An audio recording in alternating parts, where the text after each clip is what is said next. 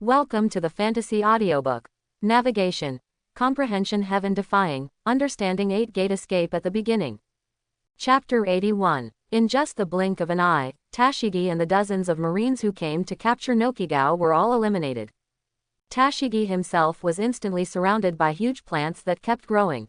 Countless vines attacked her one after another. Tashigi swung his sword one after another, cutting off vines one after another, and continued to retreat violently. Within 3 seconds, Nuo Chigao was kicked out of the live broadcast. At this time, Nuo Shongao smiled lightly. "This is just a warning, Miss Swordsman. If you get any closer, I will take action." Hearing what Nokigao said, Tashigi was suddenly shocked. Is the ability to kill dozens of Marines in an instant and drive her away just a warning? Tashigi couldn't believe it, but as a Marine, she couldn't back down. After stabilizing his body, he held the knife again and rushed forward. However, this time, Nuo Chigao did not use plants to stop her. Instead, he looked at Tashigi, who was approaching quickly, and shook his head. His expression became serious, and he said coldly, "Since you don't listen to my advice, I can only say sorry, Miss Sword King." As soon as he finished speaking, Nuo Chigao waved his right hand and pulled out a vine from the plant on the ground. At the same time, a touch of black appeared on her right hand. After the black color adheres, it continues to spread toward the vines. In the blink of an eye, the vine in her hand turned into an iron whip as black as ink, which looked extremely hard.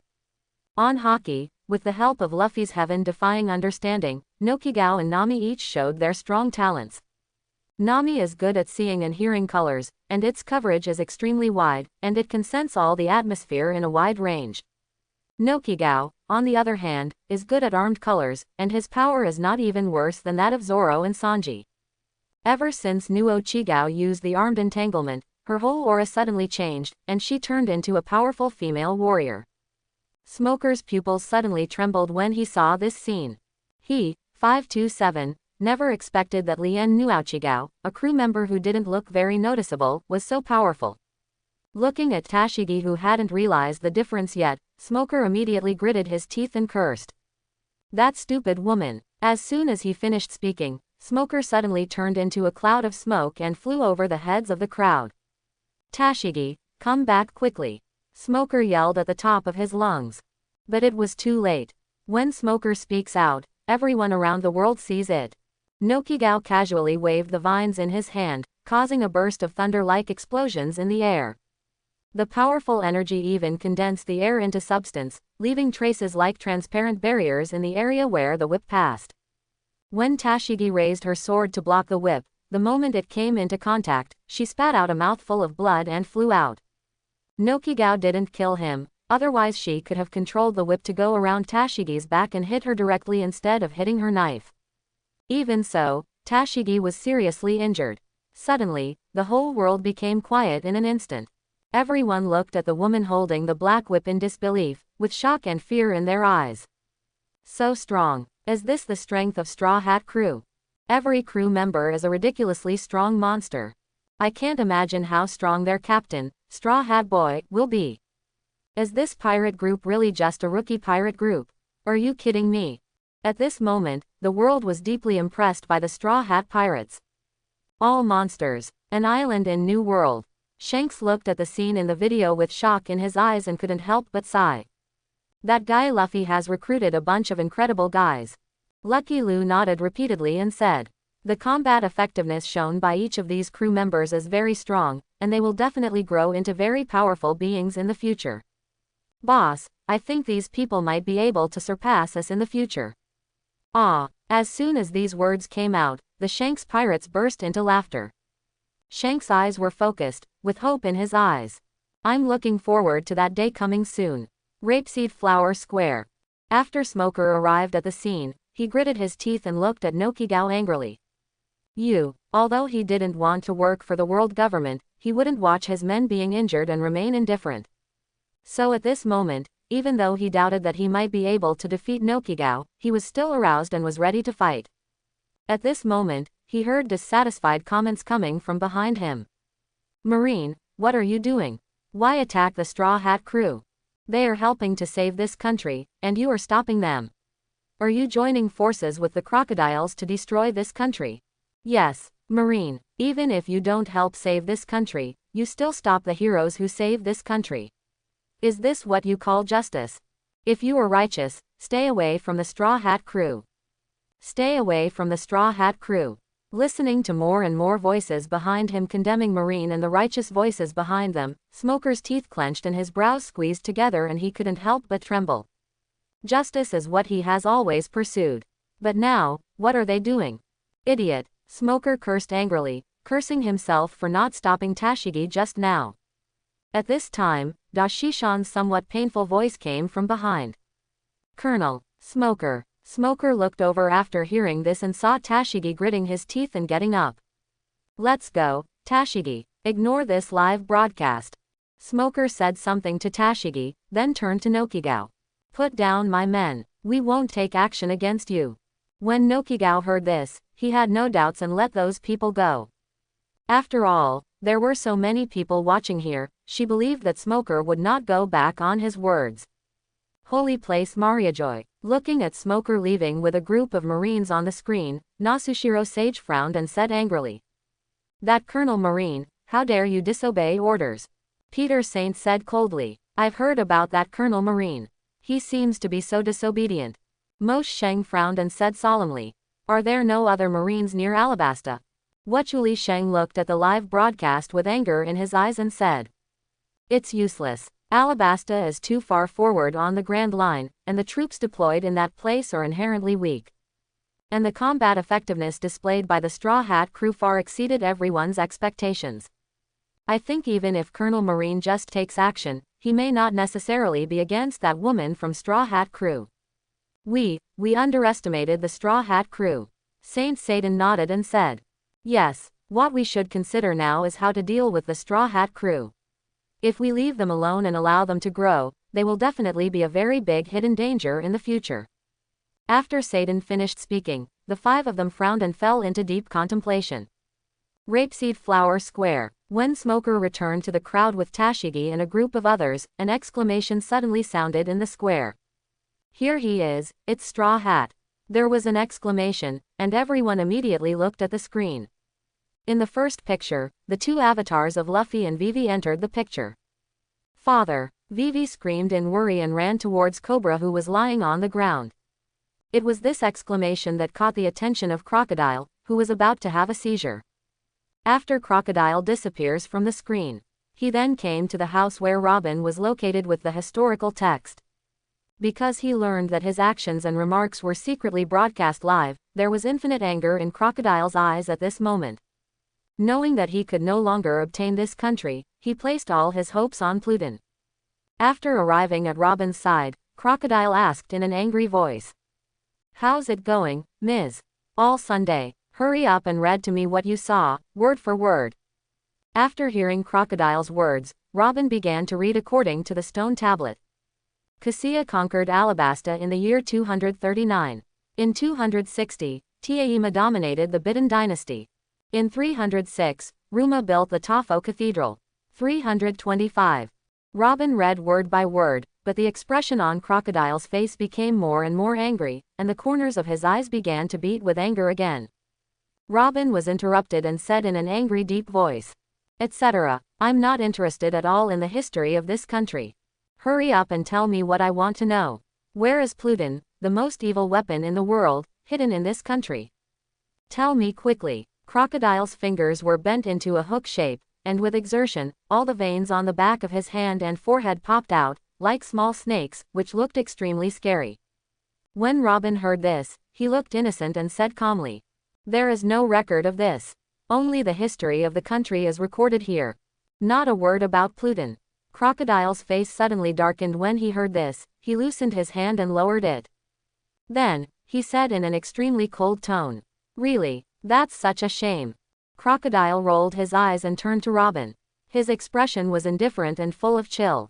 He said coldly, although you are an excellent partner, I don't have to kill you here. Robin's expression remained unchanged, she had expected this. And Crocodile continued, 4 years ago, we made a contract. I'll take you to where the historical text is, and you tell me Pluton's whereabouts. But You still broke the agreement in the end. Crocodile suddenly sneered. Despite this, I will not take my anger out on you. You know why. Nico Robin. Robin didn't answer, just looked at Crocodile quietly, and at the same time activated his ability to hold a tube of water from his clothes. Then, she saw Crocodile suddenly hooked up. He raised his lips and revealed a cold smile. Because I don't trust anyone from the beginning. After Crocodile finished speaking, he raised the grappling hook on his hand and prepared to attack Robin. Robin took the lead in taking out the water in his hand and was ready to pour it on Crocodile. Just when they were about to take action, they suddenly heard a rush of footsteps behind them. At the same time, the father of Rijo reached their ears. Crocodile looked back when he heard the sound and saw Luffy and Vivi breaking into the royal tomb.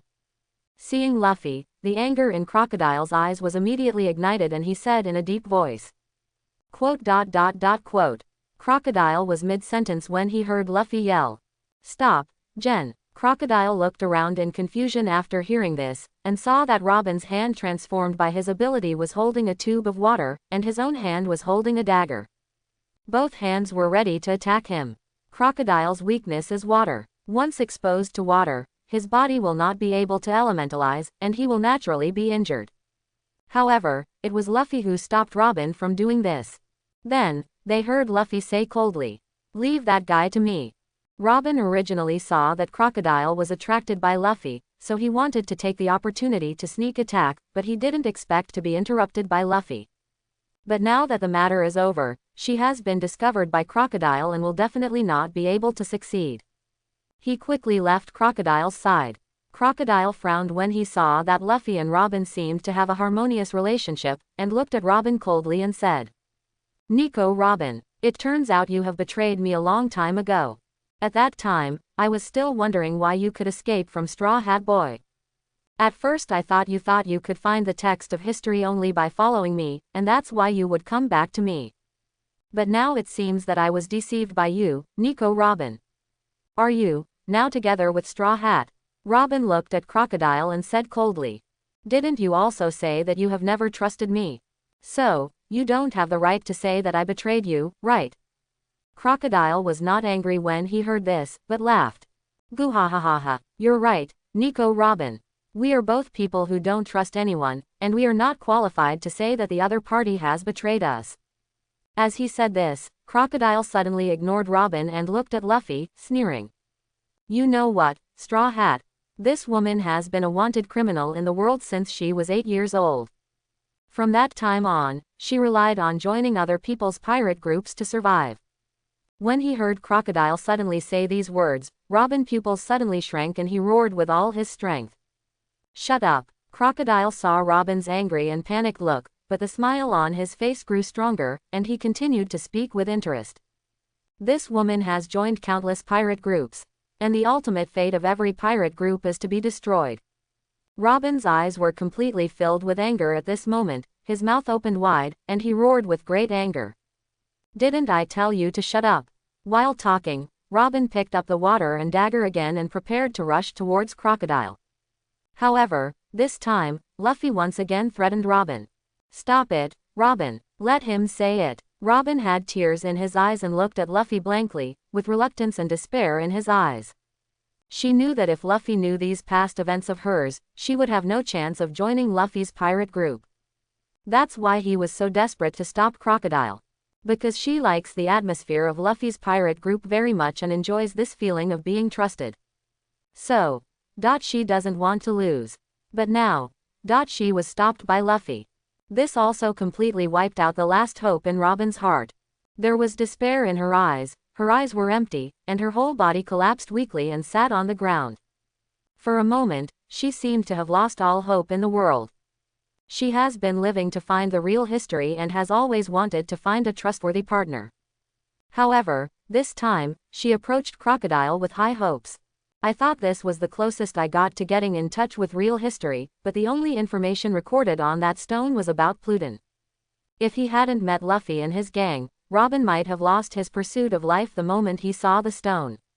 But now, her last hope to support her survival has been extinguished by Crocodile at this moment. Seeing Robin's despair and helplessness, and the look of losing hope for everything, Crocodile burst into laughter. Straw Hat Boy, do you know why every pirate group that accepts this woman will be destroyed? That's because she is a devil. She survived from those pirate groups by betraying again and again. And those pirate groups betrayed by her, without exception, eventually went to destruction. This woman will definitely destroy your pirate group. Anyone who accepts this woman will only have one final outcome, and that is death.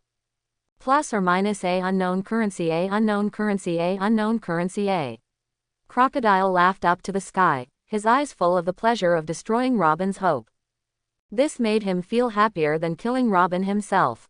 And Robin was listening at this moment. Crocodile heard these words, and heard his laughter, and she completely lost hope of living. Since she was 8 years old, what she pursued has never been realized. She has been living a life of fear, living in betrayal and being betrayed. She is tired of such days. She no longer has any pursuit for living. Just die here. Robin made such a desperate decision in her heart. She slowly tightened the dagger in her hand. However, at this moment, a low voice suddenly sounded. So what? Crocodile was stunned when she heard the words, stopped laughing, and looked at Luffy, who said this in confusion, and said, "What did you say?" Robin also looked confused at this moment, and the hand holding the knife temporarily stopped in midair, turned his head and looked at Luffy. Then she saw Luffy's face was gloomy, and he said angrily word by word, "Exit." What was Robin like in the past? It's none of my business. In an instant, Robin and Crocodile and Luffy were both stunned. Crocodile looked confused and said to Luffy, "Straw Hat Boy, did you not hear what I said?" Carrot. Crocodile was interrupted by Luffy halfway through his words. Luffy ignored Crocodile and called Robin. Robin. Robin looked at Luffy in a daze with tears in her eyes. Then she heard Luffy say seriously, "I don't care what you were like before. Since I said I would let you on my ship, you are our partner. We will trust you unconditionally. FFLX. Luffy paused, suddenly turned his head to look at Robin, who was now tearful, and said angrily, "Leave your life to me. Don't do such a stupid thing." Hearing Luffy's words, Robin's body couldn't help but tremble, and even her heart seemed to tremble. Tears immediately welled up in her eyes. She had never thought that Luffy would not care about her past and trust her without reservation. He even said, "Please leave your life to him." At this moment, she deeply felt the feeling of being trusted. It was also at this moment that she suddenly felt that she had hope and motivation to live. Dang! With a crisp sound, the knife in Robin's hand fell to the ground. And for a moment, she couldn't control it anymore. Tears flowed out of her eyes uncontrollably, and her body was shaking violently from crying. She looked at Luffy's figure with blurry eyes, feeling extremely moved and excited, but she couldn't say anything. She just murmured Luffy's name. Quote. When Crocodile saw this scene, his expression suddenly turned cold. Hearing Luffy talk about trust here made him extremely uncomfortable. He frowned, with disdain in his eyes, and snorted coldly. HMPH. So boring. Guys who talk about trust are hopeless fools. Unable to find the pleasure of watching others despair from Robin, Crocodile turned his attention to Vivi, who was currently staying by Cobra's side, tending to his wounds. He had noticed Vivi since Luffy appeared just now. At that time, he had doubts in his heart.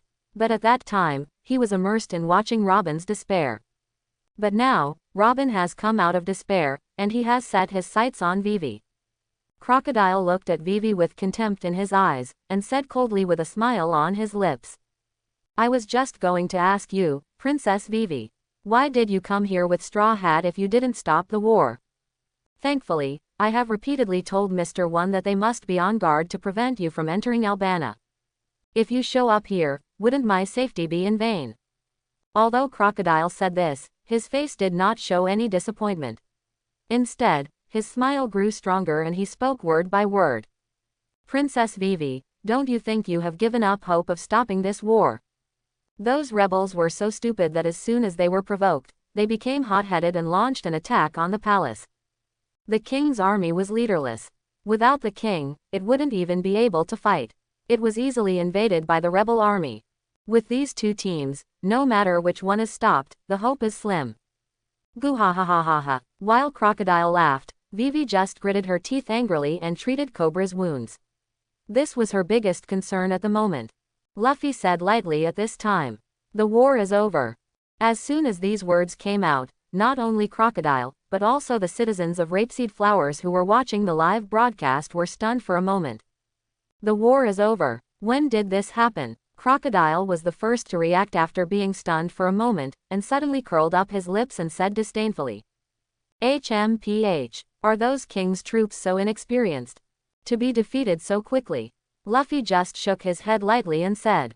No, this battle never started. The moment the rebels entered the town, the battle was over. As soon as Luffy said these words, Crocodile and all the citizens were stunned again. It was already over when the rebels invaded the town. On the Rapeseed Flower Square, the crowd soon became agitated. Is the war really over? I don't know, but the Straw Hat Boy said this. The Straw Hat Boy isn't lying, is he? I used the phone to contact my family in the rebel army, but I still can't get in touch. I can't contact you either. Hey, listen carefully to the sounds in the other scenes. It seems that there is indeed no fighting sound. Someone said this, and immediately everyone pricked up their ears to listen to the voices in the other pictures. Sure enough, as that person said, there was no longer the roaring sound that I heard at the beginning. At this time, people suddenly noticed that several other pictures were moving rapidly at this moment. Only a few people know that in these pictures, the people of the Straw Hat crew, after finishing their respective battles, are all holding phone bugs and moving towards the central square of Alabasta. At this moment, when everyone noticed this, the Straw Hat crew just arrived. 4 telephone bugs, from the 4 directions of southeast, northwest and from top to bottom.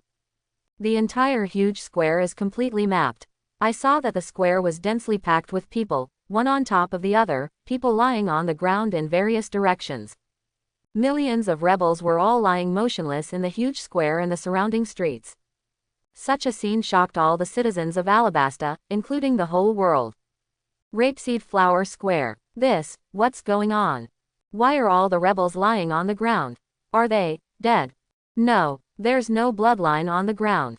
It looks like he just fainted. How on earth is this done? It's not just ordinary citizens who are confused. Even the Sengoku, 5 elders, 4 emperors, and Shichibukai, all the big guys in the world, were filled with shock and confusion. How on earth was it possible to prevent millions of people from fighting a war without getting hurt? At this moment, everyone suddenly saw the 5th scene of rushing to the square and arriving at the tallest bell tower in the square. Then, a character who inspired all the people of Alabasta appeared on the screen. Kosha. Then, everyone listened to Kosha on the screen. All citizens of Alabasta, I am Kosha, the leader of the rebel army. I believe you already know the truth about this country as well as I do. We will reflect on this war later. Now, please prepare all citizens who have relatives in the rebel army or the king's army to contact them and inform them of the end of the war. Now that both the rebel army and the king's army have a large number of spies from the Baroque studio, my words are no longer effective. They will attack me secretly and prevent me from telling the truth. So, all citizens, please work together to end this meaningless war. After Kosha finished speaking, the people in the Rapeseed Flower Square, who had relatives in the king's army or the rebel army, all took out their telephone bugs. At the same time, everyone around the world noticed that there was a girl with red and half-white hair next to Kosha. Then, there was a burst of beautiful singing. And the next second, the whole world was completely shocked. They see it in other images. The millions of people in the square began to wake up. At the same time, countless phones rang in the square. Soon, the truth spread among all the rebels. Even if there are spies mixed in, there is a circle of people standing around everyone at this moment, wary of each other, and no one dares to act rashly. The same was true within the king's army at the same moment. Because there were also spies inside, Yuta trapped the rebels in the world of Song long before they invaded the city. An island in New World. When Shanks and the others saw Yuta appearing on the screen, everyone suddenly became extremely excited. Look, it's Yuta. We haven't seen each other for 10 years, and that little girl Yuta has grown so big. Time passed. It was so fast. I remember when we parted, the girl was only so big. That guy Luffy seems to be taking good care of Yuta. HMPH. If Luffy hadn't taken good care of Yuta, our boss would have gone to him with a knife to settle the score right now. Ah, listening to the jokes of the people around him, Shanks murmured with excitement and happiness in his eyes. Long time no see, ta. Funeral hall. Crocodile sneered when he heard Luffy say that the war would end the moment the rebels entered the town. HMPH. This joke is not funny at all, Straw Hat. What are you going to do to stop a war involving millions of people? And whether in the rebel army or the king's army, I have placed a large number of spies. As long as someone wants to stop the war, they will attack. Under such circumstances, it is absolutely impossible to prevent this war. Having said this, Crocodile took out a phone bug from his arms and said confidently. Did you see it? This phone bug. Now in the square, hidden as a pair of my executive conductors, Mr. Seven and his partner Ms. Father's Day. They are the people I arranged to be responsible for firing artillery shells and bombing the square this time. And I also gave them an important task, which is to contact me in time and report to me in the event of an emergency. As he spoke, Crocodile raised the corners of his mouth, showing a confident smile, and said, Now, don't you think I would believe your joke? Straw Hat. Plus or minus a unknown currency a unknown currency a unknown currency a. 500 Crocodile let out a proud laugh. It is a kind of confidence and pride that can only be shown when the overall situation is under control. But at this moment, puff, puff, puff, puff. The loud ringing of the phone reverberated throughout the royal tomb, echoing in waves. Crocodile's laughter stopped abruptly the moment the phone bug sounded. And the smile on his face looked so stiff. He slowly recovered from his stiff smile and frowned, with a nervous and uneasy look in his eyes. He looked up at Luffy and found that he looked like he was waiting for a joke. Suddenly, Crocodile's eyes were filled with anger. Turn your attention to the phone bug and connect it.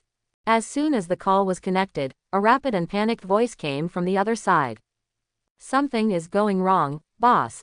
Just after hearing this first sentence, the expression on Crocodile's face instantly became extremely ferocious and angry, and the anger in his eyes could even spurt out. But he still maintained that he did not have an attack and just said in a deep voice. What happened? The voice on the other end of the phone was still panicked. Boss, the war has been stopped. When he heard that it was exactly what Luffy said, Crocodile couldn't bear it anymore and suddenly burst into anger. You fool, didn't I ask you to contact me quickly if there is any emergency? Why are you reporting now? Do you want to die? Crocodile's voice was so angry that countless people around the world couldn't help but tremble, even through the screen, with fear in their eyes. Mr. Seven on the other end of the phone was obviously frightened by Crocodile's tone, and said in a shaky voice that almost made him cry. It's none of our business, boss. You do not know. Ms. and I hid in this clock tower on Father's Day, waiting to watch the battle between the rebels and the king's army. Who would have known that the king's army didn't come out to fight at all? Officially, it was just a strange girl who came over. I don't know what's going on with the rebels. Their leader also came over alone. I don't know what the two of them said, but the leader of the rebel army looked very shocked. Then we were just about to report this to you, but millions of rebel troops came and killed us. The leader of the rebel army tried to stop those people, but our spies who were inside shot the leader to stop him. Then the strange girl suddenly started singing. We didn't know what happened. After hearing the song, we found that we were taken to a strange world of electronic music. The chatter can't get through either. It seems that the girl sang another song just now, and we returned to the bell tower. Then I called you right away. Boss, it's really none of our business. It was all done by that strange girl. During the phone call, Mr. Seven kept apologizing and begging for mercy. Crocodile and the big guys from all over the world were shocked when they heard the news. Dressrosa. Doflamingo looked at the girl in the picture and let out a deep laugh. Nagging, nagging, nagging, nagging.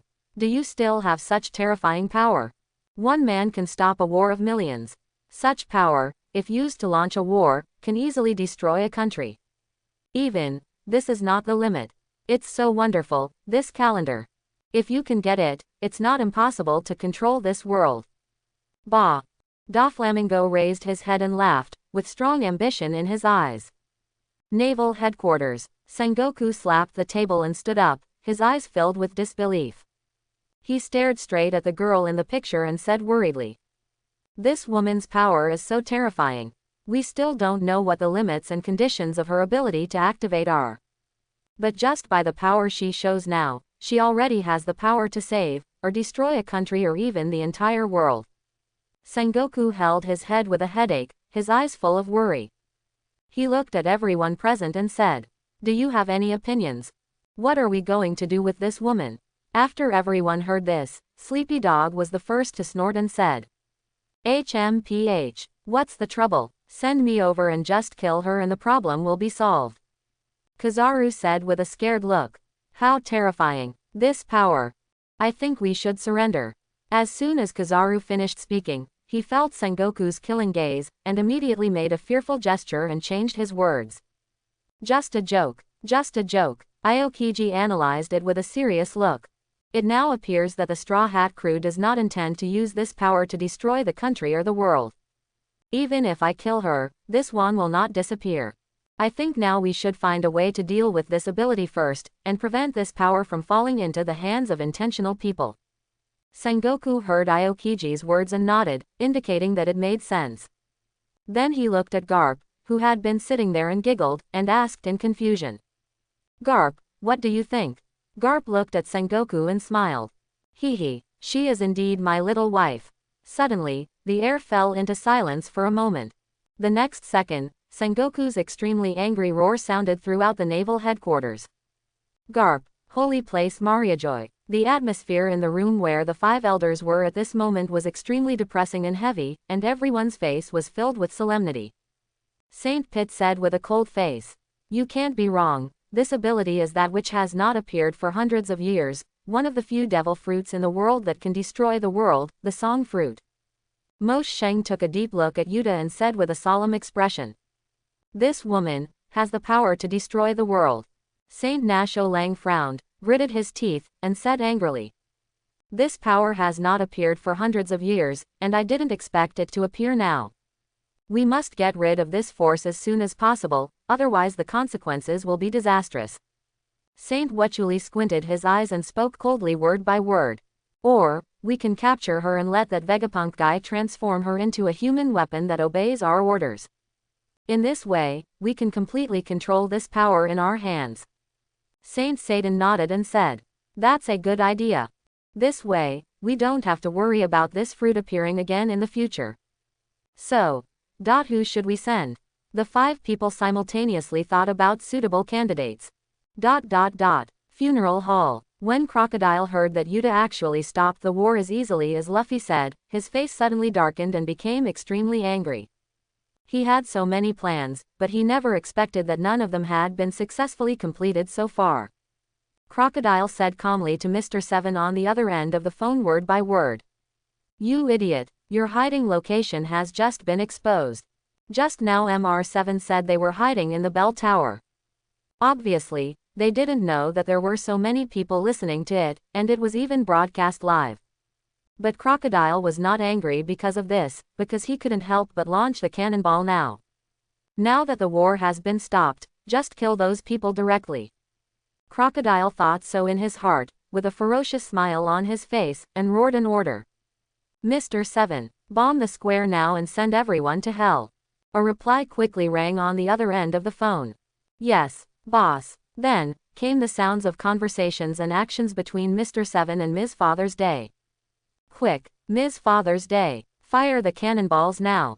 "Okay, Mr. -7, I'm ready to light the fire." "Okay, I also aimed the muzzle at the center of the square."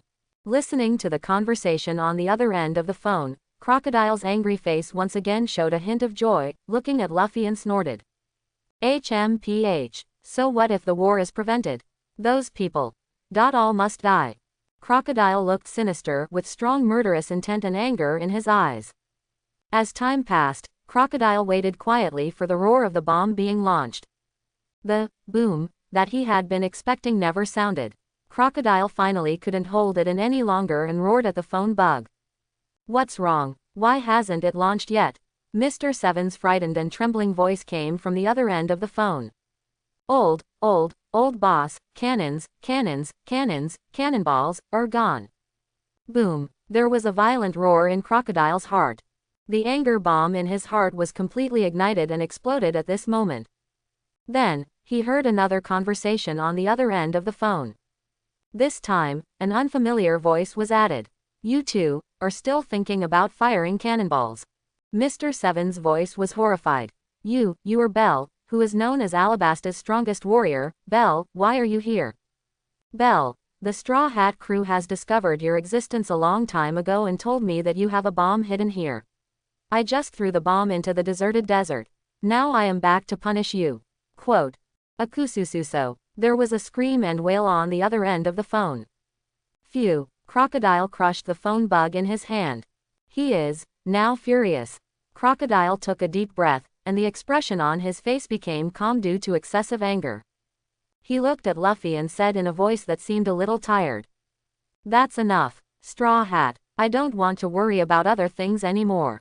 There's only one thing I want to do most right now." Beast. When Crocodile said this, his emotions suddenly exploded. His brows were squeezed together, his face was ferocious and angry, his eyes were bloodshot, and he seemed to be able to spit out fire. He gritted his teeth tightly, grinding them until they rattled, and spoke with an extremely angry and deep voice, said word for word. "Kill you." Seeing such a scene, the whole world suddenly became nervous and expectant. It's coming, it's coming. It's finally coming. Straw Hat vs. 7 Warlords of the Sea. Can Straw Hat can win? I'm so curious. All of Straw Hat's men are so strong, how strong will he be? I'm so curious. Before, people from the Straw Hat crew were able to kill their opponents instantly. Do you think their captain, Straw Hat Boy, can also kill their opponents instantly? Someone asked such a question, which immediately attracted the attention of countless people. What the hell are you thinking? The Straw Hat Kid's opponents are the 7 Warlords of the Sea. Those people are as strong as monsters. Kill them instantly. Are you dreaming? That's right. The Straw Hat Boy may not be able to beat the Crocodile, and talking about instant kill is really a daydream.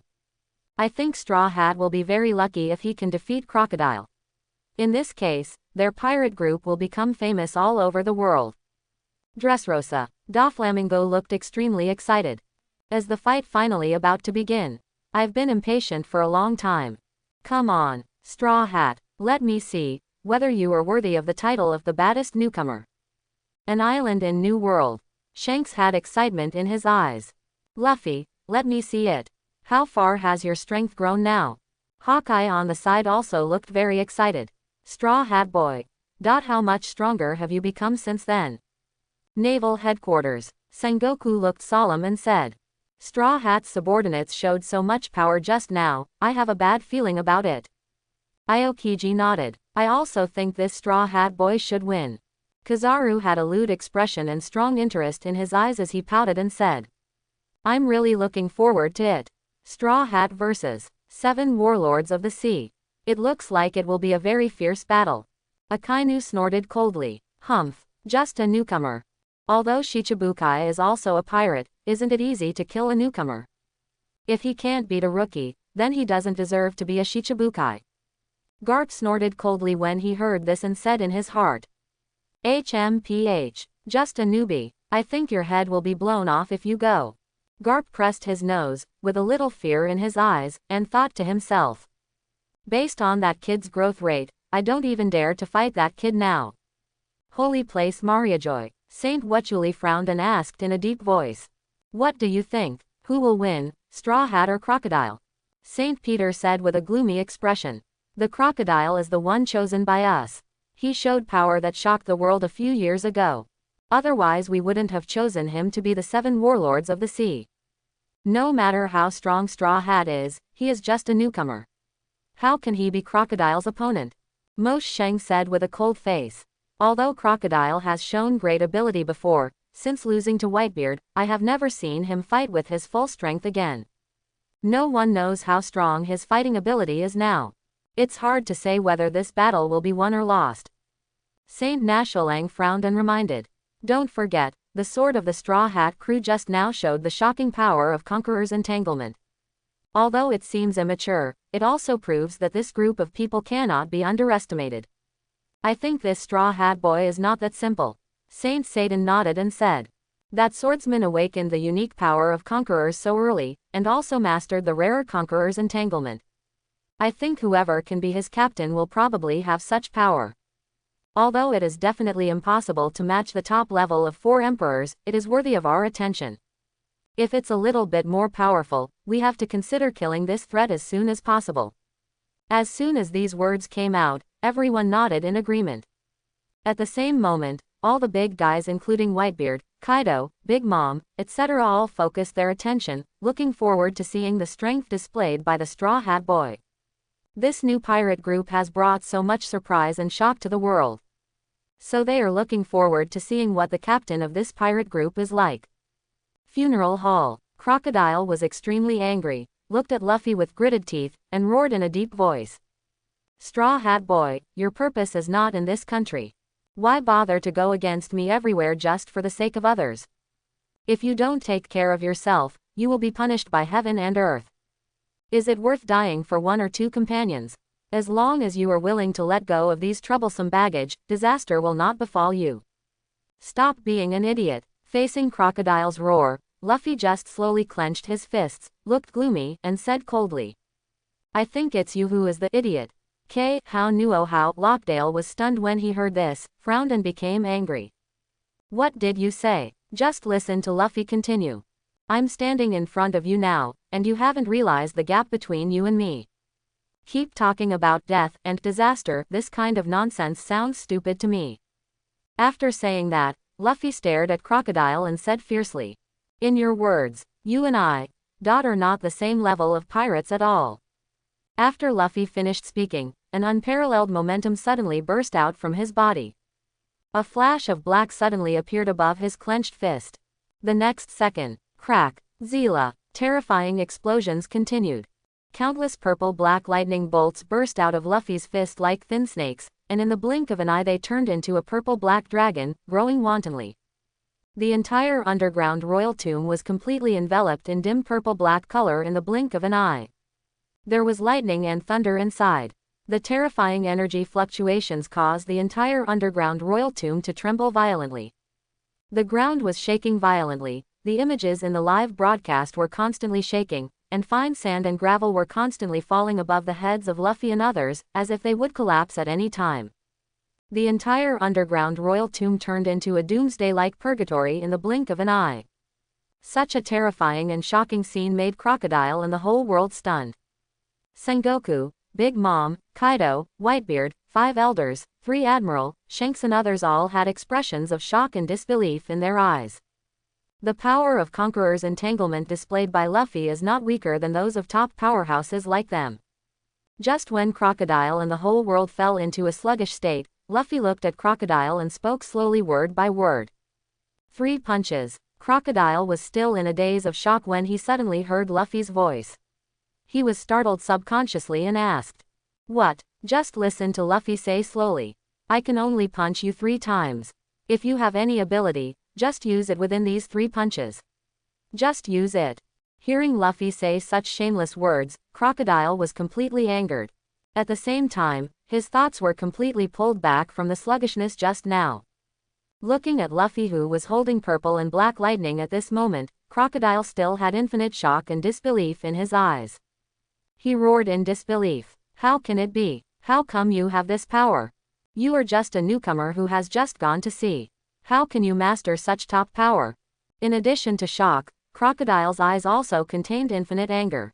So far, the only person he has recognized is Whitebeard, who is now known as the strongest man in the world. And the power Luffy is showing now is the same as Whitebeard, the top power in the sea. This made Crocodile think of Whitebeard and his failure. As a result, his anger towards Whitebeard was now transferred to Luffy. Crocodile's expression suddenly became extremely ferocious, his eyes bursting with anger, and his arms turned into yellow sand in an instant. "Desert Diamond Sword!" Crocodile shouted angrily. His hands that turned into yellow sand instantly condensed into 4 extremely sharp huge sand blades.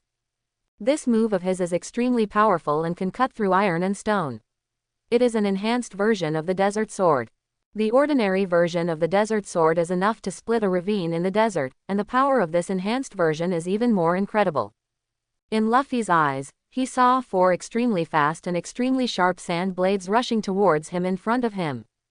But he didn't hide or avoid it, staring straight at the 4 sand blades. At a certain moment, Luffy's eyes suddenly froze. The clenched hand was wrapped with endless purple-black lightning and suddenly exploded. Boom! A violent roar suddenly exploded in the underground royal tomb.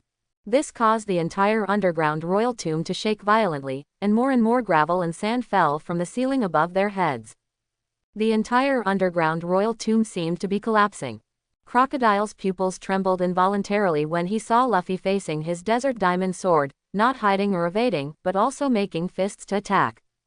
The next second, his eyes widened in disbelief, his expression was astonished, and his face was full of shock. Not only him, but everyone in the world saw it. The moment Luffy's fist made contact with his desert diamond sword, the 4 sand blades shattered into pieces and turned into yellow sand that scattered in the wind. Luffy's fist, on the other hand, surged forward with unabated momentum. In the eyes of Crocodile, who were shocked to the point of incredulity, and in the stunned silence of the whole world, who was too shocked to speak a word, he was knocked away with one punch. Boom! Just heard a loud noise. Crocodile hit the wall behind hard, causing deep cracks in the huge stone wall. And he himself spat out a mouthful of blood, hit the wall and fell to the ground. This punch is for Vivi. Luffy's voice floated out faintly. In fact, Luffy didn't use all his strength in this punch. His current Conqueror's Coil is already at the top level in the world. If he punches with all his strength, he can definitely kill the current Crocodile instantly. After all, Crocodile was still obsessed with pursuing military power at this time and had long lost confidence in his own power. So much so that he was defeated by Luffy, who had just left the sea in the original work. After Luffy threw his first punch, the whole world went silent. Everyone looked at the man holding his fist in the picture, their eyes filled with shock. Everyone's mouth was open and they couldn't say a word. After a moment of sluggishness, the crowd began to boil. Really or not? One punch. Is this the strength of Straw Hat Boy? No. Impossible. The opponent is Shichibukai, the Shichibukai who is known as one of the 3 major forces. Such a person. Was actually punched by Straw Hat. It was shot away. Am I really not dreaming? Can anyone tell me if what I saw is real? It's so terrible. Is this the worst newcomer, Straw Hat? It's really terrible. A great pirate group is about to be born in this world. Ordinary people are in shock and panic. But those strong men have their own thoughts at the moment. Dressrosa. Doflamingo's eyes were filled with shock and excitement. Bah, what a surprise. I didn't expect Straw Hat to be a strong man who has mastered Conqueror's entanglement. And his conquerors look just like those monsters from 4 Emperors. #####. Interesting. It's really interesting. The world is going to get interesting. Quote. Torball interrupted at this time and said, but the crocodile looks like it can still move. Straw Hat's conquerors is still far behind 4 Emperors, right? Doflamingo stopped laughing and said, didn't you hear what Straw Hat just said? He said he would punch the crocodile 3 times. So, how could he kill the crocodile, with one punch? I don't know why he did this though. But, instead of choosing a quick solution, I chose to torture this method bit by bit. He is really worthy of his title of the baddest newcomer. Bah, bah, bah, bah. After hearing Doflamingo's explanation, the other cadres were deeply impressed by Luffy, the worst, with fear and jealousy in their eyes. An island in New World. When Shanks saw Luffy displaying the top conqueror's entangling ability, he was shocked to the point of trembling. At this moment, although Luffy did not use all his strength, he was convinced that what he saw at that moment was not an illusion. Shanks had shock and anticipation in his eyes. That's shocking to me, Luffy. I didn't expect you to grow up so fast. Now it seems that the time for us to meet is about to come. While Shanks looked forward to it with longing and expectation, Hawkeye was equally shocked and still had lingering fears. Straw Hat Boy, your growth rate is really far beyond my imagination. Here, Eagle Eye couldn't help but sigh in his heart. Now if Straw Hat uses that 8 inner gates again, I'm afraid I won't be a match at all. Aboard Moby Dick. Gu la la la la. Whitebeard looked at Luffy on the screen and laughed. Is this the brother Ace was talking about who never won once? Now it seems that using a boy is really not a lie. Gu la la la la. Marco held Luffy's reward list of 60 million Baileys in his hand, and said with shock in his eyes. Is Ace's younger brother so strong? That crocodile was the pirate who challenged you, Dad. At that time, his strength could not be underestimated. I didn't expect that there is such a big gap between him and Icy's brother now. Whitebeard stopped laughing when he heard this and snorted coldly. HMPH. That little sand kid is not as strong as before. He has given up on himself. Naval Headquarters. Sengoku's expression was extremely gloomy and solemn. He slammed the table and roared towards him. Garp, did you already know about Straw Hat's strength? Did you hide it and not report it to us? Sengoku asked, and everyone turned to look at Garp.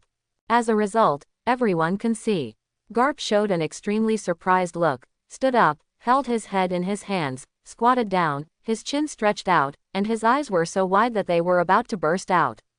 Shouted in disbelief. What? When did that kid become so strong? That guy never told me. Even my grandfather is hiding it. With that said, Garp returned to his normal appearance, patted his chest and assured Sengoku. Don't worry, Sengoku, I will teach him a lesson next time we meet. Let him explain all his abilities, and I will tell you then. Garp patted his chest and looked confident. Seeing this scene, Sengoku was almost furious. Who can't see that Garp is just pretending? But right now, he has nothing to do with this old scoundrel. At this time, Huang Yuan suddenly said something. But it's really scary. The Straw Hat Boy doesn't simply deal with the crocodile, but plays with it punch by punch. It's really cruel. Is this what the baddest newcomer does? Akainu snorted coldly. HMPH. I think this hidden danger must be solved as soon as possible. Otherwise, when he grows up for a while, we still don't know how evil he will do. Only Aokiji frowned, recalling what Luffy just said. The Straw Hat Boy seemed to have said who the first punch was for, right? I think the crocodile did something to feel sorry for that person, so Straw Hat paid for it on her behalf. Garp nodded repeatedly when he heard this. That's right. I understand that boy. I definitely wouldn't do it for no reason.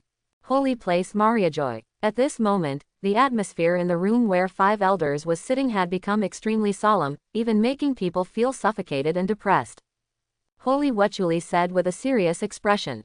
We must never leave this Straw Hat pirates alone any longer. The threat presented by this pirate group is too great. The song fruit that destroys the world is comparable to the conqueror's entanglement of the top powerhouses. Each of the other members is also very powerful and must not be underestimated in the future. I'm afraid it won't be long before they have the ability to change the pattern of this sea. St. Peter looked gloomy and said coldly. That's right, and this Straw Hat Boy's methods are extremely cruel. Look carefully at what he has done since he went to sea. First, he killed Colonel Marine in front of the naval headquarters, and then provoked the naval headquarters. Now in front of the whole world, they are so cruelly ravaging the 7 warlords of the sea who belong to the government of our world. This Straw Hat Boy will become the most evil pirate of the new generation. Nasho Langsheng frowned and said, the outcome of this battle has been decided, there is no need to continue watching. I think we should discuss quickly how to maintain the balance of the 3 major forces in the world today. And how to deal with this most evil group of rookie pirates. Mo Sheng nodded and said, the crocodile will definitely be removed from the list this time, and we must find a replacement for him as soon as possible. We must deal with the Straw Hat crew without delay, and we cannot let them continue to grow like this. Just when a few people were frowning and thinking, Saint Satan suddenly spoke. What do you think? How about we let Straw Hat fill the vacancy of 7 warlords of the sea? As soon as these words came out, the other 4 people immediately looked at him, with a thoughtful look in their eyes. In addition, Auntie, Kaido and the 2 4 emperors were also shocked by the strength shown by Luffy, but as a king who has been galloping in this sea for many years, they still have absolute self-confidence and are just watching it for fun. Funeral Hall. When the whole world was shocked by Luffy, he had no idea about these things. He also didn't expect that this live broadcast would be broadcast to the entire world. At this moment, he was just condensing his anger and focusing on Crocodile in front of him. After being knocked away by a punch, although Crocodile was seriously injured, he did not lose his fighting ability. At this moment, he slowly got up from the ground. He was shaking, breathing heavily, and staring directly at Luffy. Suddenly, Crocodile laughed. He raised the corners of his mouth, looked at Luffy, and said, "Straw Hat Boy, you are really stupid. Partners, trust, these useless things will only become a burden that drags you down. You could have killed me with one punch. But because of this baggage, you gave me a chance." As he said that, a cruel sneer appeared on the corner of Crocodile's mouth. I saw him suddenly pressing his right hand on the ground, and then looked at Luffy and said harshly every word. "I will let you watch them with your own eyes, and be buried in this royal tomb by me. Let you experience for yourself what it feels like when the people you care about die in front of your eyes, and you are powerless to do anything. O plus or minus A unknown currency A unknown currency A unknown currency A." Crocodile suddenly burst out laughing. Then, there was a sudden loud shout. Erosion of reincarnation. With a loud shout, the ground where Crocodile's palm touched instantly became dry and cracked. The cracks spread quickly throughout the royal tomb like an earthquake. In the blink of an eye, the entire royal tomb began to collapse. The ground where Luffy and others were standing was also turned into fine powdery dust by Crocodile's ability to absorb clean water in an instant. Everything in the entire royal tomb suddenly seemed to fall into a desert vortex, and began to sink deeper. Seeing such a scene, Crocodile laughed even more. Quote. "Straw Hat Boy, circle it. Those people you protect will soon be buried in this royal tomb. What can you do now?" While Crocodile was talking, he suddenly felt like an ordinary person had been hit by a cannonball on his face. His face was directly beaten out of shape, a mouthful of teeth and blood spurted out, and he flew out. The second punch was from Luo. Luffy's voice floated out gently again. Robin behind him was moved when he heard these words.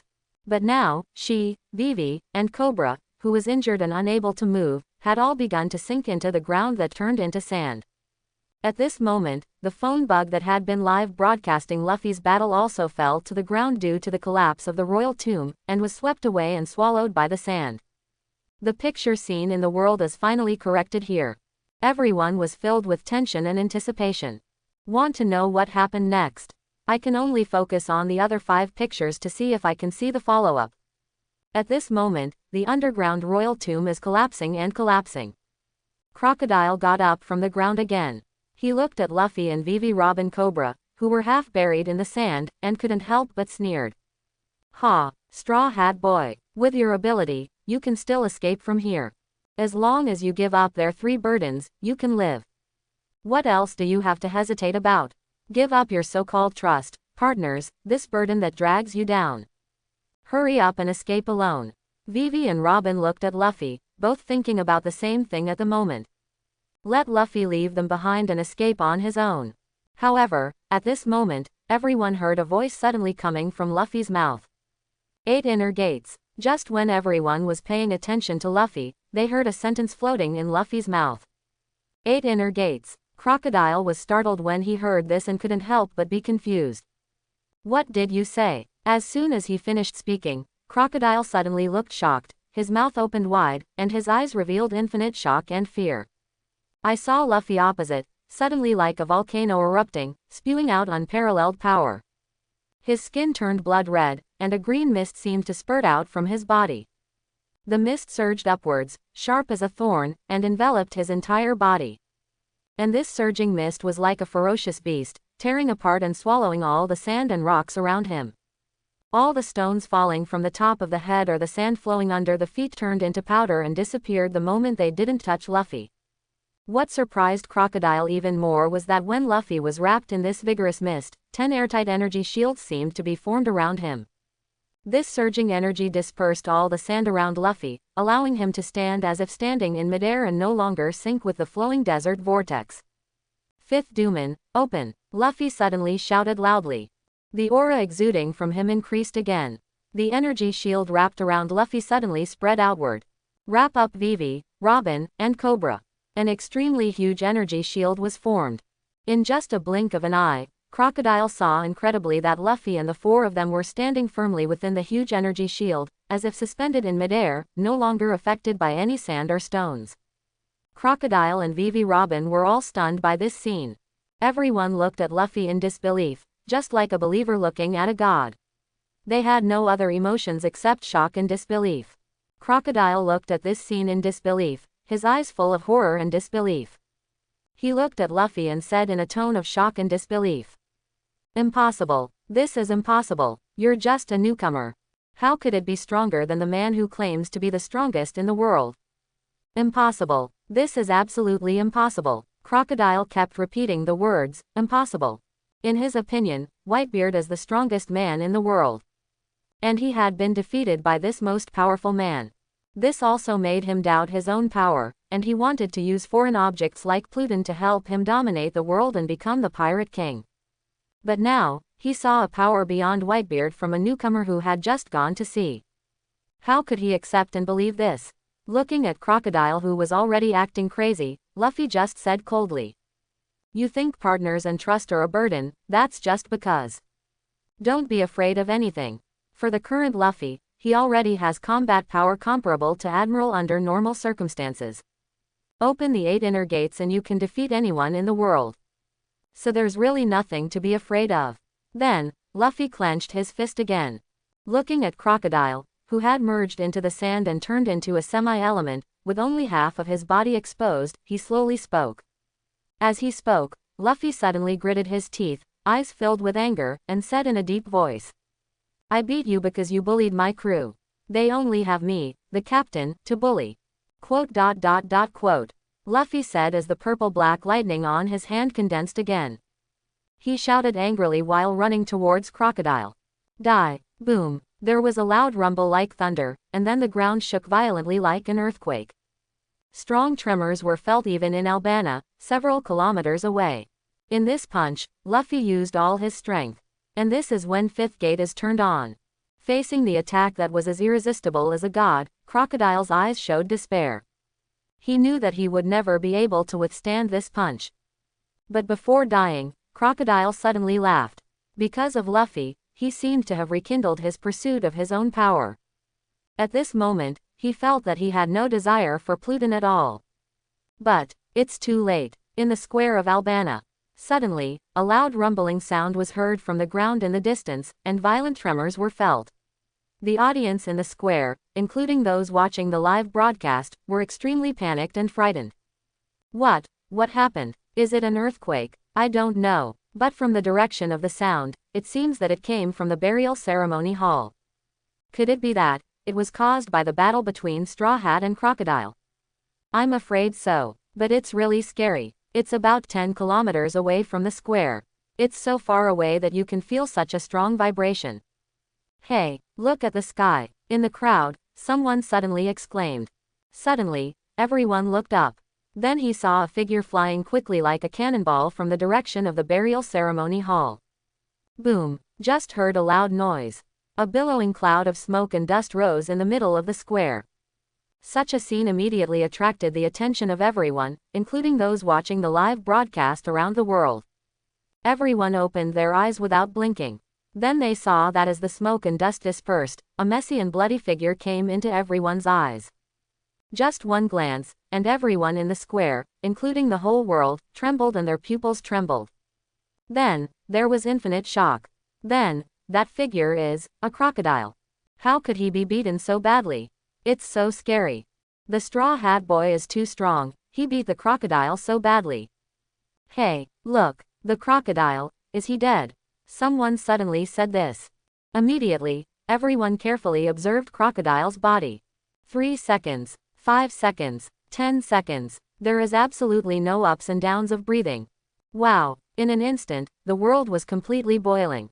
No way, the crocodile, one of the 7 warlords of the sea, was actually beaten to death by the new pirate Straw Hat. The Straw Hat Boy is so strong. He punched the crocodile away during the live broadcast just now. Now he has killed the crocodile directly. He is really too strong. It's terrible. It's terrible. It's terrible. A new monster is going to appear in this sea. One Shichibukai died, and the balance of the 3 major forces was broken. The world is about to change. The Straw Hat crew is now famous all over the world. Dressrosa. Doflamingo looked at Crocodile's body in the picture, with an expression of shock in his eyes for the first time. After a long time, he finally came to his senses and sighed. I didn't expect that Straw Hat Boy to be so cruel. Even guys like crocodiles have been wiped out. As expected of the worst newcomer. Hash hash hash hash hash. Torbal looked at Crocodile's body with fear in his eyes and said worriedly.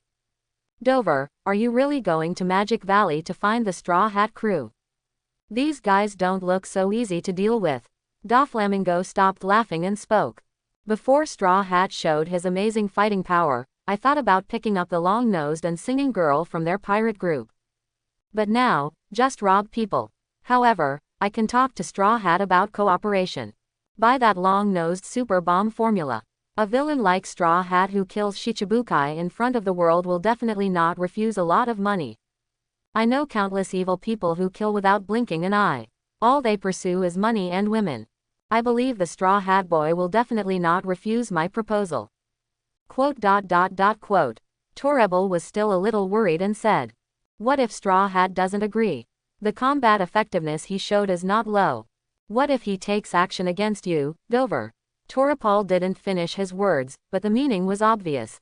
Dolphron frowned when he heard this, and his tone sounded a little angry. Torbal, you underestimate me, don't you? Even if they are both Shichibukai, there is a big gap in strength. Don't forget, I am a Fruit Awakening ability user. You should know how big the difference is between those who have awakened abilities and those who haven't. Hearing this, Torbal nodded repeatedly and realized that he had made Doflamingo angry, so he admitted his mistake. Sorry, I worry too much, Wei. The anger on Doflamingo's face dissipated, but he also knew that Torbal was worried about him, so he spoke again. Torbal, your worries are unnecessary. I have 4 Emperors Kaido behind me. No one in this world dares to attack me easily. Kaido wants to buy smile fruits from me. If the supply of fruits is not available, then he will face the wrath of the 4 emperors. Straw Hat is just a rookie pirate. Does he dare to challenge the majesty of the 4 emperors? Hearing Doflamingo say this, Torbal was completely relieved, and the worries in his heart disappeared. Really, in this world, except for a few other 4 emperors, who dares to provoke Kaido? The news that Crocodile was beaten to death by the Straw Hat Boy spread throughout the world following the live broadcast. And Luffy also left the impression of a big villain in the eyes of Doflamingo, Sengoku, 5 elders and other forces. In front of the world, killing the 7 warlords of the sea, who were recognized by the world government, is this not a villain? For a time, the fear of the Straw Hat Boy spread throughout the world. In the square of Albana, the moment the crocodile died, the rescue operation for the country of Alabasta was completely over. The rest is left to their country to handle. As a result, Straw Hat Crew's live broadcasts were all shut down at this moment. The squares of Albana and rapeseed flowers are a lively scene. People cheered and celebrated. Alabasta was finally saved. Great, the crocodile that was the culprit of Alabasta has finally been defeated. Peace can finally be restored in Alabasta. Thanks to the Straw Hat Crew this time, they saved us Alabasta. That's right. Hey, Straw Hat Crew, thank you. Straw Hat Crew, thank you very much. People in both squares were thanking the Straw Hat Crew. Yuta Nokigao and others responded politely in both places. Snap. At this moment, countless people felt a drop of wet stuff falling on their bodies. Don't wait for them to wonder. Immediately afterwards, everyone felt the increasingly dense moist raindrops. In the blink of an eye, Alabasta is filled with rain. At this moment, Alabasta was completely boiling. It's raining Alabasta. After 3 years, it finally rained in Alabasta. Great, Alabasta is saved. Funeral hall. At this moment, the burial ceremony hall has turned into ruins. Luffy and the others were walking back to Albana. Snap. A drop of wetness fell on Vivi's arm. Vivi was stunned for a second. Then, she saw drops of rain falling on the sand on the ground. Looking up, countless dense raindrops poured down and slapped Vivi on the face. The cold and wet feeling gave Vivi a long-lost feeling. The next second, the corners of her mouth raised unconsciously, but tears overflowed from her eyes, and she shed 2 lines of hot tears. At this time, Luffy's voice sounded from the side. It's raining. Vivi, now your country finally has peace. Vivi was still looking up at the pouring rain falling from the sky. When she heard Luffy's voice, she couldn't help it anymore, rushed over and hugged Luffy tightly. Thank you, Luffy. Thank you. Really, thank you. Luffy felt the trembling body in his arms, listened to her excited and trembling voice, raised the corners of his mouth slightly, patted her back gently to comfort her, and spoke softly. You're welcome. 3 days later. Alabasta, inside the palace. Hey, Luffy, I saw that piece of meat first. I got it first, so I'm not polite. Usopp, stop fighting for meat with Luffy. Look, let's do this. I've got the chopsticks ready. Here you go. Chopper, why are you trying to do that with Usopp again? It's so ugly. Hey, Nami, don't accuse me unfairly, you came to me first this time. Nami, leave them alone. Come and sing with me. Robin and Nokiko come too. Singing, I can only study history, but I can't sing. Hehe, Robin, don't be shy, Yuta will teach you. I was just like you at the beginning, it was Nami and Yuta who pushed me to learn. I never thought you could drink so well. Alabasta's strongest warrior. Come on, cheers. No, compared with you, I am really far behind. Oh, your palace cuisine has a very unique taste. Can you tell me how to cook it? Of course, you are Alabasta's benefactors. Such trivial matters are not worth mentioning. In the hall, Luffy and his group held a banquet on a huge table to watch the excitement. Beside the table, Vivi stood with Cobra and Ikaram, who had returned to the country. Ikaram couldn't help but sigh when he saw the commotion on the table. What a group of people who can't stop. They've held a banquet for 3 days in a row, and they're still so energetic. Vivi smiled and said, Luffy and the others are always so lively. When I was on their ship, I often held banquets with them. But today should be the last day. Their record pointer should be full after today. They should be setting off early tomorrow morning. When Vivi said this, her voice became smaller and smaller, and her tone sounded a little low. Cobra suddenly spoke at this time. Vivi, do you want to go with them? If you want to, I won't stop you. Vivi was stunned when she heard this and looked at Cobra. Cobra smiled and said, they are a good group of people with a lot of experience. I will feel relieved if you stay with them. I can tell, Vivi. You really want to go to sea with them, right? Listening to Cobra's words, tears quickly welled up in Vivi's eyes. She really wanted to go to sea with Luffy and the others, but she couldn't rest assured about this country. At this time, she heard Cobra continue to speak. Do not worry. After this incident, I also reflected on it. Although Crocodile was responsible for the destruction of this country, he also taught me a lot. As Crocodile said at the time, I was too stupid in the past. We only wanted to protect the safety of the people, but we ignored the most fundamental reasons and did not take into account the inner thoughts of the people. In the end, so many citizens had to take up arms to resist me, the king. So I have decided that from now on, to carry out reforms in this country, in addition to protecting the safety of the citizens, I must also get to know each other more with the citizens, so that this country will no longer be easily exploited by others like before. Instigate disintegration. So you can go with them with peace of mind. I will definitely manage this country well this time. After hearing what Cobra said, Vivi had more tears in her eyes and choked up. Thank you, Father. If the country needs it, please feel free to contact me and I will definitely come back. Cobra smiled and nodded, then turned and left. After turning his back, Cobra's eyes burst out with tears, his eyes filled with reluctance. Early the next morning, it was the day for Luffy and his party to set off. Vivi has decided to go sailing with Luffy.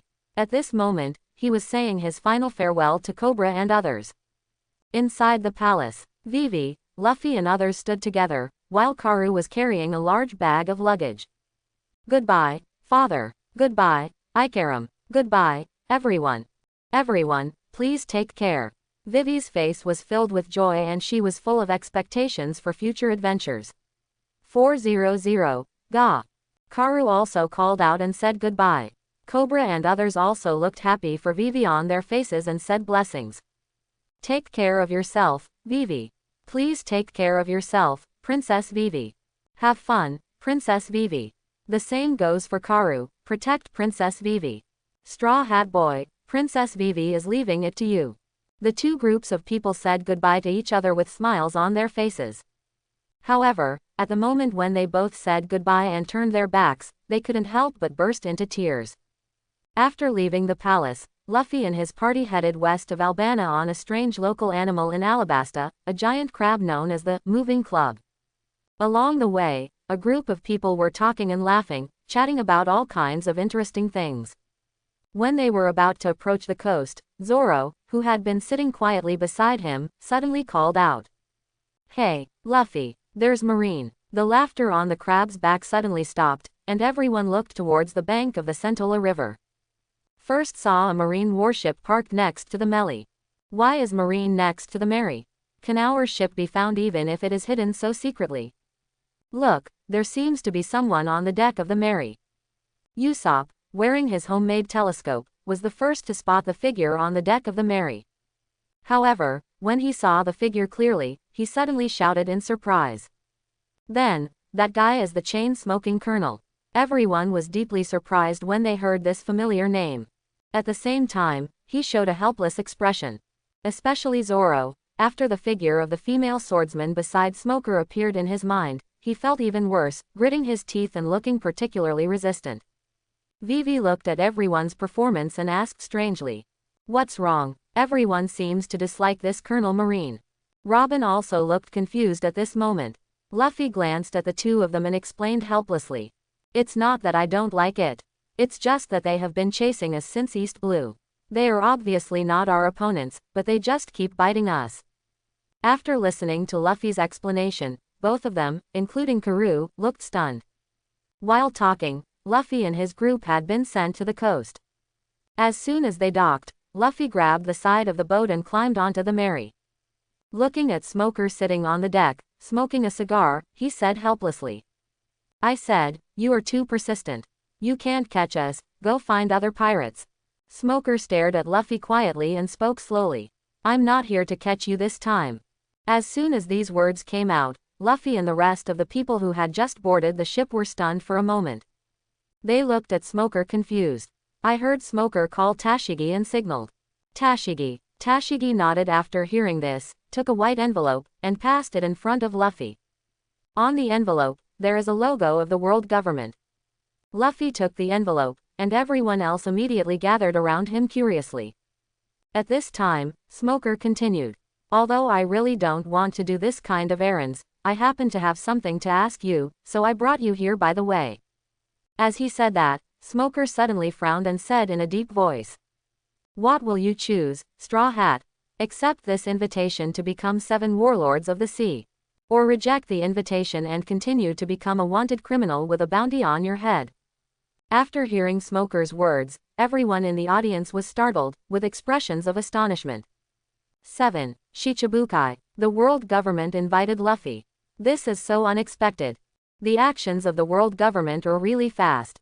Did the news that Crocodile was defeated by Luffy reach the world government so quickly? Sanji frowned and asked. In fact, everyone in the audience had doubts. Because the actions of the world government are too fast. Only 3 days had passed. Not only had they received the news that Crocodile had been defeated, but they had also taken countermeasures in such a short period of time. Noticing the confusion on Straw Hat Crew's face, Smoker also had doubts at this time and asked, "Don't you know that your live broadcast is broadcast all over the world?" As soon as these words came out, everyone in the Straw Hat Crew fell into silence for a moment. Everyone turned their heads and looked at Smoker blankly. The next second, "What did you say?" Our live broadcast was broadcast to the whole world. Doesn't that mean the whole world can see what we look like?" Smoker took a puff of his cigar, nodded calmly, and answered, "You Straw Hat Crew are now famous all over the world. I'm afraid all the forces have noticed your existence." After hearing this, the timid trio of Nami Chopper Usopp immediately hugged each other and cried, "Oops, we will be hunted down by more people in the future. Ooh, my face has also been exposed, and I won't be able to hide it even if I want to. Am I going to be hunted down just after I went out to sea? The sea is so scary. The sea is so scary." While the 3 of them were crying, Smoker completely ignored them and turned to look at Luffy. "So, how do you choose? Straw Hat. Suddenly, everyone's attention was focused on Luffy. Luffy smiled faintly, then tore the letter in his hand into pieces and said, I am a free pirate, and I don't want to be the dog-legger of the world government. Seeing Luffy do this, the mouths of the rest of the Straw Hat crew and Kakuzu rose slightly. None of them are willing to obey the orders of the world government. Smoker seemed to have expected it and was not surprised. Tashigi called Tashigi again. Then, Tashigi took a stack of reward orders and handed them to Luffy. When she came over, she gritted her teeth and glanced at Zoro, with strong unwillingness in her eyes. At this time, Smoker continued. The government has said that if you refuse, then this will be the latest reward for your Straw Hat crew. Next, these reward orders will be sent to the world. Your Straw Hat crew will all become bounty prisoners. When Smoker said these words, Luffy and others were completely attracted by the reward order. The first bounty order handed over by Tashigi was Luffy's latest bounty order. Monkey D. Luffy, bounty, 500 million belly, life or death. The photo on the reward order was taken secretly by someone unknown when. Luffy in the photo is smiling and looks harmless. When everyone saw this reward notice for the first time, they all exclaimed. See Gui, 500 million Baileys. This is the bounty only those super pirates have. In this way, our pirate group will be targeted by more people. After all, we have a very valuable captain. Hey, that Smoker just said that we are all offering a reward. Let me see, how much am I worth? I want to see too. Soon, the entire Straw Hat crew was in chaos, and everyone found their own one to appreciate from the reward order in Luffy's hand. Luffy stared blankly at the reward list in his hand. He knew it in his heart. At this stage, the bounty he has is already very high. After all, the bounty is set by the government based on the threat of pirates. They are just a group of pirates who have just gone to sea. No matter how great a threat they are, they will definitely not be as big as a large pirate group like the Four Emperors. Moreover, the opponents they have encountered so far are not enough to reflect their true strength. Therefore, this bounty is enough to reflect the importance that the world government attaches to them. While Luffy was thinking in his mind, the others were here. Zoro held his reward order in his hand, with a hint of pride on his lips, and smiled. Oh, 320 million Baileys. Not bad. Upon hearing this number, Sanji on the side suddenly shouted in displeasure. Why are you so tall, asshole? Why do I only have 200 million Baileys? Zoro glanced at Sanji and smiled proudly.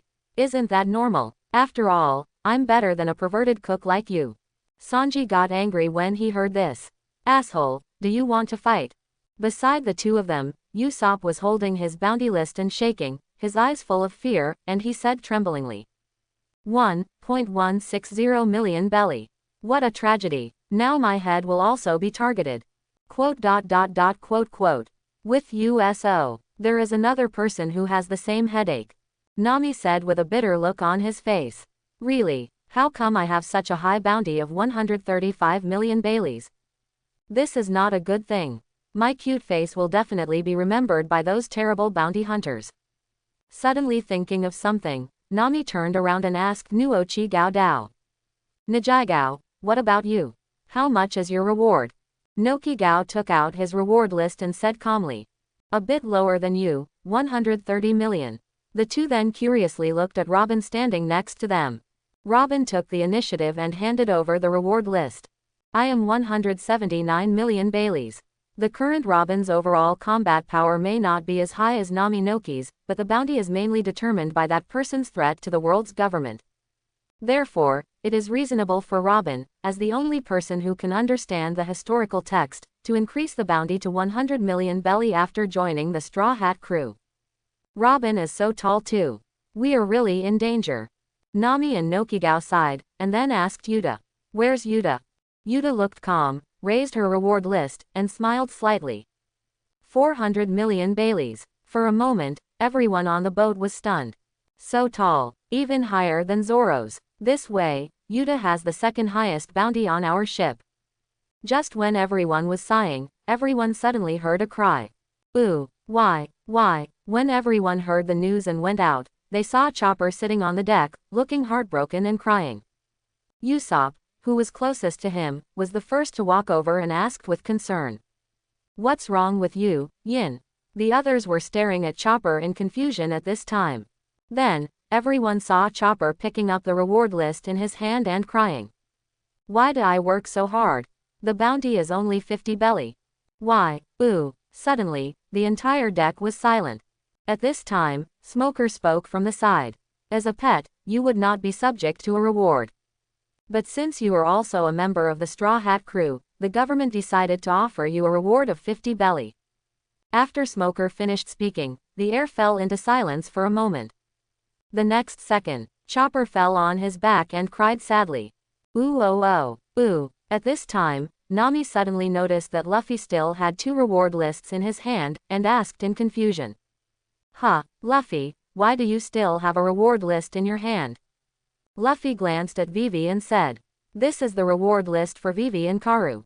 Although I don't know why they are also being rewarded, but there is indeed a reward list for them now." Everyone present was stunned when they heard this. Vivi also looked puzzled and said, "Are there any more for me and Karu?" Luffy nodded and handed over the reward bill. The top one. Nefert D. Vivi, bounty, 100 million belly, life or death. Just when everyone was looking at Vivi's reward list with doubts, Smoker explained from the side again. "After investigation, we found that Vivi, the princess of Alabasta, left the kingdom 3 years ago and joined the Baroque studio. Staying with you Straw Hat crew again after that. So the government has regarded Vivi as a criminal who voluntarily left the country, and this time it brought you Straw Hat crew back to the country to commit an incident that will have a bad impact on the world. In view of what she did, even if the strength does not match, the impact is profound. So, she and her pet were also put on a bounty by the Straw Hat crew." Everyone nodded in surprise after hearing this. Only Chopper suddenly stopped crying and turned to look at the reward list in Vivi's hand. "Pet, in other words, Karu's bounty is the same as mine. It's great, I finally have someone to accompany me. Osos." Chopper burst into tears with excitement and was filled with gratitude to Karu. If Karu is here, he won't be at the bottom. At this time, Vivi's somewhat awkward and stuttering voice sounded. Hearing Vivi call him, Chopper looked over suspiciously and asked, "What's wrong, Vivi?" Vivi had an embarrassed look on her face, slowly raised Karu's reward list and said, "Karu's bounty is." Vivi had an embarrassed look on her face, slowly raised Karu's reward list and said, "Karu's bounty is 100 Baileys." At this time, Smoker's voice slowly drifted into Chopper's ears. "The government thinks that Duck looks more dangerous than you, so it doubled the bounty." The air became quiet again. Then, there was the cry that resounded throughout the sky. "Ooh oh oh, ooh oh oh." While Chopper sat alone and grieved, Luffy looked at Smoker and asked, "What did you say you wanted to do with us just now?" Smoker nodded and said, "I've made my decision. Next, I won't chase you anymore." The rest of the people immediately showed joy when they heard this.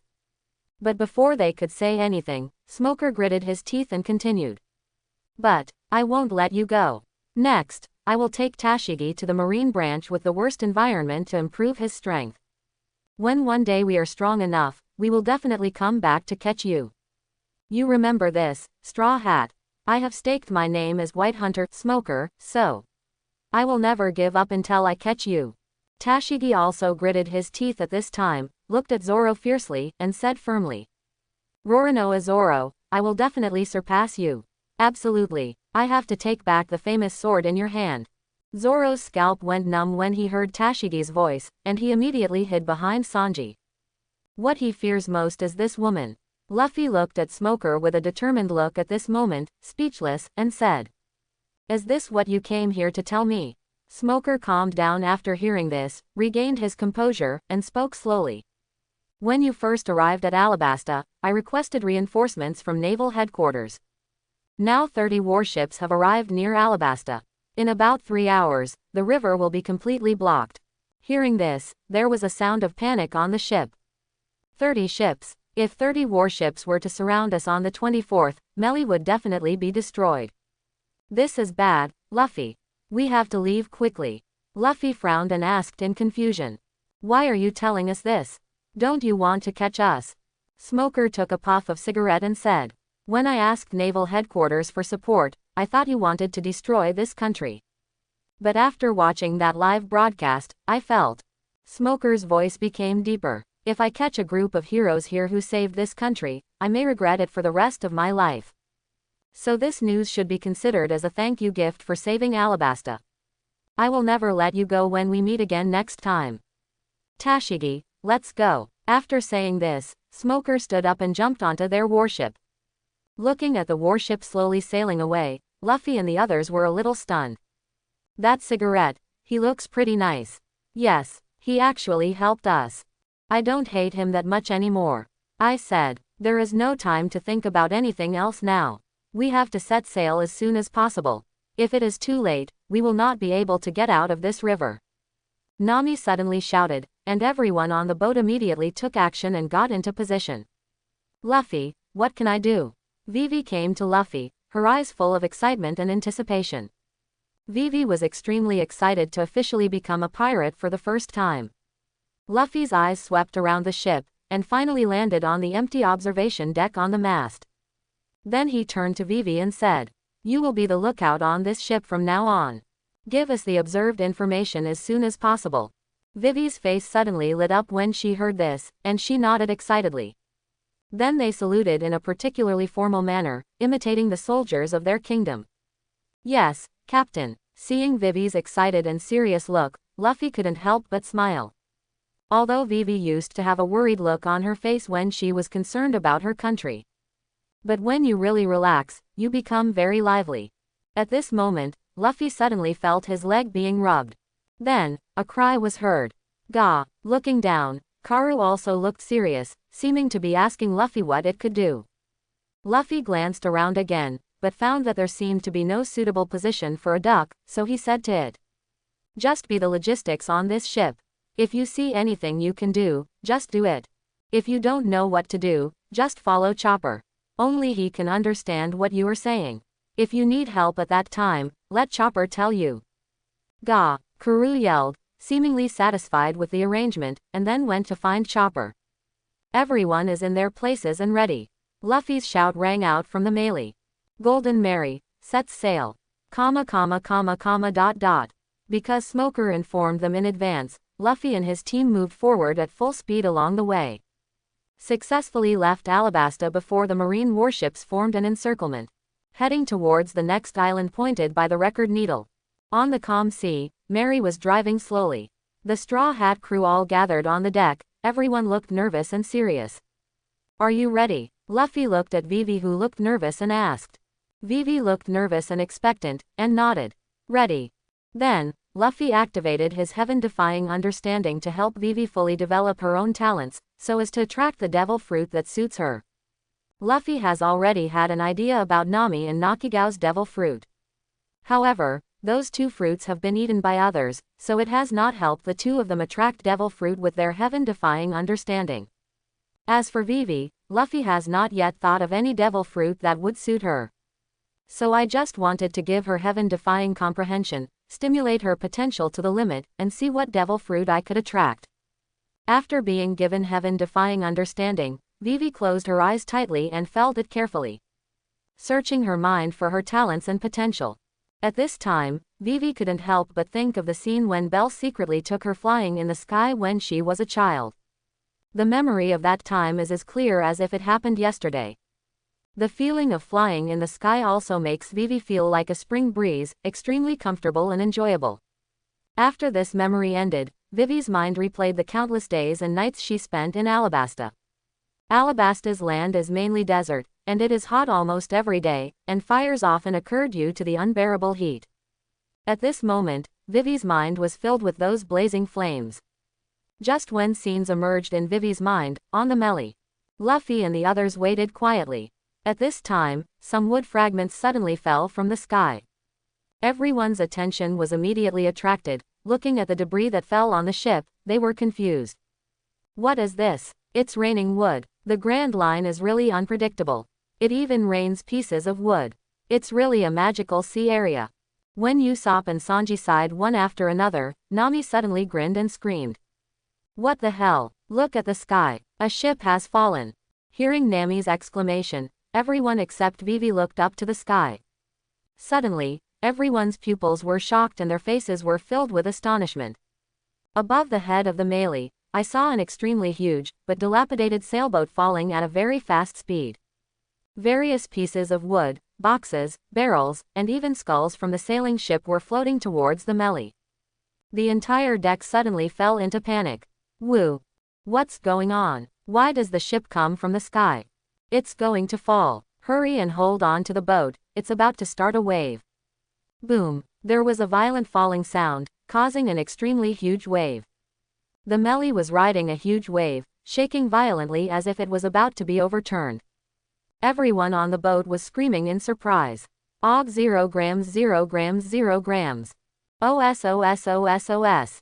After a period of violent shaking, the melee finally calmed down.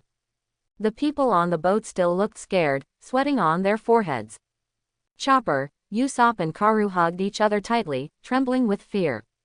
Luffy had been supporting Vivi, who was still unconscious, during the huge wave to prevent her from falling out.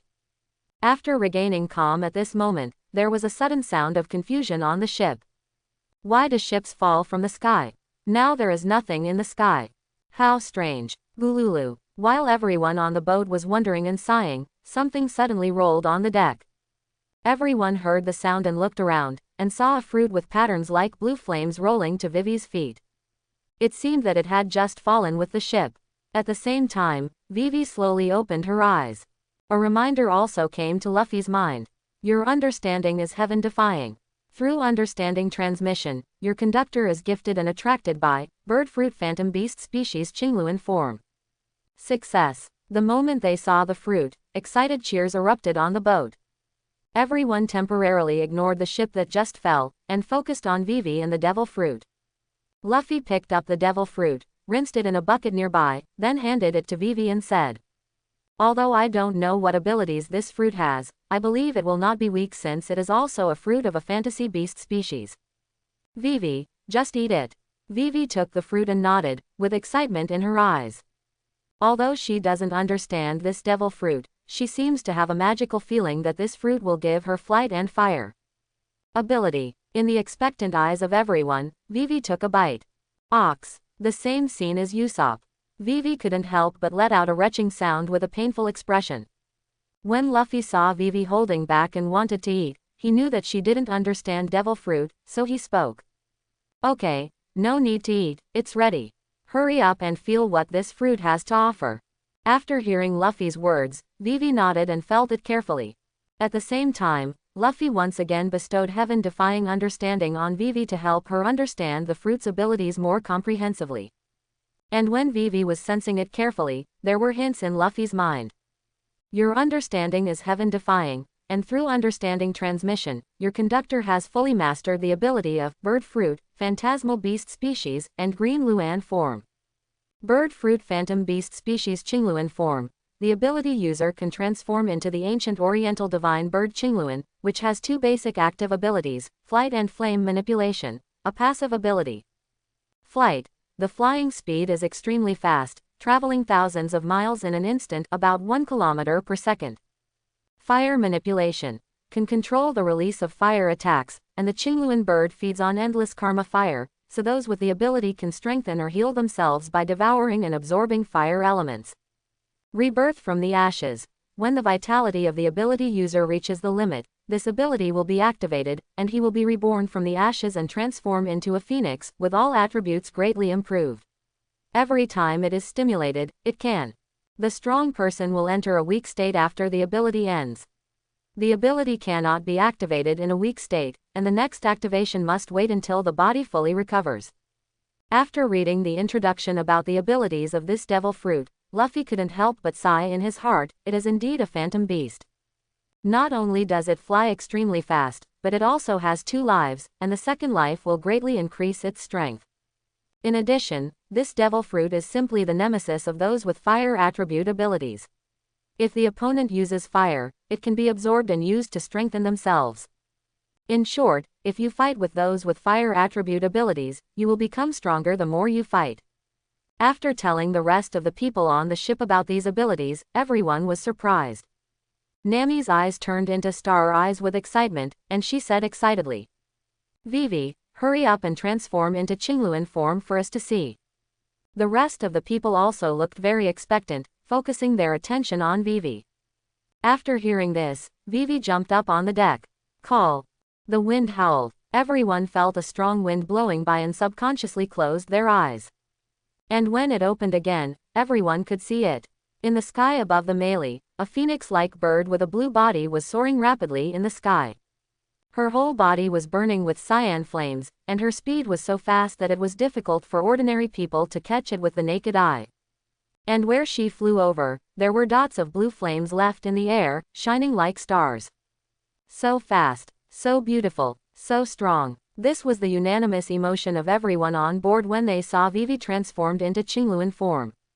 If Vivi's strength could not match her bounty of 100 million Baileys before, then now, the bounty of 100 million Baileys cannot match her strength at all.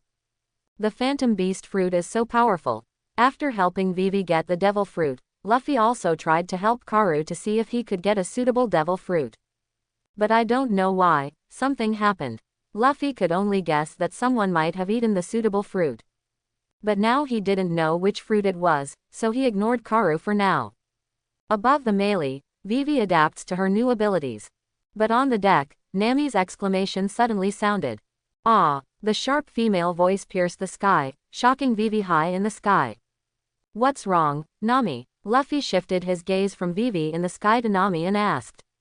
Nami said with a worried look on his face. What should I do? The record pointer is broken. The needle keeps pointing to the sky and doesn't move. Luffy immediately reacted after hearing this and knew what was going on.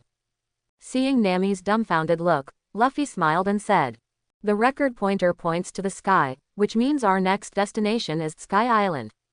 After hearing Luffy's words, there was an exclamation on the ship. Sky Island, what is that? An island floating in the sky. By the way, the ship and the bones just fell from the sky. But if you look at the sky now, there doesn't seem to be anything like an island. It's impossible. How can the island float in the air? The record pointer must be broken. Nami firmly insisted that it was a problem with the record pointer. Just when Nami suspected that the record pointer was wrong, Robin suddenly spoke. No, Miss Navigator, what you are thinking about now should not be where the record pointer is broken, but the way to the sky.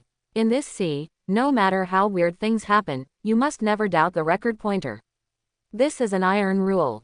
In this sea, the only way to doubt is to doubt the so-called common sense in your own head. Where the record pointer points, there must be an island. After listening to Robin's words, Nami and all the crew members fell into confusion and sluggishness. At this time, Luffy stood up and spoke. Okay, let's search in the boat that just fell off and see if we can find any useful information.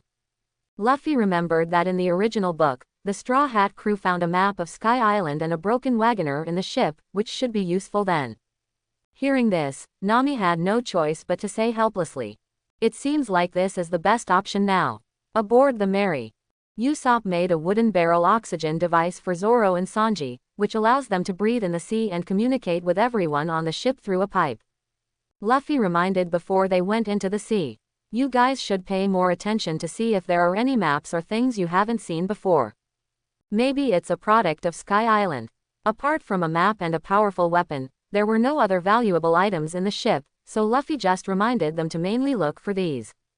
The two nodded after hearing this and dived into the sea. At this moment, Vivi, who had returned to the deck long ago, suddenly said, there is a sound, someone is coming. While speaking, Vivi looked in a certain direction. No one on the boat, including Luffy, heard anything at all. But when they followed Vivi's line of sight, they saw the shadow of a ship approaching in the distance. See Gui, Vivi, can you hear me from so far away? Nami couldn't help but marvel. The distance seemed to be several kilometers away at first glance. Ordinary people can't hear it this far. Vivi smiled and said, after eating that fruit, my hearing and vision seemed to be strengthened, and I could see or hear things far away. After Vivi finished speaking, there was another burst of exclamation on the boat. And Luffy couldn't help but sigh in his heart. Vivi is perfect for the position of lookout.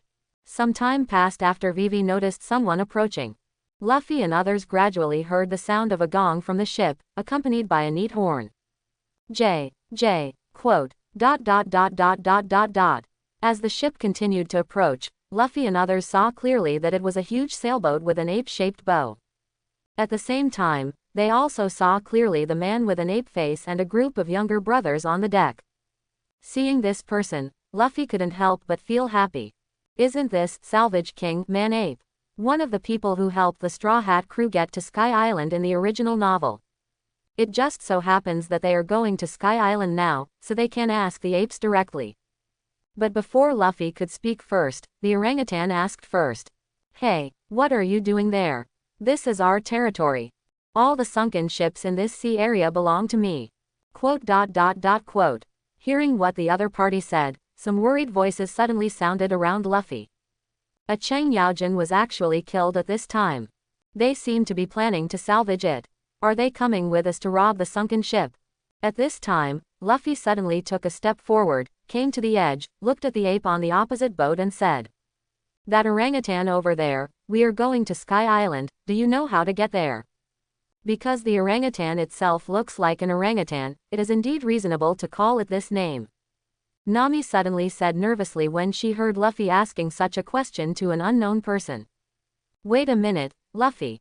Don't ask this kind of question just when you meet someone.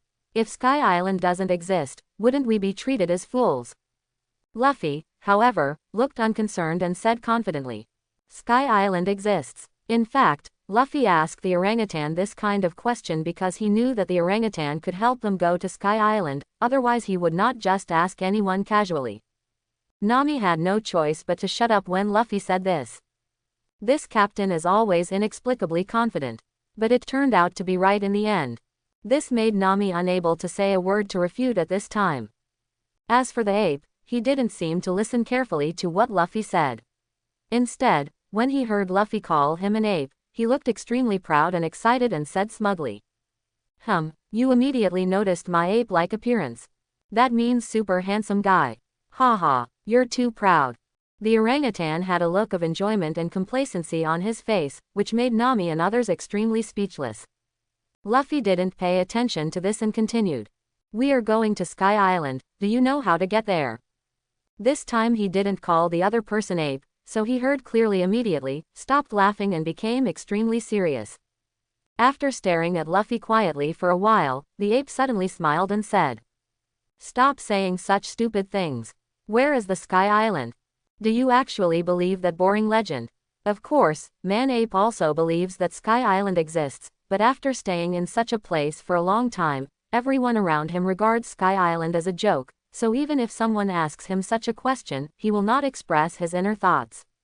Faced with the ape's denial, Luffy still said confidently. I believe Sky Island must exist. With that said, Luffy pulled Nami's arm, pointed at the record pointer on her arm, and said. Our record needle is pointing to the sky right now, so there must be a Sky Island up there. If you know how to get there, just tell us. The orangutan couldn't help but feel a little moved when he saw Luffy's confident expression. After all, it's so rare to meet a fool who believes in the existence of Sky Island like they do. He asked in a serious voice.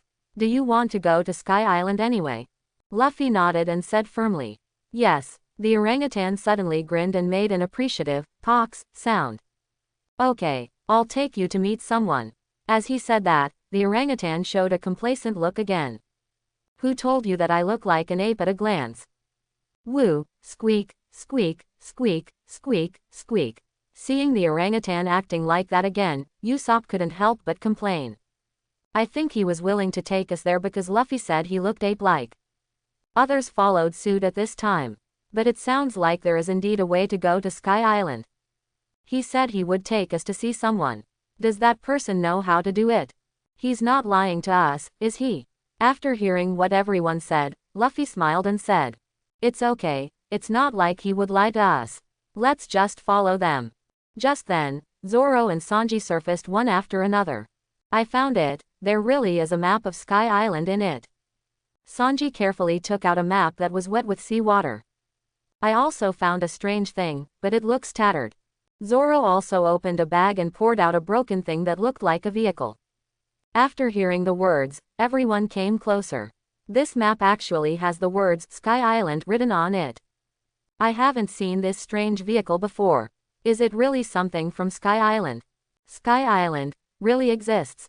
Now, the evidence becomes more and more conclusive, and Nami, who was once skeptical, can't help but be shaken. So, under the leadership of the orangutan group, Luffy and his party began to move towards Gaia Island. Gaia Island, Guanggu Town.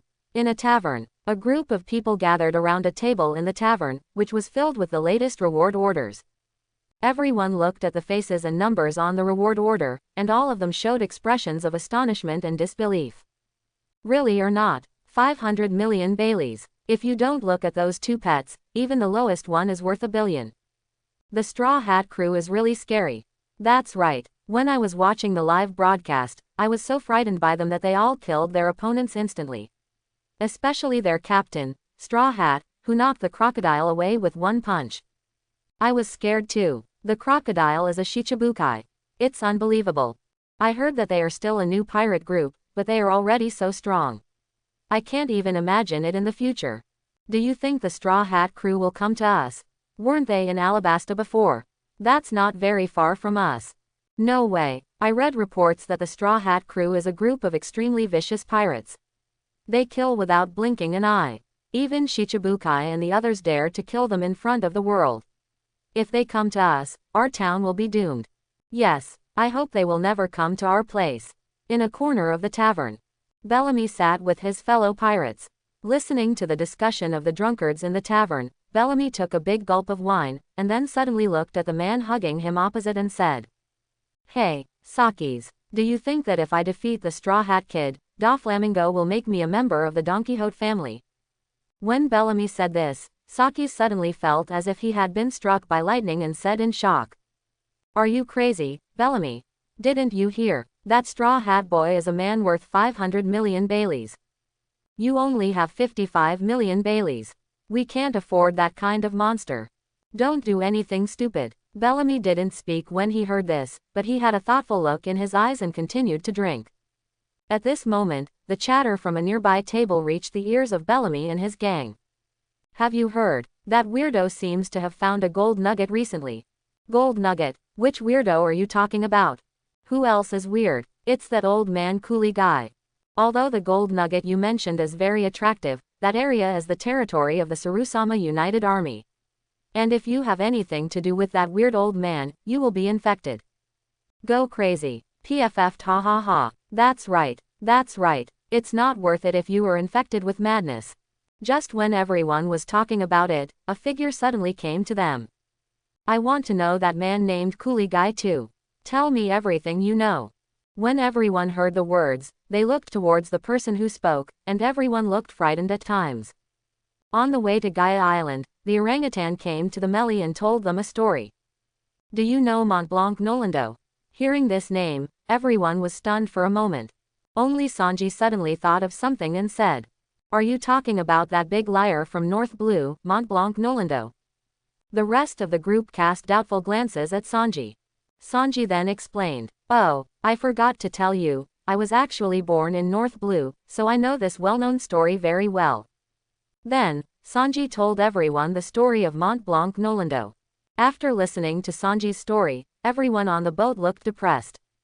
How pitiful, that big liar. Just like that, before he could become a brave sea warrior, he was unfortunately executed. "Hey, Nami, don't look at me and tell me. And don't make up a sad ending without permission." While people on the boat were talking a lot, Sanji continued. "In fact, I heard that this Mont Blanc Nolendo is indeed a real person." Hearing this, the others were shocked. At this time, the orangutan spoke. "That's right. The people I want to take you to meet next are the descendants of Mont Blanc Nolendo. He is also the final director of our Ceres Mountain United Army, Mont Blanc Coolie Guite." Then, the ape began to tell Luffy and others the story of Mont Blanc Coolie Guite.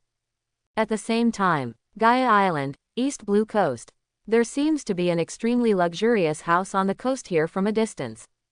But if you take a closer look, you will find that the luxurious house is just a background board. The real house is very strange, as if it has been cut in the middle. On a table outside this house, A man with chestnut hair sat next to a man who looked like an orangutan. In their hands, they held a beautiful gleaming golden clock. The orangutan said with excitement on his face and eyes, "Old man, we found gold from the bottom of the sea again. Maybe we will be able to find the lost golden land soon." Mont Blanc coolie guy smiled and said after hearing this, "Idiot, how can it be that easy? This sea is so big and deep, and the golden land is not that easy to find. But now that we have found so much gold, it at least proves more and more that the golden land that my ancestor said was not a lie. That Mont Blanc Nolando didn't lie." Coolie Guide had a firm look in his eyes. He must get to the bottom of this matter. Just as the two of them were admiring the gold together, a ship suddenly sailed slowly in the distance. When they saw the appearance of the ship clearly, Coolie Guide and the orangutan frowned at the same time, with solemn expressions on their faces. Exclaimed the orangutan, "Old man, that symbol is hyena, Bellamy. What are they doing here?"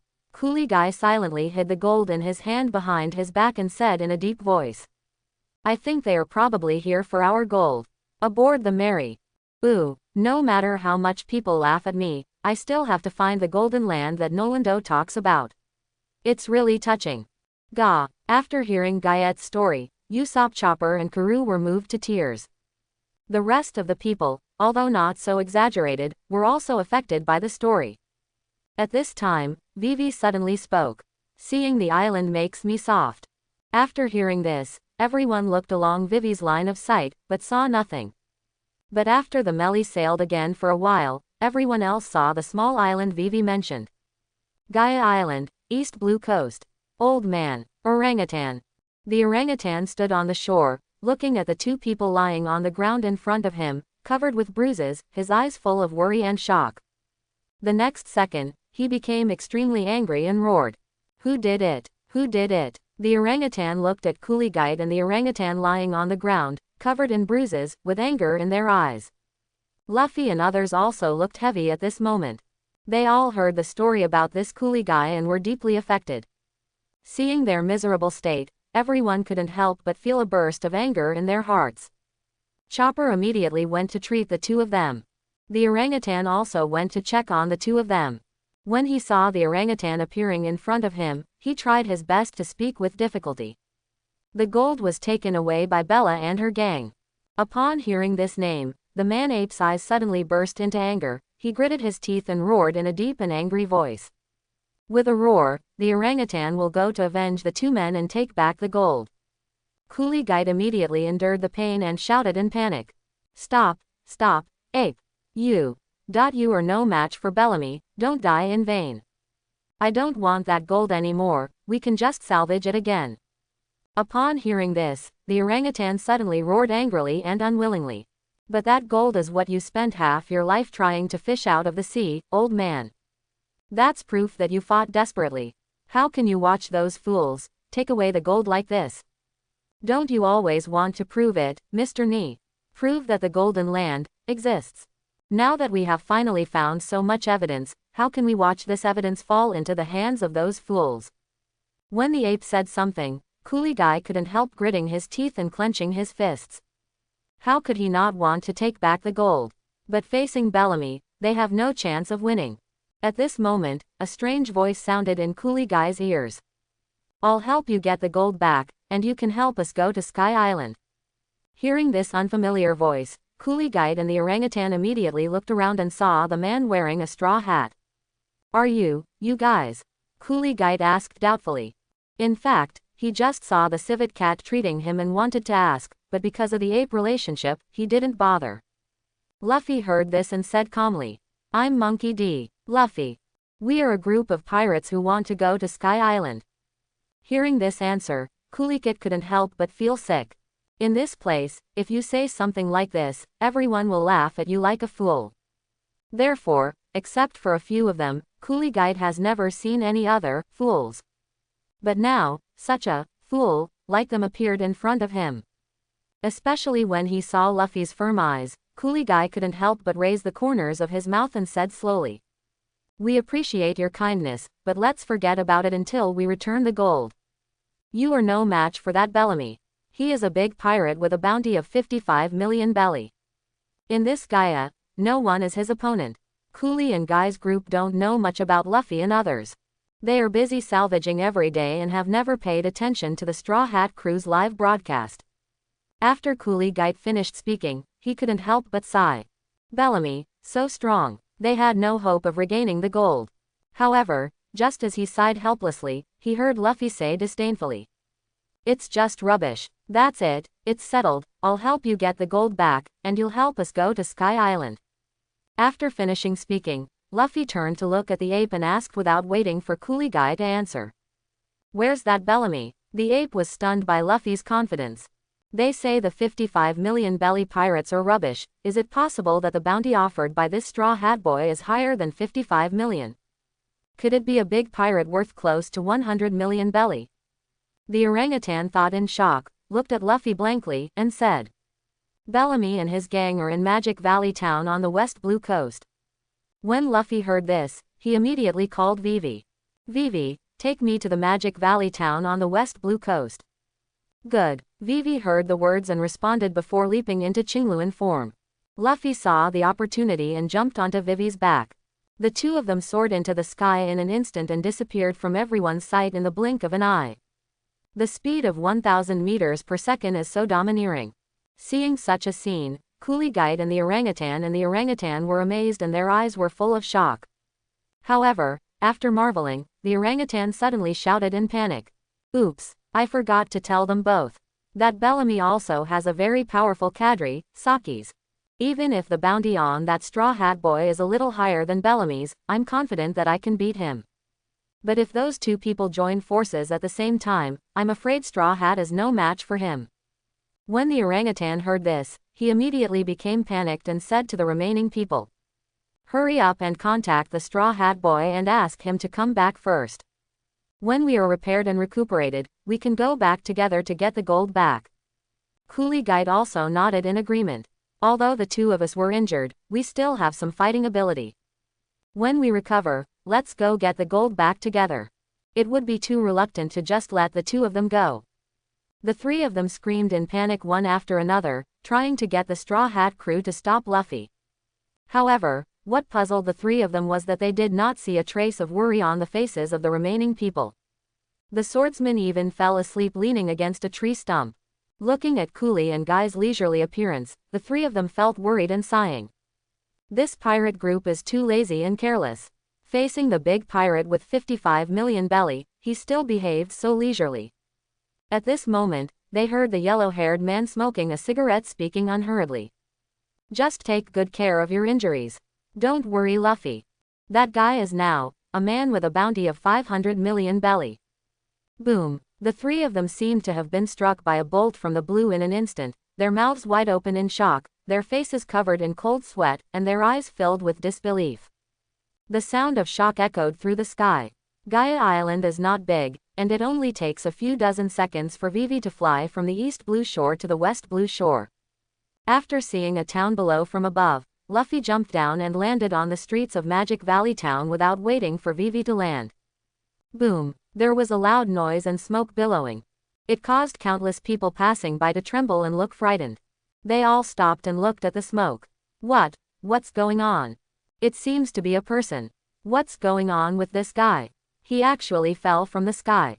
Just when a person next to him was confused and surprised, he saw the man who had fallen suddenly turned his head and looked at him and asked, "Where's Bellamy?" Although Luffy didn't look so dangerous now, the thought of the other party falling from the sky and still appearing unscathed made this person's heart tremble.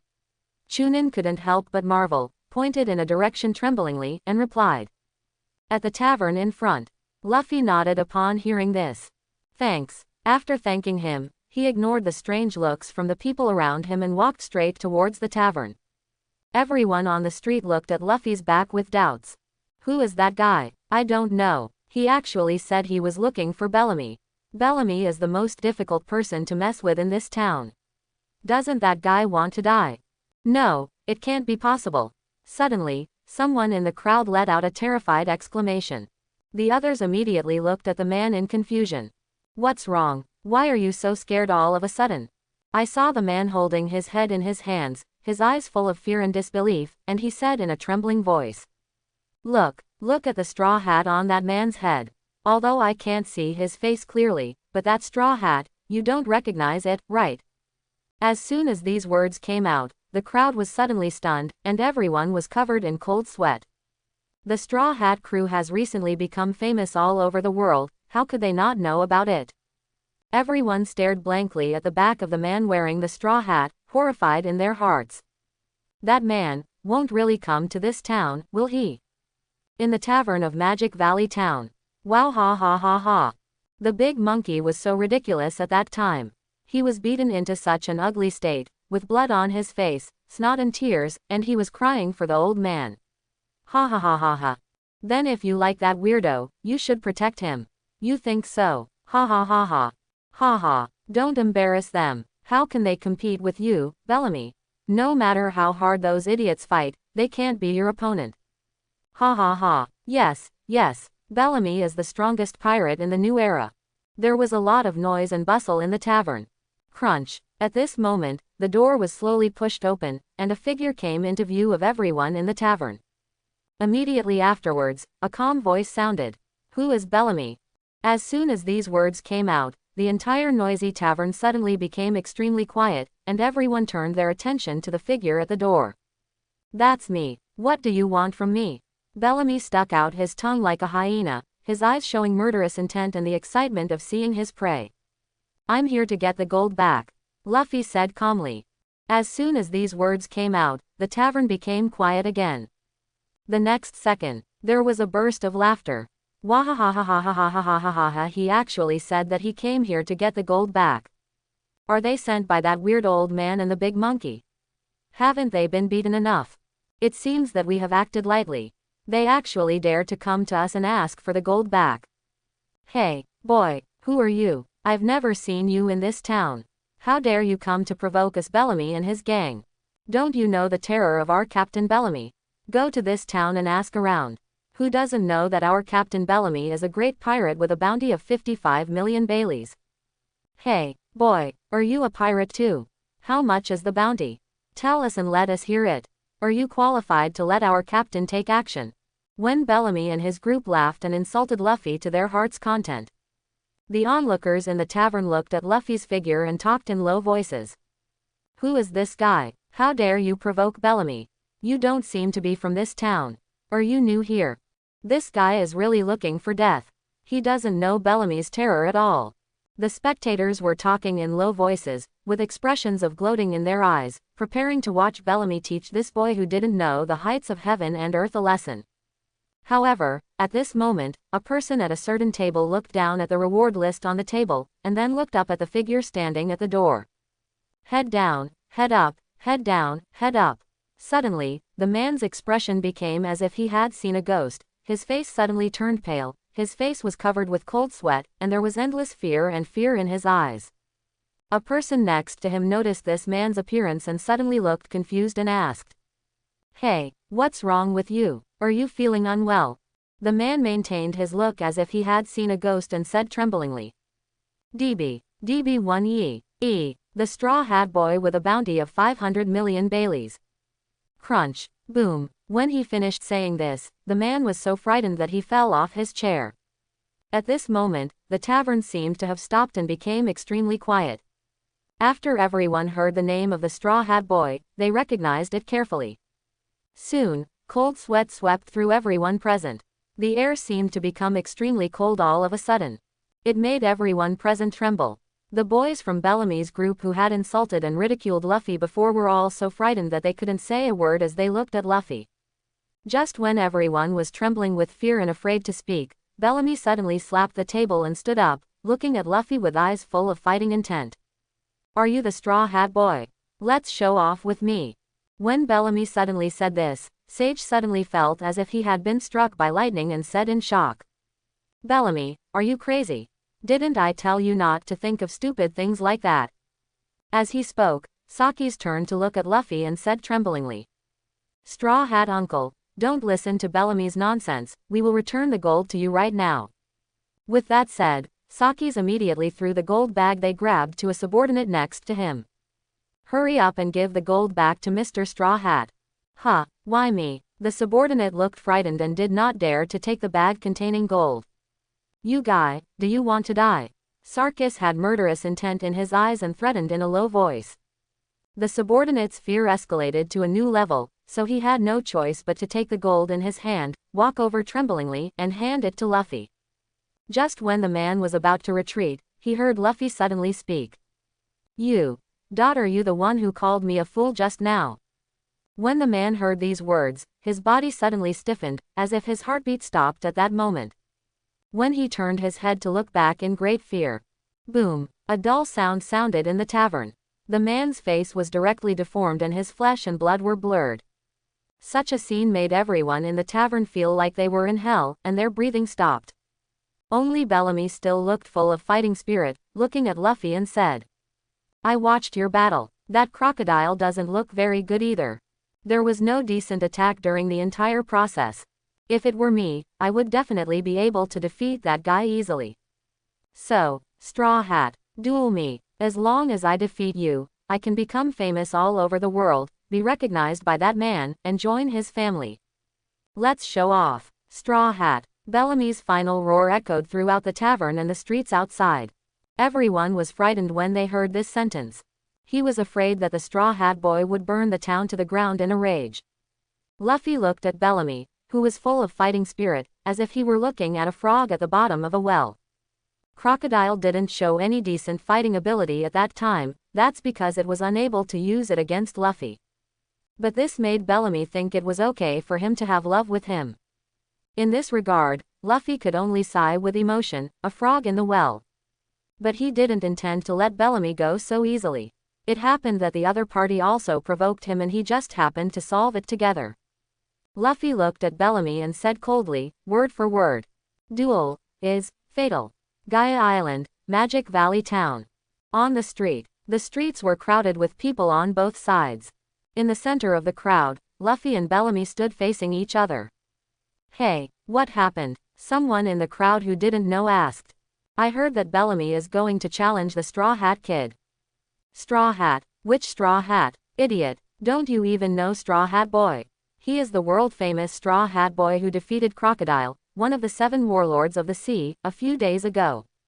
No. It's impossible. That Straw Hat Boy actually came to this town. I heard that he is now a super pirate with a bounty of 500 million belly. I really don't know what that guy Bellamy is thinking, he dares to challenge the Straw Hat Boy. Isn't this looking for death? Who says it isn't? At the very back of the crowd, several people stood together, listening to the discussion of the people in front. Captain, are we going to target the Straw Hat Kid? 500 million belly's head is enough to replace a Shichibukai. A big muscular man looked at the man next to him with a big belly and a bunch of Blackbeard and said. If Luffy saw these people, he would definitely recognize them as Blackbeard's group. And that big guy is Badgers, who is known as the fighting champion. Blackbeard glanced at the energetic Badgers, with a thoughtful look in his eyes. He also watched the live broadcast at the time, and Luffy's Conqueror's entanglement really shocked and frightened him.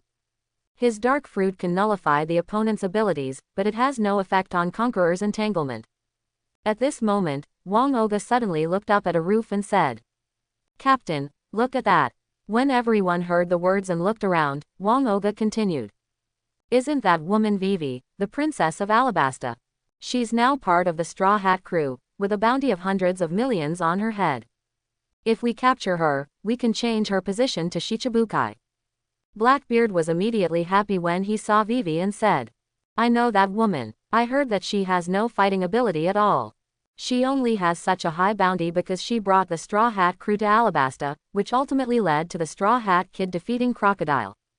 At this time, Badgers, who was full of fighting spirit, spoke. Captain, let me go. I'll go get that woman. Blackbeard smiled and nodded when he heard this and said, Sneak up from behind and don't let the Straw Hat Boy find you. Badgers smiled and left them. Luffy sighed. Bellamy had a fighting spirit on his face, excitement in his eyes. He stuck out his tongue like a hyena and said with an arrogant expression. Straw Hat Boy, in my opinion, your reputation is simply blown out of proportion. I've seen your information. I haven't defeated many decent opponents at all. The only one who is somewhat famous is the Shichibukai crocodile who looks the weakest. FFLX. Straw Hat Boy. I will definitely defeat you and get that man's approval. When Bellamy said it to the end, his expression was extremely firm and ruthless. Luffy, on the other hand, looked impatient and said casually, "Okay, stop talking nonsense. Hurry up and start." Seeing Luffy's attitude, Bellamy's eyes suddenly filled with anger and he snorted coldly. HMPH. I'll let you know. Look at what will happen to me, hyena, Bellamy. Pogo man. Bellamy roared, then turned his legs into springs, squatted down to accumulate strength, and then suddenly popped out. The ground suddenly shattered, and his figure shot out like a bullet, turning into a phantom in the air. Rush to a wall next to it, rely on the spring to accumulate power again, and keep going back and forth. In this way, he can maximize his power. Soon, everyone in the audience saw that Bellamy's figure seemed to have formed dozens of phantoms around him, making it impossible to catch it with the naked eye. Seeing such a scene, everyone present was stunned. So strong. He deserves to be a great pirate with a bounty of 55 million Baileys. I can't see Bellamy at all, it's amazing. This move is Bellamy's strongest move. So far, no one has ever seen anyone able to stand up under Bellamy's move. Why isn't that Straw Hat Boy moving at all? Bellamy will attack at any time. I don't know, but Straw Hat is also a big pirate with a bounty of 500 million Baileys. Even if he is hit by Bellamy, he should still be able to stand up. Hey. In the process of continuously accumulating power, Bellamy looked at Luffy, who was standing motionless, and suddenly laughed. What's wrong, Straw Hat? Are you scared by my move? That crocodile's ability can't be compared to my move, right? I've said it before, I will definitely defeat you. Step on your head, get on that man's ship, and become the leader of pirates in the new era. Ha ha ha ha. Suffer death, Straw Hat. Bellamy shouted loudly, and after charging up his power for the last time, he attacked Luffy. Luffy, on the other hand, kept his expression calm and slowly clenched his fists when Bellamy rushed towards him. And then at some point, punch out. Bellamy's face suddenly sunken and deformed, teeth and blood flew out of his mouth, and his eyes turned white and bloodshot. Boom! There was a loud bang. Bellamy fell to the ground at the sound. A deep hole was made in the ground. Luffy shook the bloodline on his fist and said calmly, "To deal with trash like you, ordinary fists are enough." Quiet. The whole place was deathly quiet. Everyone looked at Bellamy lying motionless on the ground in a daze, their eyes full of fear and shock. The knot is over. No way. That 55 million Baileys Bellamy was punched to death. Is this the man worth 500 million Baileys? It's amazing. Hey, look, Bellamy doesn't seem to be breathing. Someone suddenly exclaimed. Everyone immediately observed Bellamy carefully. Then soon, panic climbed onto everyone's cheeks, and cold sweat suddenly broke out on everyone's faces. As an ordinary person, just give Bellamy. Straw Hat killed Bellamy. Just when people were shocked and stunned, someone suddenly shouted in terror. Run away. Straw Hat has killed Bellamy, and he is going to kill everyone in this town. After hearing this, countless people immediately ran towards the distance. The Straw Hat Boy is indeed as reported, a murderous demon without blinking an eye. Is that the worst newcomer? It's really terrifying. The whole street was filled with fear of the Straw Hat Boy. Luffy, on the other hand, looked calm. The people in this town were basically scum and gangsters, and he didn't care what these people thought of him. What's more, he had made it clear to Bellamy before the duel, and it was the other party who finally decided to continue the duel with him. He was not killing innocent people indiscriminately. Just when Luffy was about to leave with Vivi, his eyes suddenly froze. He turned his head suddenly and looked at the roof where Vivi was standing. At this moment, a burly man was quietly approaching Vivi from behind. The current Vivi has just been taught hockey by Luffy. She has just stepped into the threshold of hockey and has not yet officially mastered it. So she hasn't noticed the person approaching behind her yet. Vivi, watch your back. Luffy frowned and reminded. He had already seen clearly that the man approaching Vivi was Badger's from Blackbeard's group. And after hearing Luffy's reminder, Vivi turned around. Badger suddenly laughed. It's too late. When he laughed, Badger reached out and grabbed Vivi. He could easily grab such a weak woman and take her away. Blackbeard and his group hid in the chaotic crowd. Seeing that Vivi was about to be caught, everyone's faces suddenly showed a touch of joy. However, Badgers, including Blackbeard's group, suddenly had their pupils shrunk and their expressions were horrified, as if they were so shocked that they couldn't help themselves. Vivi, who was about to be caught by Badgers, suddenly jumped up and turned into a firebird with gastritis burning all over her body. The green flame firebird was extremely fast. In the blink of an eye, it had already flown 100 meters above Badger's head. Then he didn't wait for Badgers to react. An extremely huge ball of blue flame spit out from the firebird's mouth, swept down from 100 meters above the sky, and enveloped Badgies and the houses at his feet. Kokoko kg. An extremely miserable wail came from the ball of green flames. I saw the shadow of a humanoid Chingyun dancing wildly in it, screaming and leaping out of the Chingyun. What shocked Blackbeard and his gang even more? The burning speed of that green flame is much faster than ordinary flames. In just a few seconds, the house was completely burned to the ground. Before Blackbeard could go to save Badgers, Luffy took the lead and came to Badgers, who was wailing and struggling in the middle of the street. Court death. Luffy looked angry and his eyes were filled with murderous intent. He will never let go of anyone who dares to have thoughts about his crew. I saw Luffy clenching his fist fiercely, and the surging energy suddenly concentrated on his fist. The next second, a flash of black appeared on the field. Immediately afterwards, energy like a dark red halo enveloped his fist. Emission. There's no need for conquerors to deal with this kind of waste. Aiming at Badgers, Luffy punched out fiercely. The red halo suddenly moved like a water balloon from his fist to Badger's face. Boom. There was a violent roar. Badgers fell to the ground, lying there motionless, and that ball of green flames that was still burning soon burned his body and gave off a disgusting smell. Blackbeard pirates, Badgers, die.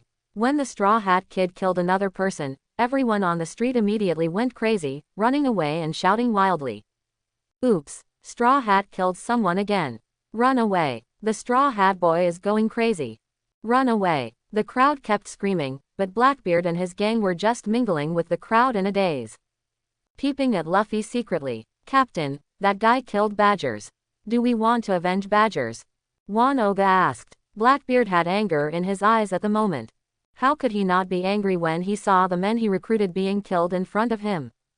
However, at this moment, the change occurred again. Blackbeard and his gang saw it. Among the chaotically fleeing crowd, a figure wearing a pink mink coat passed by them. Going against the crowd, heading in the direction of the Straw Hat Boy. The man was wearing sunglasses and had a faint smile on his lips. The moment they saw that person, Blackbeard and the others' pupils trembled. Wang Oga even exclaimed in disbelief after the man moved a little further away. Why is he here? That 7 warlords of the sea, Doflamingo. Blackbeard also had doubts in his eyes at this moment and said, I don't know. Anyway, let's leave here first and hide in the dark to observe. After saying this, Blackbeard took several other men and hid in a dark alley. And at the same time, on the street, Saki's and the remaining members of Bellamy's group looked frightened and frantically ran away from Luffy. Afraid that Luffy would be killed in public like Bellamy in a rage. Where are you going, Saki's? Just when Saki's was running away in panic, he suddenly heard such a voice. After hearing this voice, his face turned pale. This voice was too familiar to him. He looked up suddenly. In front of him, Doflamingo was smiling and staring directly at him with pink sunglasses. $. Saki's screamed in panic, his eyes filled with fear. He was more afraid of this man than Luffy. Because he borrowed the Doflamingo logo with Bellamy. And they also know this man best. Know what the outcome will be if you bring the other party's mark to shame. In an instant, Saki's face was filled with panic and fear, and he said tremblingly. I'm planning to go back to the base. After hearing what Saki's said, Doflamingo continued to maintain his faint smile and said. Really, where's Bellamy? Isn't he with you? When Saki's heard this, his body suddenly trembled, his eyes looked frightened, and he said tremblingly. Bellamy was killed by Straw Hat. No matter how courageous Saki's is, he will not dare to lie. When Doflamingo heard this, he still kept smiling and spoke slowly. Really, Bellamy was killed. FFFFLX. Are you going to run away now? When he said the last sentence, the smile on Doflamingo's face faded and turned extremely cold. Seeing this change, Sakis and all his men were extremely frightened and trembling. Sakis quickly changed his words. No. No, let's go back right now, kill the Straw Hat Boy, and avenge Bellamy. As soon as he finished speaking, Sakis hurriedly led his men back again, heading towards where Luffy was, and killed him. Luffy here, he saw Sakis and others turning back from a distance. Although he had doubts in his heart, since the other party came to provoke him, he naturally would not show mercy. Boom, boom, with a few quick punches, everyone was knocked to the ground. Bang, bang, bang. At this moment, Luffy suddenly heard a burst of applause from above his head. Looking up, he saw an unexpected person sitting on the roof. Before Luffy could speak, Doflamingo jumped down and sat on a wooden barrel next to him. Then looked at Luffy and said, as expected of the baddest newcomer, Straw Hat Luffy. Did you start a killing spree when you first arrived at this place? Oh. Luffy looked at Doflamingo. Although he was surprised, an idea that he had already had ignited in his heart. That's the thing about Devil Fruit's awakening. According to common sense, Devil Fruit awakening requires the ability user to grow to a certain level before he can reach the awakened state. But for the current Luffy, his own conditions should have been met long ago. But Devil Fruit showed no sign of awakening. This led Luffy to guess that it might be because when he grew up to meet the conditions for awakening, he never met an opponent with matching abilities that could inspire him to awaken. In addition, Luffy also thought of another way to awaken. That is to see others awaken for once through heaven-defying understanding. Maybe you can also use this to awaken your own Devil Fruit. At the moment, Luffy is obsessed with Doflamingo and wants to force him to use his one-time awakening ability. Chapter 91. Luffy looked at Doflamingo and had other thoughts in his mind. Doflamingo still didn't know anything about this and kept talking to himself. Straw Hat Boy, to be honest, I'm quite surprised. I didn't expect you to refuse Shichibukai's invitation. But think about it. A devil like you who kills without batting an eye would definitely feel miserable and bored if he became a Shichibukai because he couldn't kill people at will. Hash. As soon as Doflamingo finished speaking, he suddenly saw Luffy clenching his fists and hitting him with weapons on his face. While dodging, Doflamingo frowned and said, "Wait, Straw Hat, I'm not here to fight you. I'm here to discuss cooperation with you." Luffy temporarily stopped his offensive after hearing this and said doubtfully, "Cooperate." Seeing Luffy stop, Doflamingo grinned again and said, "That's right, I watched all of your Straw Hat Crew's battles. I'm interested in that long-nosed bomb you guys have. Such a super bomb is a weapon in war. If it is mass-produced, it will definitely be crazy. FFLX. I want to buy the bomb design in your hand. Please give me a price." Luffy repeated what he heard. "A price?" Doflamingo nodded with a smile on his face. "That's right, you can drive whatever you want. As long as the price is reasonable, I won't refuse." After Doflamingo finished speaking, Luffy fell into deep thought. Seeing this scene, the corners of his mouth suddenly rose again, and his heart was filled with joy. This Straw Hat Boy was exactly what he thought, a villain who could be bought off by money and women. Just when he was secretly happy, he suddenly heard Luffy ask, "How much is your reward?" When asked this question, Lang Mingay, who often uses a little confused. But because the other party was about to become his partner, Doflamingo still smiled and answered, "That was a long time ago. You should know that. After becoming a Shichibukai, the bounty will be fixed. Before I became Shichibukai, the bounty was 340 million belly." When Doflamingo said this number, there was pride in his eyes. Although Luffy's current bounty is higher than him. But his bounty was from a few years ago. If it weren't for becoming Shichibukai, he would definitely surpass Luffy. Luffy nodded when he heard this, then suddenly raised the corners of his mouth and said, "Then buy it with 340 million. As soon as these words came out, Doflamingo frowned and his tone became a little angry. "What do you mean?" Luffy smiled, clenched his fists, and said, "That's what I mean." As soon as he finished speaking, Luffy clenched his fist again and launched an attack on Doflamingo. Doflamingo, on the other hand, hid while saying in surprise, "Straw Hat, are you crazy? I have no grievances against you. If you take action against me, you will definitely regret it. Luffy, on the other hand, didn't care about Doflamingo's reminder at all and just smiled. If you don't fight back, you will be just like those people on the ground. When Doflamingo heard this, his anger suddenly surged and he cursed in a deep voice. You crazy person. After saying this, Doflamingo couldn't bear it anymore and activated the ability of string fruit to fight Luffy. Seeing Doflamingo start to attack, Luffy suddenly retreated. This made Doflamingo look confused again. What's wrong? Don't you want to fight anymore? As soon as Doflamingo finished speaking, he saw Luffy suddenly raise the corners of his mouth and raise his arm to his mouth. Fourth gear. A deep voice sounded. Doflamingo saw that Luffy's body suddenly became like a balloon, inflating as if sleeping. In the blink of an eye, it turned into a strange form with an upper body like a giant, armament hockey wrapped around its body, and an evil face. Seeing such a scene, Doflamingo frowned immediately. You guys. Are you serious about coming? For Luffy, Doflamingo is extremely at the moment. Inexplicably, he launched an attack on him, and now he seems to be serious about it. This made him, who had always been unruly, extremely unhappy. Rubber Ape King Gun. Just listen to Luffy yell. His huge fist covered in armed colors compressed inward like a spring and began to accumulate force. The next second, boom, there was a loud bang. A punch packed with astonishing power was blasted out, heading straight for Doflamingo's face. Spider's web. Seeing that a powerful punch was about to come, Doflamingo immediately stretched his hand forward. Suddenly, hundreds of thousands of silk threads were radiated out by him, instantly weaving into a spider web of silk threads hundreds of meters long on 10 sides. Like a huge shield, blocking Luffy's fist. And when Luffy's fist rushed forward, the spider web was instantly deformed and dented backwards. But because of the strong tenacity, it did not break. However, Luffy's punch was so powerful that the cobweb was greatly deformed. Even if Doflamingo released the wall from a long distance, he was still hit by the buffered punch and flew backwards. Boom! There was a roar. Doflamingo was knocked hundreds of meters away, and a little bloodline flowed from the corner of his mouth. This moment, Doflamingo was completely outraged. He looked at Luffy, with murderous intent and strong anger in his eyes, and shouted angrily in a deep voice.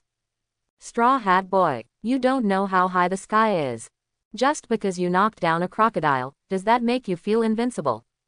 You guy, pissed me off. I'll let you see it. The ultimate power of devil fruit. After saying this, Doflamingo suddenly shouted loudly. In the blink of an eye, Luffy saw that the land and houses around Doflamingo had all turned into thin white lines, gathering in front of him like ocean waves. At the same time, Luffy was overjoyed.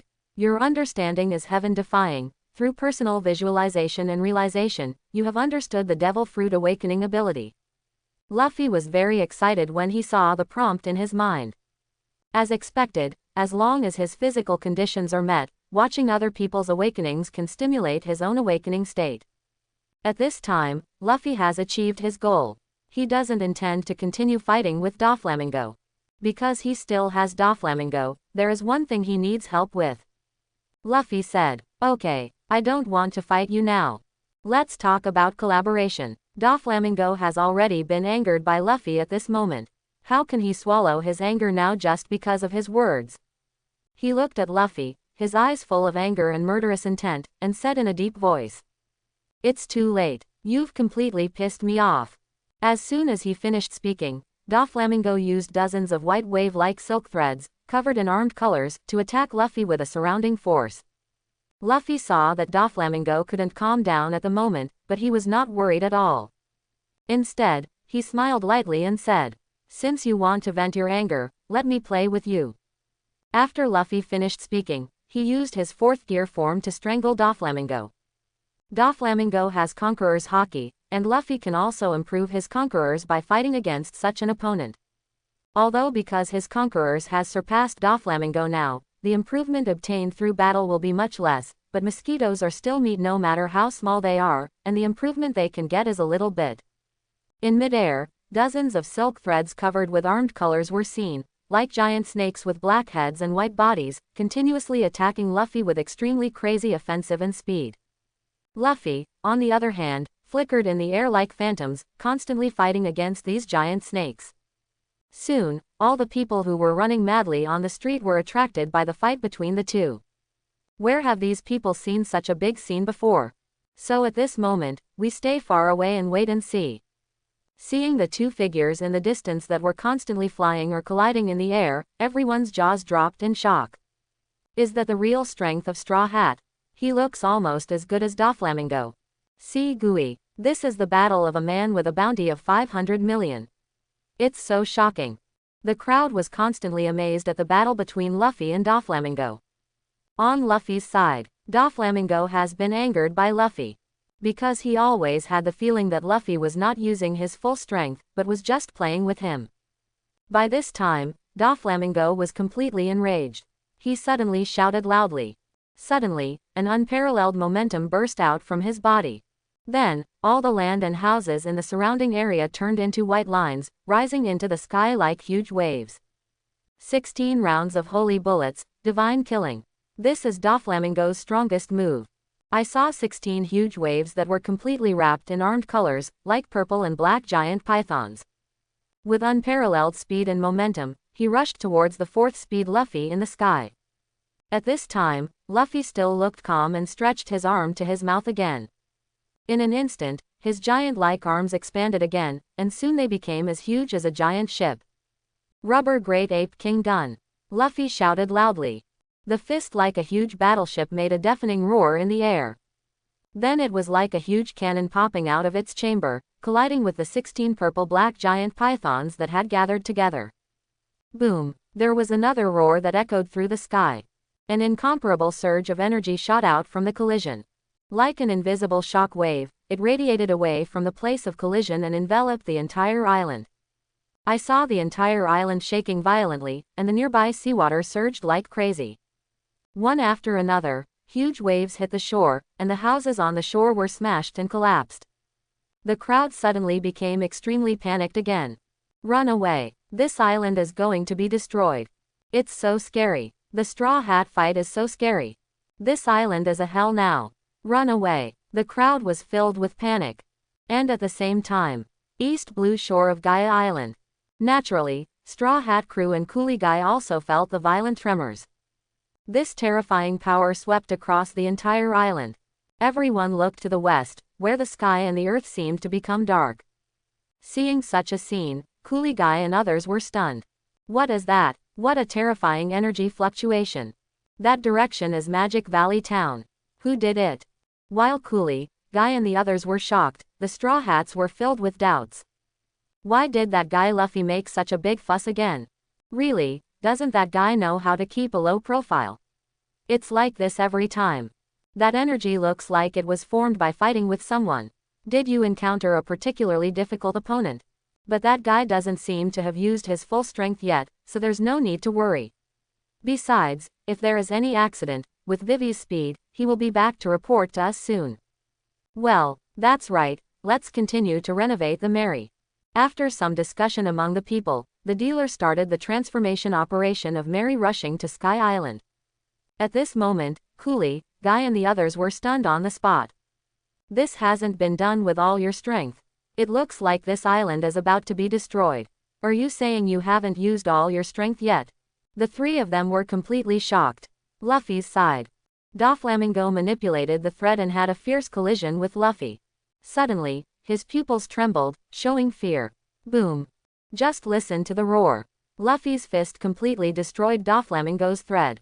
Like a meteorite falling to the ground, it blasted towards Doflamingo, who was stunned on the spot with unparalleled momentum. Puff. Doflamingo spat out a mouthful of blood and was knocked directly to the ground by Luffy's punch. A huge hole was made in the ground. Such a scene shocked everyone in the audience again. Straw Hat won. Did Straw Hat kill another Shichibukai? It's not good. It's not good. The Straw Hat boy is going crazy. Escape from this island. Someone screamed and jumped directly into the sea. Soon, countless people rushed to imitate. At the same time, Luffy also released the fourth gear form. Now that he still has enough physical strength and haki, coupled with his heaven-defying understanding of fruit development, the side effect of being unable to move after the end of fourth gear in the original work has been eliminated by him. At this moment, Luffy was standing on the edge of the giant pit, looking at the very embarrassed Doflamingo below. He didn't kill anyone, because there was one more thing he wanted Flamenco to help with. So at this moment, although Doflamingo is dying, he can still move. What's more, Doflamingo can still perform surgery on himself by his own ability, so he is recovering quickly at this time. Looking at Luffy standing above the giant pit, Doflamingo's eyes were filled with fear and worry. He was afraid that Luffy, a murderous villain, would kill him here too. At this moment, he suddenly saw Luffy grinning and saying lightly, "Now, can we talk about cooperation?" Doflamingo was stunned when he heard this. The guy didn't look like he had any intention of killing him. How could he refuse Luffy at this time? He hurriedly spoke. Sure, but despite this, Doflamingo still had doubts and asked, "If you wanted to cooperate, why did you attack me in the first place?" This is what makes Doflamingo most unhappy, otherwise he wouldn't be so angry. Luffy smiled lightly when he heard this and replied, "To cooperate with me, I must at least know whether the other party is qualified enough." This reason is of course Luffy's nonsense. But this sounds very reasonable to Doflamingo. Luffy is a newcomer, so it's normal to not know his strength. So at this moment, his anger has almost disappeared due to Luffy's explanation and the reason why he couldn't beat it. There was no way, even if he wanted to continue to be angry, he would be unable to do so. So getting angry is useless. Now, Doflamingo looked at Luffy and said, "Then have you decided what price you want to offer?" Luffy smiled and said, "I don't want money." Hearing this, Doflamingo was stunned. For free, what's the meaning? Then, he listened to Luffy's new teachings. "I know you have a strong network, so I want you to use your network to help me find out some information. Use this information as your bargaining chip." Doflamingo was startled when he heard this and said doubtfully, "What information?" Luffy said slowly, word by word. "I've been looking for a devil fruit." Luffy said slowly, word by word. "I've been looking for a devil fruit. That's a Logia fruit, the sensen fruit. Eating it can give people the ability to control plants. But I heard that it seemed to have been eaten by someone. So I want you to find this person's location and use this information in exchange for the blueprint in my hand." In fact, the sensen fruit is the fruit that Luffy considered for Nokia. For New Ochigao, this fruit should be the most suitable for her. But he doesn't know where the green bull is now. I happened to meet Doflamingo, so I thought of using his relationship and contacts to help him find Lusheng in advance. Luffy knew that as their influence grew, the world government would not sit idly by. The future development will definitely not be like the original work, which will allow them enough time to practice. Therefore, he must improve the strength of his men as soon as possible to avoid being unable to deal with some powerful enemies. After hearing Luffy's suggestion, Doflamingo had a thoughtful look in his eyes. It is undoubtedly very cost-effective to exchange the information of a devil fruit for an opportunity that allows him to make a lot of money. But what he was a little curious about was why Luffy still looked for this fruit since he knew that it had been eaten by someone. Even if he wants to seize this fruit and kill the opponent, he may not be reborn near him. Doflamingo is puzzled by this question. However, he also thought of a possibility. That is, Luffy may have the ability to take other people's fruits. Such speculation made Doflamingo extremely excited. With such ability, there is no doubt that he will be a person who will influence the world in the future. What's more, the strength Luffy is showing now also completely admires Doflamingo. If he could establish such a relationship, it would be of great benefit to him. After some thought, Doflamingo looked at Luffy and nodded slightly. Make a deal. Seeing Doflamingo nodding in agreement, Luffy left his contact information with Doflamingo and told him to contact him when he found the location of the Green Bull. When the time comes, trade with him again. While Luffy was negotiating with Doflamingo, Blackbeard's group was hiding in the dark. Seeing that the battle between Luffy and Doflamingo was over, Wanoga asked Blackbeard, "Captain, do you want to start the fight now?" As soon as he finished speaking, he heard Blackbeard curse angrily. "Hit me, run away. These people under him may not be able to see it, but he himself can see it clearly." Luffy didn't use all his strength to fight Doflamingo, and he didn't even use Conqueror's entanglement. He knew too little about Luffy. I don't know what the other party's true strength is at all. But even a character like Doflamingo is so easy to handle. This made Blackbeard not dare to act rashly against Luffy.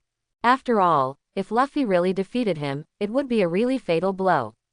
He didn't dare take the risk. And he also knew that Luffy had probably discovered their existence. After all, they have been hiding here and peeping. Compared with the other people who escaped, they look too different. So after saying that, Blackbeard took the remaining men and ran away. As for Luffy, he has already made an agreement with Doflamingo. Just when he was about to take a look at the abnormal auras he had sensed just now, he found that the other party was also starting to jump at this moment.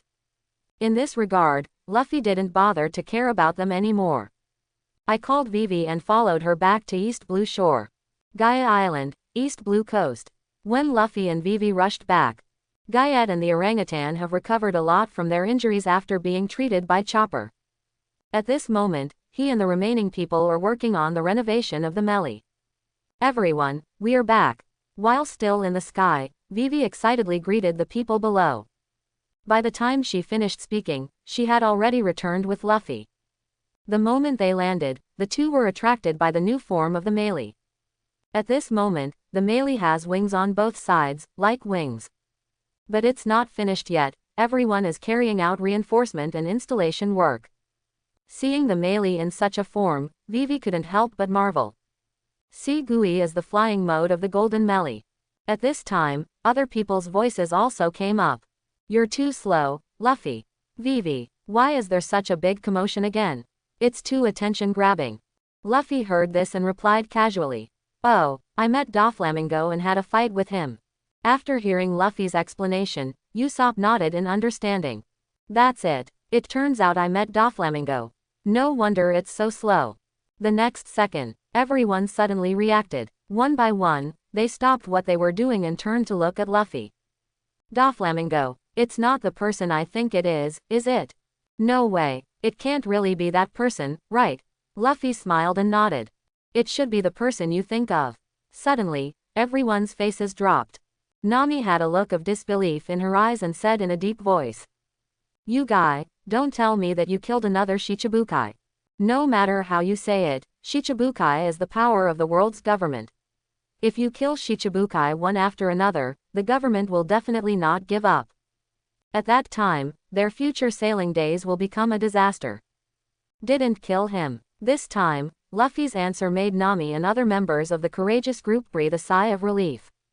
But then, Luffy continued. I have reached a partnership with him. As soon as these words came out, Straw Hat Crew completely exploded. What did you say? Working with a Shichibukai? Luffy, what on earth are you thinking? How can you cooperate with someone like Doflamingo? Yeah, Luffy, didn't you refuse to be a Shichibukai? Why are you still involved with Shichibukai? Seeing everyone's incomprehension, Luffy told everyone his thoughts. So that's it. Are you looking for devil fruit for Nojiko? In that case, it is indeed much better to entrust a Shichibukai to handle this kind of thing than to do it ourselves. But you have reached an agreement with him, do you really have to hand over the design drawings to him when the time comes? That will bring disaster to many countries. Luffy smiled when he heard this. Of course I will not break the agreement I made with him. But the moment we handed him the drawings, our cooperative relationship ended. When the time comes, it would be reasonable for me to take the drawings back. Hearing what Luffy said, everyone couldn't help but twitch at the corners of their mouths. You guy, you are really cunning. But if you can think of not letting those shells fall into the hands of dangerous elements, we will be relieved. Okay, don't talk about this. Come and help, Luffy. Uncle Lizzie said that we must set sail as soon as possible, otherwise we will not be able to catch up with the soaring current. Hearing this sentence, Vivi couldn't help but wonder. Sky current. Then, while everyone was busy, they explained to Luffy and Vivi what Coolie Geik told them about how to get to Sky Island. Although Luffy already knew it, he heard a key piece of information. That is, according to Coolie Guy's judgment, a soaring sea current will soon form somewhere in the nearby sea, so they must seize the time to complete the transformation of the melee and go to the forest to catch a guide bird that can indicate the direction. The guide bird has been handed over to Robin and Yuta to catch. Yuta's ability allows animals to enter the world of song. At any time, She can control all animals to come to her. Robin only needs to use his ability to trap those animals, find the guide bird, and bring it back. So the two of them are enough. Luffy and Vivi followed the remaining people and participated in the modification project of the melee. About half an hour later, with the concerted efforts of everyone, the modification of the melee was finally completed. Robin and Yuta also brought back the guide bird during this period. Everything's ready. Okay, hurry up and get on the boat and get ready to go, we're going to run out of time. Coolie Guide stood on the shore, urging everyone. The orangutans also boarded their respective ships and said to Luffy and others, "We are leading the way, and you are following." Luffy and his gang quickly boarded the ship. Looking at Coolie Guy standing on the shore, Luffy smiled slightly and said, "Uncle, Golden Land must exist. Let's help you go to Sky Island to look for it. If the Golden Land is in the sky, I will definitely ring the golden bell and tell you with the bell." After hearing Luffy's words, Coolie Guy couldn't help but smile and said with a touch of emotion in his eyes, "Boy, thank you for grabbing the gold nugget back. Don't fall from the sky." When Coolie Guy finished speaking, there was a sound of farewell on the ship. "Goodbye, Uncle Yin. Mr. Coolie Guy, thank you for taking care of me. Uncle, take care of your body and stop messing around. Goodbye." The sky is clear and the breeze is blowing. The melee was headed in a certain direction under the guidance of the two ships. About 3 hours after leaving Gaia, Vivi suddenly swooped from the sky and landed near the Mary. "Luffy, everyone, to the southwest, I found dark night coming. It's Judean." After hearing this report, everyone, including the two groups of orangutans and apes, immediately cheered up. The orangutan and the ape said loudly one after another, "The cumulus cloud has appeared, and the current must be nearby. The deep-sea divers will move out quickly. Dive into the sea and look for currents." Soon, reports came one after another from the two ships. Reflection sound confirmed. Large ocean current found at 12 o'clock. A huge creature was found at 9 o'clock, it should be sea kings. It is confirmed that there are waves opposite to the current at 10 o'clock. It is likely to be a huge vortex. When he heard the report of the huge whirlpool, the orangutan suddenly roared excitedly. "That's it. Turn the ship around immediately and head towards the 10 o'clock direction. That's a sign of an explosion. Follow the whirlpool and don't back down." At the same time, on the Mary side, the ship was already in chaos. Wow, what's wrong? Why did it suddenly get dark? The waves suddenly got bigger. Wow, if this continues, the melee will be overturned. Those guys just talked about whirlpools. Where are the whirlpools? Look, I saw it, what a big Uzumaki. A cry of surprise came from the Mary. In the sea ahead, an extremely huge Uzumaki suddenly appeared, sucking the melee in along the direction of Uzumaki's current. Everyone followed the Mary as they circled rapidly around the vortex, moving closer to the center. At this time, a reminder from the orangutan came from the distance. "Enter the vortex. Don't reverse the rudder. Go all the way into the center of the vortex." Seeing the melee that was about to be swallowed by the whirlpool, everyone on the ship was frightened. Is this really going to be okay? It's not good. It's not good. It's going to be swept into the bottom of the sea by the whirlpool. Stop. Stop. Turn around and let me go back. Give up. Usopp. It's too late. We've entered the Uzumaki center. At this time, Luffy suddenly felt an extremely huge movement on the bottom of the sea, rushing upwards rapidly. Immediately reminded loudly, "Everyone, hurry up, the sea current is coming." Boom. As soon as he finished speaking, a loud noise was heard from the center of Uzumaki. The next second, Luffy and everyone on the boat felt as if there was an extremely strong pressure from above, and their bodies suddenly fell towards the field. At the same time, everyone suddenly felt as if the melee was floating in the air, making them feel like they were about to fall. Immediately afterwards, there was an extremely miserable wail. Sokoakonging, 00000. When felt like it was about to fall, everyone was surprised to find out. An extremely huge current suddenly rose into the sky, connecting the sea to the sky. As for the melee, when it was about to fall, it took advantage of this soaring ocean current and sailed vertically upwards at extremely high speeds. What's going on? It's actually going vertically upward. See Gui. It's going to fall. It's going to fall. It's going to fall. I said Usopp, can you stop your crow's mouth? We are riding the current upwards now.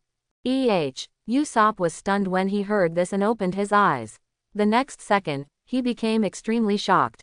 It's true. See Gui, we are actually flying into the sky. Such a magical scene put a smile on everyone's face. On the sea, the apes and orangutans waved goodbye to the people on the Merry in midair.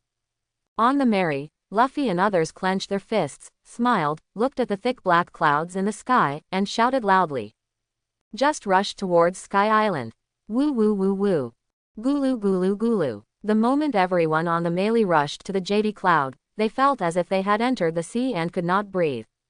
Luffy and the other demon fruit power felt that they had no strength at all, so they held their breath and rushed towards the sea of clouds. Boom, click. The Melee passed through the sea of clouds and soared into the sky, its wings on both sides shattered. Everyone on the boat seemed to suddenly come to life, breathing heavily and coughing from the sea water. After everyone calmed down for a while, everyone began to look at the surrounding scene. I saw that the Melee was surrounded by an endless sea of white clouds, and the sea of clouds in the distance was also connected to each other, making it impossible to tell the difference. Where is this place? It's surrounded by a vast expanse of white. How amazing. We are actually floating on the clouds. But it's so strange. Is this Sky Island? It seems like no one is there. No, the record pointer is still pointing up. This shouldn't be Sky Island yet. Nami suddenly spoke, looking at the record pointer in her hand that was still pointing upward. Just when everyone was confused, Vivi suddenly spoke. Everyone, a sailboat has been spotted on the right side of the Merry. After hearing this, everyone immediately came to the right side of the Merry. Although they couldn't see as clearly as Vivi, they could indeed vaguely see a group of black dots. Suddenly, everyone saw that the black dot seemed to suddenly explode in half and emit a red light. Just when everyone was confused, Vivi suddenly exclaimed. The ship was cannonballed and sunk. That person is coming towards us. Everyone, be careful. After hearing Vivi's words, everyone was immediately ready to fight. Soon, they saw a man wearing a mask above the sea of clouds, running towards Melee at top speed. Aboard the Merry, when everyone saw a man wearing a bullhead mask, holding a cannon barrel, rushing toward them, they immediately got ready for battle. Just when the man was about to hit the Merry, he suddenly jumped up, put the gun barrel on his shoulder, and shouted in a deep voice. Intruder, go to hell.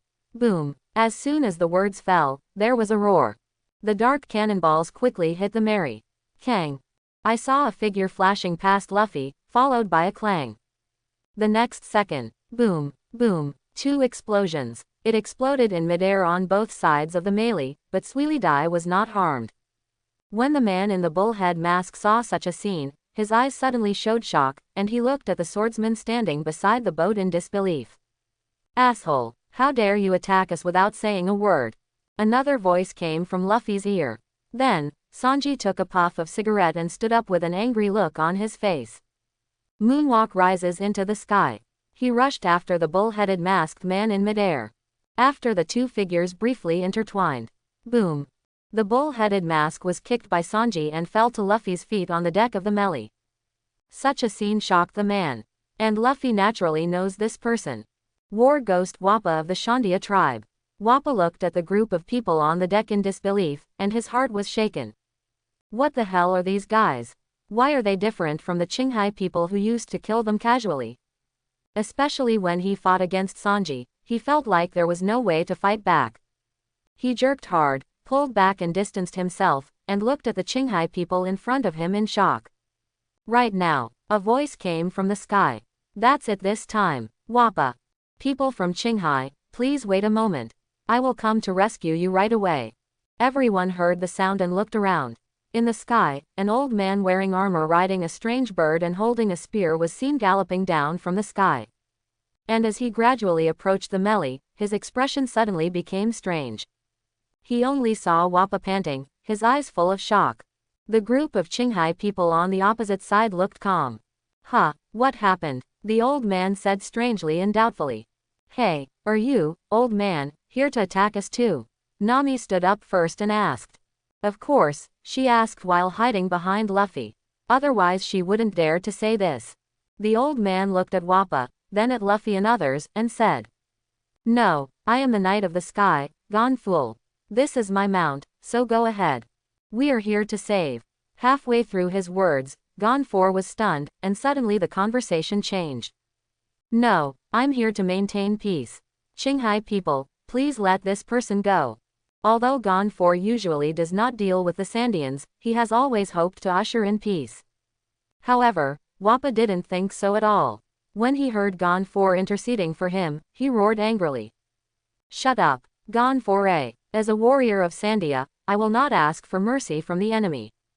After saying this, Wapa raised the cannon barrel in his hand again and aimed at Luffy directly opposite. "Qinghai people, go to hell!" Wapa roared heartbreakingly. Just when he was about to fire, he saw the lips of the man wearing a straw hat moving slightly. "Stop!" A deep voice came from the man's mouth. Before Wapa had time to fire, he suddenly felt an unparalleled momentum erupting from the opponent. It seemed as if he felt extremely powerful fear and shock in his heart. Just a moment, his body was covered in cold sweat, he lost all strength, and the cannon barrel in his hand fell to the ground with a clack. Immediately afterwards, he rolled his eyes, lost consciousness, and fell on the deck. This scene made Gonfor so shocked that he couldn't open his mouth from ear to ear. "You. Who are you?" Luffy looked at Gonfor and said. "I'm Monkey D. Luffy. We are pirates from the ground." Hearing Luffy's name, Gonfor couldn't help but froze and muttered, "D." He remembered that more than 20 years ago, a man with the same D in his name came to Sky Island and became friends with him. And that man gave him this unparalleled aura of domineering power. Gall D. Roger. Gonfor called this man's name in his heart. At this moment, he heard Luffy continue. "We are not here to fight with you, we just want to go to Sky Island." Quote. "But it looks like this isn't Sky Island yet. Can you take us there?" Gonfor frowned and couldn't help but glance at Wapa lying on the deck. When Luffy saw this scene, he understood something and spoke. "That guy is fine, he just fainted. I won't kill him. Let him go when he wakes up." When Gonfor heard what Luffy said, he was relieved.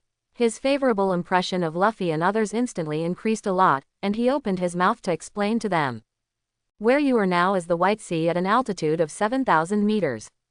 And the Sky Island you just mentioned is the White Sea located 10,000 meters above sea level." With that said, Gonfor pointed a direction for Luffy and said, "Did you see that waterfall?" Luffy and others looked in the direction pointed by Gonfor, and sure enough they saw a waterfall that was blocked by clouds and fell from the more prosperous Wei-Kong. Then, they listened to Gonfor continue to speak. "Under that waterfall, there is a gate to heaven that leads to the White Sea. Go through that door and you can reach Sky Island." Hear from Gonfor. Everyone on the boat suddenly became extremely excited. Sky Island actually exists. So excited. What is it like, Sky Island? Will there be an angel lady? Wow, I'm really looking forward to it. By the way, the food at Sky Island should be very unique. Luffy and his party were full of expectations and longing. But Gonfor looked at this scene with a sad expression. Gonfor suddenly spoke. "You'd better not stay in Sky Island for too long.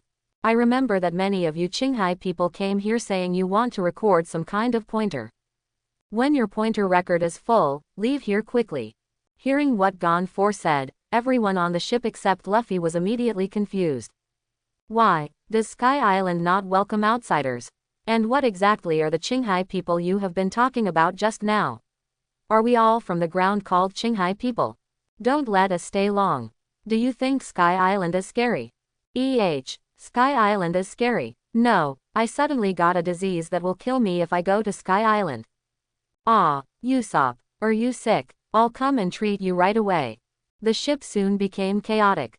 Ganfu listened to a lot of questions from everyone, and waved his hands repeatedly and said, "I know you must have a lot of questions when you first came to Sky Island. But you will know the answers to some questions when you get to Sky Island. I just advise you to try not to stay in Sky Island for too long. There is God in this sky. Once you offend God, you will not be able to go back to Qinghai." After hearing what Gonfor said, the ship once again became chaotic. There is actually a God on this island. Is he a real God? The legendary God who can see everything and cannot fight against him? Hearing this, Gonfor frowned and nodded seriously. He can see everything in Sky Island, he is invincible. The timid trio and Karu trembled in fear when they heard this. Nami even hugged Luffy's arm and begged with a pitiful look. Luffy, I think we should leave here as soon as the record pointer is full. What a god, that sounds scary. Luffy glanced at poor Nami and just said lightly. Maybe the Golden Land is on Sky Island. Suddenly.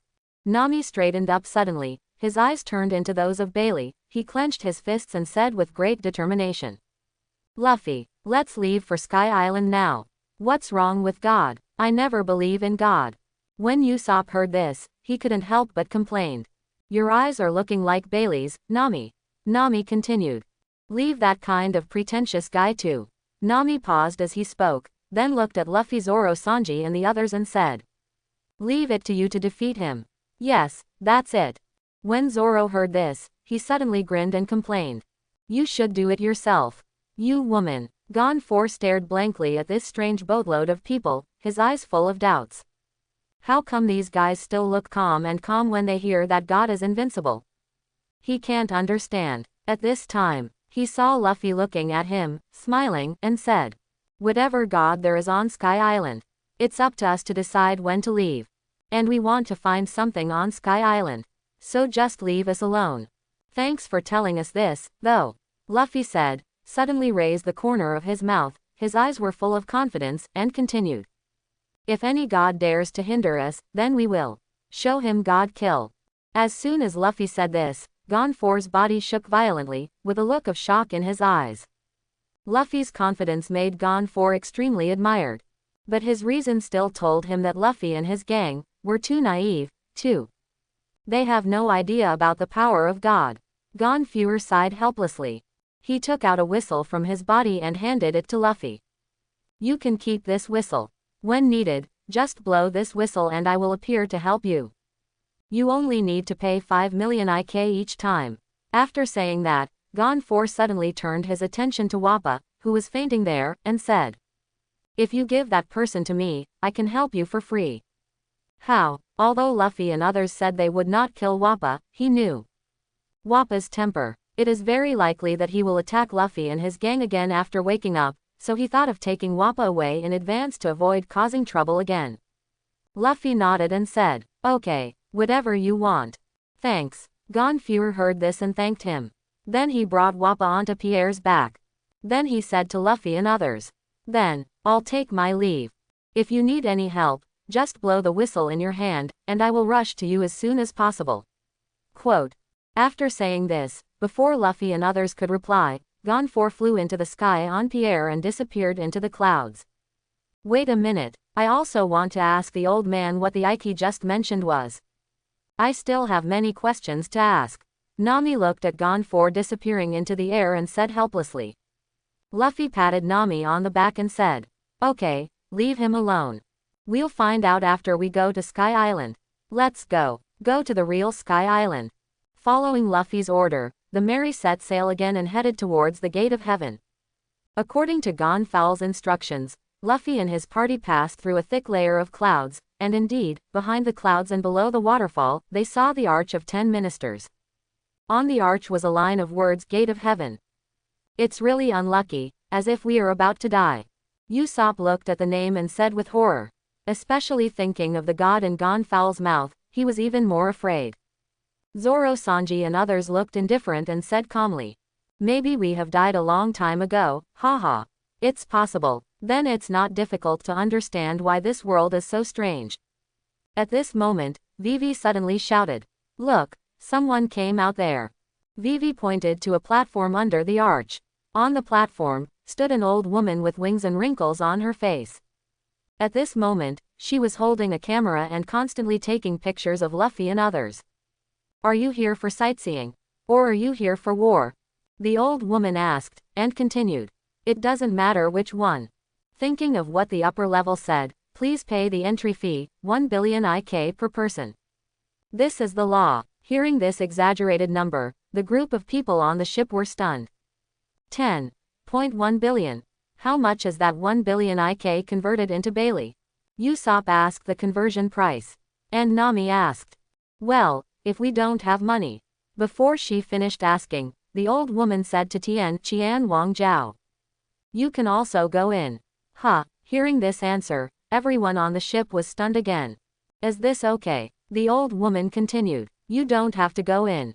I'm neither a gatekeeper nor a guard. I'm just asking what you think." As soon as these words came out, everyone on the boat couldn't help but want to complain. "You're asking nothing." But before they could say anything, Luffy said at this time, "We don't have money, but we want to go to Sky Island." The old woman said with a strange smile on her face. "Okay, are all 11 people going?" Luffy nodded. Yes. As soon as the voice fell, Luffy and others felt something approaching rapidly at the bottom of the cloud sea. Soon, 2 huge shrimp claws stretched out from the cloud sea. Then the old woman continued, "That's the special express shrimp of the White Sea, which will take you to the upper White Sea." As soon as she finished speaking, the Mary was caught by the special express shrimp and moved rapidly toward the upper layer along the current. At the same time, the old woman said to herself, "Heaven's Gate Supervisor, report immediately. Almighty God and all the priests, please punish the 11 illegal immigrants who are heading to the Kingdom of God, the Holy Land in the sky. Implement heavenly sanctions. ... With the help of the express shrimp, Luffy and his party crossed a ribbon-like cloud river, and finally saw these 10 signs at a cave entrance leading to the upper level. The Kingdom of God, Holy Land in the sky. We're here. There were shouts of surprise from the boat. Then, with the help of the express shrimp, they jumped out of the cave entrance and landed on the white sea of clouds. I see the island, someone shouted in surprise. Everyone immediately saw the island located above the clouds. The ground and the beach were all covered with white clouds. One house after another was hidden behind the clouds, looming. When everyone saw such a fresh scene, they immediately got off the boat and jumped onto the cloud ground. Oh, the ground is so soft and comfortable. It feels like a dream. The scenery here is so beautiful. All kinds of weird leaves and weird flowers. They look like balloons. Is this the legendary Sky Island? It's so magical. Did the ship that fell before come from here? It seems like there will be a history worth studying here. Wow, the whole Sky Island is so beautiful from the sky. Luffy, I want to go see other places, is that okay?" Vivi transformed into Qingluan form, flew over Sky Island, and asked Luffy. Luffy looked at Vivi's very excited look, smiled and said, "Pay attention to safety. If you feel there is any danger, come back to us quickly." After receiving Luffy's permission, Vivi nodded excitedly and said, "Yeah, I know." As soon as the words fell, Vivi's figure instantly disappeared from everyone's sight. Luffy and others were excitedly playing around on the beach, experiencing new things. At this moment, a melodious sound of the piano reached everyone's ears. When everyone heard the sound and went away, they saw a woman with small wings standing on a cloudy stone in the distance, playing the piano. And Luffy also recognized this person. Cornish. Canis walked towards everyone, smiling and saying hello. Hasso. After hearing these strange words, the murderer looked puzzled. Luffy looked at them like this and said, "This should be their way of saying hello." With that said, Luffy also said something to Canis. Hasso. Canis walked near the crowd and asked, "Are you from Qinghai?" Luffy nodded. Then, everyone started to communicate with Canis, getting familiar with each other and asking questions they wanted to know. Canis also remained patient and told everything he knew. As for the questions they asked, Luffy basically understood them. Then I came to the beach while holding a Sky Island coconut and drinking it. At this moment, he noticed someone riding something in the sea of clouds in the distance, approaching them quickly. As the man approached, Luffy also recognized the strange vehicle as the Wapa. What kind of ship is that? That one looks quite majestic. Others also looked over because of the huge noise and couldn't help but ask questions. When Canis saw this, he explained, "That's Wapa. The man riding the Vita is my father, Pragia." While he was talking, Pagaya lost control and rushed onto the beach and hit a tree. "Ah, sorry, you are not hurt." Pragia got up from the ground and immediately asked Luffy and others who passed by him. "You'd better ask yourself first." Usopp couldn't help but complain. At this time, Nami was looking at Wapa on the ground, and suddenly remembered something and said something. "Wait a minute, this Wapa looks like the one we picked up." After hearing this, Pagaya said, Oh, do you also have a Waiba? Nami nodded and said, we picked one up in the sea, but it was broken. Prajia said enthusiastically, can you show it to me? I'm a Waiba repair technician, maybe I can help you fix it. Nami was delighted when he heard this and said, really, thank you so much. While Nami directed Sanji to get the power ba, Luffy looked at the power ba on the ground with interest. Uncle, can I try your awesomeness? Prajia nodded and said, sure, but Waiba is very difficult to control, and ordinary people need to study for at least 10 years to barely master it. If you have never driven over a viper before, you will definitely fall. Before Pagaya finished speaking, he saw that Luffy was already very skillful in driving the Waiba, swinging and drifting in the sea. With the help of heaven-defying understanding, learning a powerful driving style is simple. See GUI, it's so awesome the first time I use it. I haven't mastered it until recently since elementary school. Canis opened his mouth in surprise and sighed. Looks like he's more skilled at driving than I am. Prajia also had a look of shock in her eyes. At this time, Nami couldn't help but be excited and shouted excitedly. Luffy, come back quickly and let me try. Luffy just wanted to experience this new feeling. So after hearing Nami's call, he drove the Waiba back and handed it to her. Soon, Nami relied on her own talent to drive the Speedmaster very skillfully. Seeing this again, Prajia and Canis were amazed. At this moment, Prajia suddenly remembered something, picked up the bamboo basket in his hand, and said to Luffy and others. By the way, I just went fishing in the sea, do you want to come to our house as guests? Bring that powerful guy of yours here too, I can just help you repair it 10 times. Luffy and others were immediately happy when they heard this. Then I'll trouble you. Sky Island cuisine. It sounds very appealing. Just when Luffy and others were planning to visit their home with Prajia and Canis, Vivi's figure suddenly appeared in everyone's sight. With a swoop, Vivi came to Luffy and others. She said with joy and excitement on her face. I found an island, Luffy. There is land on that island, and it looks completely different from other places on Sky Island. After hearing this, the others immediately became interested. Is there an island like Sky Island that has land? I really want to see what it's like. By the way, if the Golden Land is really on Sky Island, will it be on that island? As soon as these words came out, everyone suddenly became extremely excited. In the Golden Land, which pirate wouldn't dare to be interested? Seeing the excited Straw Hat crew, Prajia and Canis said with frightened faces. The island you are talking about should be a Pyado. That place is a forbidden area and cannot be visited. That's right, that's the realm of God. If ordinary people break in, they will be punished by God. Seeing the two of them looking so worried and fearful, Luffy smiled and said. Whoever punishes whom must be punished. Without waiting for Prajia and Canis to say anything else, Luffy continued. Okay, Uncle, Canis. Let's go to your house quickly. I can't help but try what Sky Island's meat tastes like. Prajia and Canis were worried about Luffy's words, but after all, it was someone else's business and they couldn't care less. Anyway, they didn't break God's rules. So, led by Pagaya and Canis, Luffy and his party went to their home. Canis' home. Sanji studies Sky Island cuisine. Prajia helped repair the Viba. Under the leadership of Canis, Luffy and others experienced all kinds of novel things. Under the introduction of Canis, all of them learned the most indispensable thing in life on Sky Island, Bay. Sound shell, lamp shell, wind shell and so on. Shellfish are available for almost every purpose. These new things are eye-opening for everyone. After a delicious meal, Luffy and his friends lay comfortably at Canis's house, enjoying the leisure time on Sky Island. I do not know how long it has been. Prajia finally came in from the door and said to Luffy and others.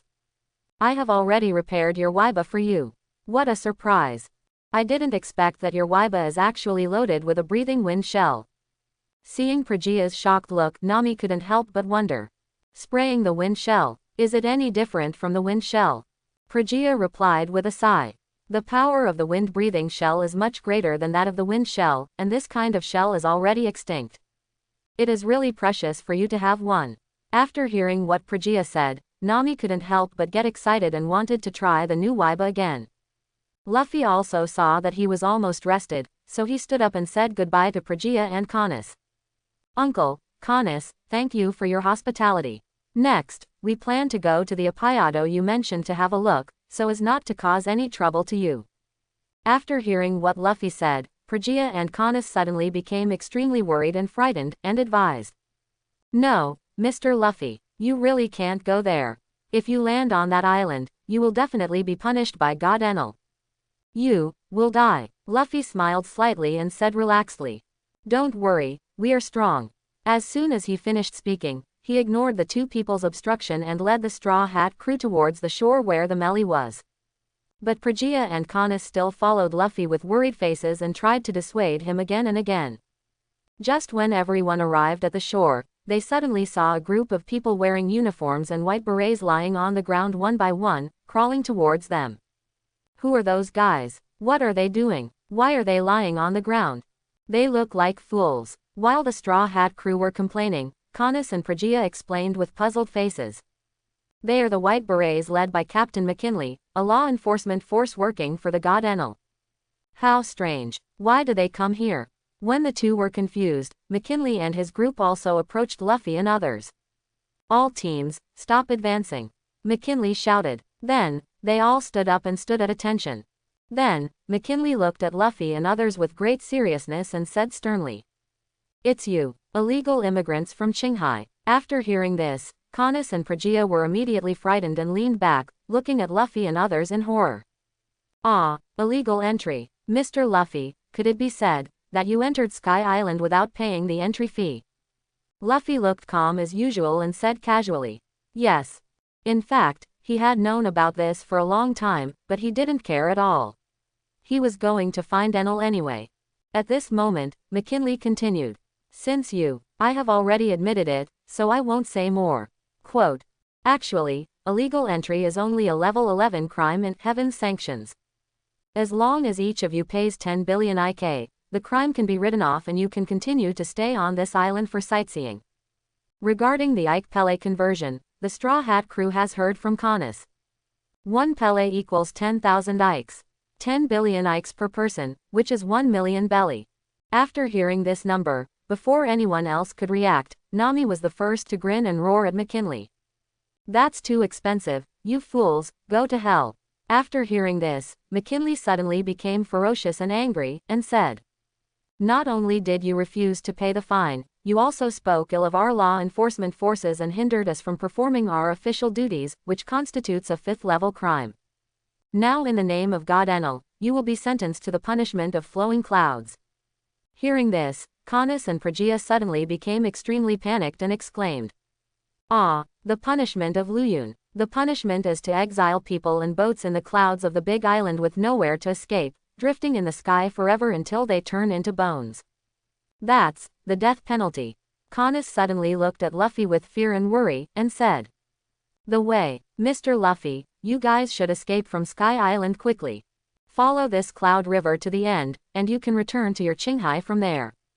Hearing that Caunus actually helped the criminal escape, McKinley immediately yelled at Caunus. You, a Sky Island woman, actually helped the criminal escape in front of our White Beret troops. Quote. You have violated the law of Heaven's sanction, which constitutes. Bang. Before McKinley finished speaking, he was punched in the face and was knocked out. You are so noisy. Luffy retracted his fist and said impatiently. Such a scene made the remaining White Berets extremely shocked and terrified. You actually beat our law enforcement forces, you have constituted. As those people were talking, Luffy glared at them. Suddenly, everyone was frightened and shut up, not daring to speak. And Luffy turned his head to look at Caunus, who was already terrified and stunned, and said. The laws of your Sky Island are all made by that god Enel. Caunus kept a frightened look and nodded mechanically. Luffy heard this and continued. It seems that this god has oppressed you deeply. Just saying 2 words casually will result in the death penalty. What's the use of such a god? Hearing Luffy say this, the White Berets and Caunus and his daughter were both extremely terrified. This was already a provocation to God. And Luffy continued. You helped us, so you will definitely accept God's punishment. FFLX. I will help you get rid of this god as a thank you for your hospitality and help. As soon as these words came out, the white beret troops suddenly became extremely panicked and exclaimed, You just spoke rudely to God, which has constituted a first-degree crime. Quote, The punishment of heaven is coming. Run, those people said, and they had already hidden hundreds of meters away. At this moment, Luffy saw that a dazzling white light was gathering above his head. Take them and hide away, Luffy said to the Straw Hat crew. Everyone nodded and took Canis and Pagaya to hide far away. At the same time, the dazzling white light above Luffy's head had gathered into an extremely huge ball of light. Boom! An extremely huge rumbling sound sounded from the sky. The next second, the ball of white light poured down like a waterfall. The lightning was diffused and energy gushed out. It was like an extremely huge white lightning column piercing through the sky and earth. Luffy's small figure was swallowed up instantly. Boom! There was another loud noise. The earth trembled continuously, and the huge energy wave spread outward, blowing up a gust of wind. Everyone around was frightened and shocked. Even the Straw Hat pirates were frightened by this amazing power. They were so shocked that they couldn't close their mouths. But soon, everyone exclaimed at the same time, Luffy! At this moment, Luffy had been swallowed up by the lightning column, which made everyone in the Straw Hat pirates extremely worried. Canis and Pagaya looked at such a scene and said desperately, It's too late. No one can survive the punishment of heaven. Mr. Luffy. As she said that, Anise couldn't help but shed tears. Mr. Luffy was such a good person, and he asked his friends to protect her at the last moment, but such a person. Canis felt sad and helpless. When people saw Luffy being swallowed by the huge lightning pillar, everyone had a look of horror on their faces. The Straw Hat crew and the Canis father and daughter were even more worried and sad. As for the white berets, they all looked frightened. That guy is dead. If he had listened to us and paid the fine earlier, this kind of participation in the drama would not have happened. It's useless. He insulted God Enel. This is the most critical reason. In this Sky Island, God Enel is the most inviolable being. Just when all of them were lamenting and sighing for Luffy, someone suddenly exclaimed, Hey, look, is there a figure there? Everyone looked around after hearing this. As the thunder pillar gradually dissipated, a figure did emerge from it. And as that figure became clearer and clearer, boom! Everyone felt as if their brains were shaken, as if they were struck by lightning, and their eyes were filled with shock and disbelief. How is it possible? Why is that Straw Hat guy still standing there? How did he do it? Am I really not dreaming? He actually survived God Enel's punishment from heaven. And he seems to be unscathed. Is this really something ordinary people can do? What is going on? Is that guy also a god? When the white berets were shocked, Canis and Pagaya were equally shocked. See, Gooey, Mr. Luffy is really amazing. He can withstand the punishment of heaven. But it's great that Mr. Luffy is okay. Not only them, the Straw Hat crew was also extremely shocked, but more of a surprise. Quote ... question mark exclamation mark quote. Great, Luffy is okay. I knew that guy would be fine. As expected of our captain. But it was really worrying just now. That thunder pillar looked really scary. But how did that guy do it? Under such a horrific attack, he didn't even take his hair and was not injured. In the middle of a Pyado island, there is a huge vine. There is a shrine in the clouds above the vines. At this time, inside the shrine, Enel was eating fruit, enjoying the leisurely entertainment of God, and eavesdropping on various sounds on the island. This is the most common thing he does when he is bored. Whenever he hears someone on the island saying something insulting to him, he will impose heavenly sanctions on them. As Enel listened to various sounds, one of them caught his attention. It seems that this god has oppressed you very deeply. Just saying a few words is punishable by death. What's the use of such a god? If you help us, you will definitely accept God's sanction. FFLX. I will help you get rid of this god as a thank you gift for hosting us and helping us.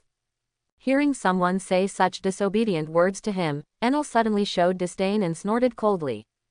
Humph, stupid Qinghai people, I have no idea how terrifying I am as a god. Just go to hell. After Enel finished speaking, he released a divine sanction with an expression as if he was looking at an ant. Then, he continued to eat fruit leisurely and listen to other people's voices. Suddenly, Enel froze mid-bite of the fruit and sat there blankly, like a puppet. Seeing such a scene, the 4 priests under him looked puzzled and spoke in confusion. What's wrong, Lord God Enel? You look so ugly. Are you feeling unwell? Idiot, how could Lord Enel be feeling unwell? Did something happen? Enel frowned at this moment, his eyes were full of shock and confusion, and the expression on his face was extremely stiff, and he spoke slowly. Someone has endured my heavenly punishment, and survived. After hearing this, several priests immediately exclaimed in surprise. How is it possible? Even our priests dare not touch it easily with the power of your heavenly sanctions. Yes, with such terrifying power, how can anyone survive? Are there such people on Sky Island? Dare to ask Lord Enel, who is the other party? Enel said, still in shock. It's those Qinghai people who entered the country illegally. Just now he said he was coming to kill me, so I imposed a heavenly sanction on him, but I didn't expect him to survive. After hearing this, several priests suddenly showed angry expressions. How dare you say such disrespectful words to you, Lord Enel? Please order us to help you get rid of this person. Please give the order to Lord Enel. After listening to the words of several priests, Enel's eyes sparkled with interest and he said, No, leave that person to me. I have been running around Sky Island for so many years, but I have never met a decent opponent. Didn't that group of people say they were coming to kill me? Then I'll wait for them here. Let me see, that guy can bring me some fun. Yeah, ha ha ha ha. Enel suddenly laughed loudly, his face full of confidence and excitement. Several priests watching this scene were amazed in their hearts. The invincible master of Sky Island, he is worthy of being a god, Lord Enel. At this moment, Enel gradually stopped laughing and said to several priests, You go and get ready. Sandia's group should be preparing to attack Apayado again soon. Before we leave, let's end it with them for the last time. Luffy sighed. After walking out of Enel's heavenly punishment unscathed, he came to the Straw Hat crew. When everyone saw this, they gathered around and looked at Luffy like he was a monster. How the hell did you do that? Why doesn't it look like you have anything? Yes, that Lezu just looked so scary to death.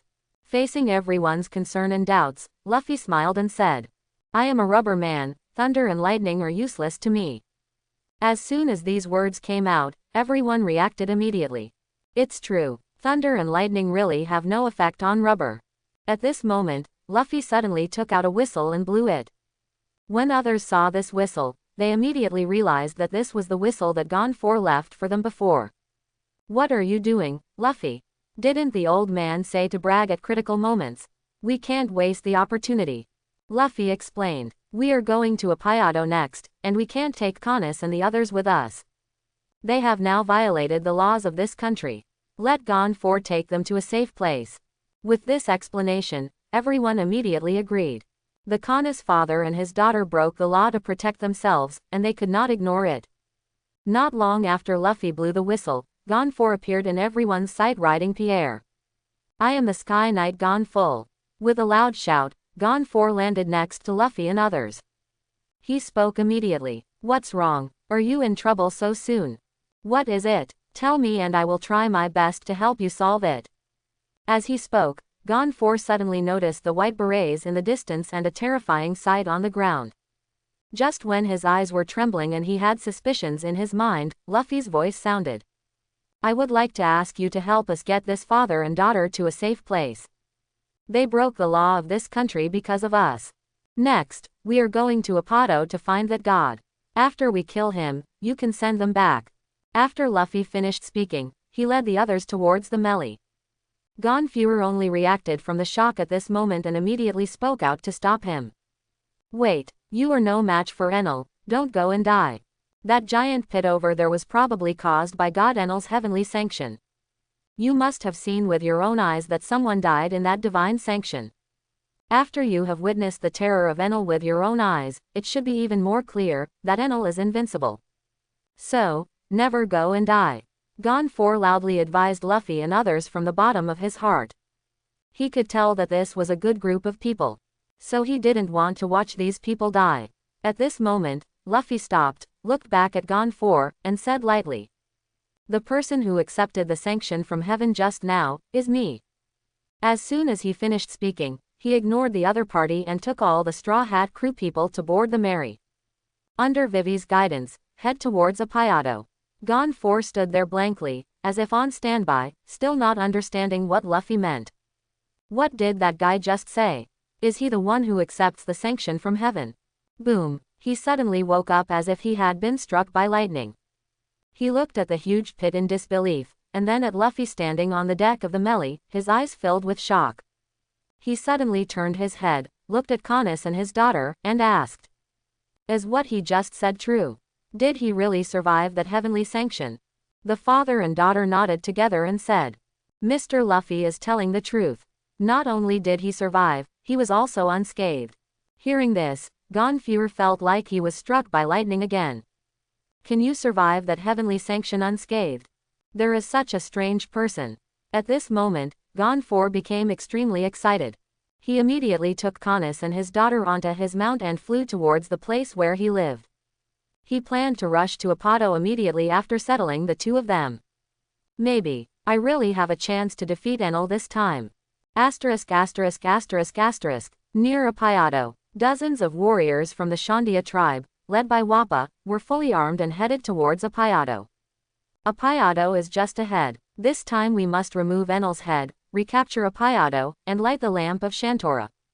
Wapa looked extremely determined and said to dozens of soldiers. Det. Everyone shouted in unison when they heard this, and they were all full of momentum.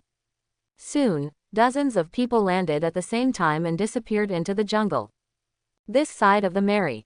Under Vivi's guidance, Luffy and his party finally saw the island with soil after sailing for a while.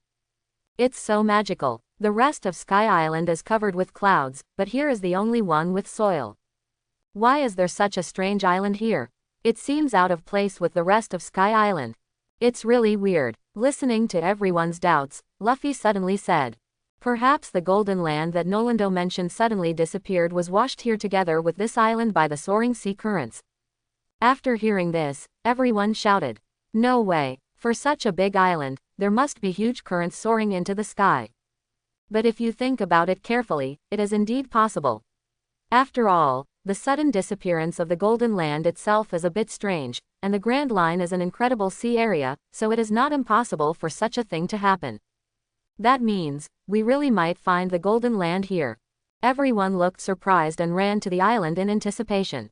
However, not long after landing on the island, everyone's faces quickly became serious. They found many defeated people on the island, as well as various traces of battles. It seems that someone landed earlier than us and started fighting here. Look at how these people are dressed. They look like the person who attacked us when we first arrived at Sky Island. They are indeed dressed the same. Is this the territory of those people? Listening to other people's speculations, Luffy shook his head and said, "They should be here to attack. Didn't Canis say, this is the domain of God Enel? It looks like this group of people had a fierce battle with Enel's men." Luffy said, turning on the sense of sight, releasing it to the greatest extent, and sensing the aura of the island. Soon, he locked onto the place where the battle was fiercest at the moment. Then he opened his mouth and said to everyone, "I've almost found Enel's location, let's go." Luffy didn't let the others scatter before finding Enel. Although Enel's ability is ineffective against him, it is still very powerful for others. He didn't want to give Enel a chance to knock someone down or kill him when they were scattered. When Luffy led everyone towards the battlefield, Apayado's huge vines were here. Wapa led the few remaining Sandia warriors and was having a fierce battle with several priests. Looking at the comparison between the two sides, it is obvious that the Sandia warriors suffered heavy casualties, and each of the several priests looked lively and vigorous. Retreat, Wapa. Our attack this time has been almost defeated. Just the few of us will definitely not be able to defeat these priests now, let alone Confucian Temple Road. A Zandian warrior suggested to Wapa. Wapa looked at the priests opposite, his eyes full of anger and unwillingness, and said, "No, this is the closest we are to Enel. As long as I break through the siege of a few of them, I can climb up the giant vine and reach the shrine where Enel is." Wapa said and touched his right hand. He hid a volley shell in his right hand, which was extremely powerful. He just wanted to use this to defeat Enel. But at the same time, because the impact of the shell attack is too great, it will bring a great burden to the user, and even one use will cause ordinary people to be shattered to pieces. And with such a strong body like him, I'm afraid he can only use it 2 or 3 times. So from beginning to end, he never used it casually.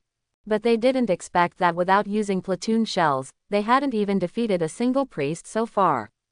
While Wapa and the others were communicating, several priests on the opposite side also heard their words and started speaking one after another at this moment. It's useless. You can't reach the shrine with us here. That's right. That's right. Give up quickly. God Enel is invincible. There is no way you can defeat God Enel. Hurry up and deal with these people. Those Qinghai people seem to have landed on this island, and we have to rush to deal with those people. After the several priests finished speaking, they prepared to kill these people in front of them in one fell swoop. But at this moment, both sides saw a flash of lightning, turning into a figure, blocking the middle of the battle between the two sides. In an instant, everyone's eyes trembled. Wapa immediately frowned and roared in an angry voice. Enel, lose. Seeing the newcomers, the whole audience was shocked. Several priests spoke up. Lord God Enel, why are you here? Is it because of those Qinghai people? Don't worry, we will deal with them right away, because we will intercept those Qinghai people. Hearing the words of several priests, Enel looked lazy and said carelessly. I'm just a little bored waiting. The Qinghai people are rushing here, don't worry about them, let's wait for them here. Quote. As he said that, Enel yawned. Then he kept his lazy look, looked at Wapa, and suddenly raised his mouth slightly, saying, before fighting the man who survived the punishment of heaven, I'll have some fun with you. Haven't you always wanted to defeat me and take back this island? I'll tell you, I'm going to leave here. Before I leave, I'm going to destroy this island, along with the entire Sky Island. So, I'll give you one last chance. If you want to take back this island, try your best to stop me. Yeah, ha ha ha. Enel opened his arms and laughed loudly. But the Shandians, including Wapa, were extremely shocked when they heard Enel's words. Wapa said in a deep voice with endless anger in his eyes. What did you just say, you fool? You want to destroy Arpado?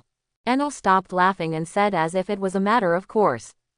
That's right, this is not the place of Sky Island, so I'm going to let it return to the ground and destroy the entire Sky Island. And I will go to the place with endless base in my dream, the infinite land. Quote. Wapa didn't care where Enel wanted to go. He was just filled with anger when he heard that Enel was going to destroy the Apaya. You fool, go to hell. Wapa roared, then leapt in front of Enel. He pointed his right palm at Enel's heart. Enel saw this scene, sneered, and said calmly. Is it the impact shell? Wapa frowned and said in a deep voice. No, it's the repulsion shell that is 10 times more powerful than the impact shell. Hearing this, Enel was a little surprised, but still remained calm and said. It seems that you are very determined. But it's useless. I am a god, I am invincible. You can't hurt me. Wapa snorted and said, Enel, have you ever heard of sea stone? This stone contains the power of the sea and can prevent people with special abilities from using it. You, go to hell. Wapa roared and released the repelling shell. Enel was extremely shocked and wanted to stop it, but it was too late. And his ability was restricted by sea stone and could not be used. Boom, a violent roar. A big hole was directly punched in Enel's body. Wapa's arm also fell down weakly after being hit. The whole place fell into a deathly silence. Several priests looked at Enel lying there motionless and were extremely shocked. God Enel was defeated by that guy. Impossible, God Enel is invincible.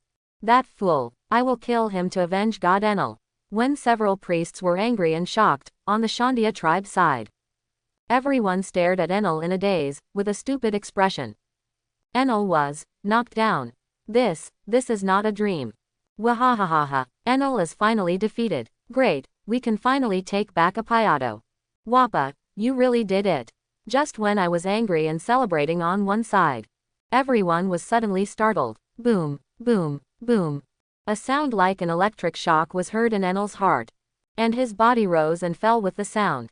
In just 10 seconds, everyone was extremely shocked to discover. Enel actually opened his eyes again and stood up from the ground.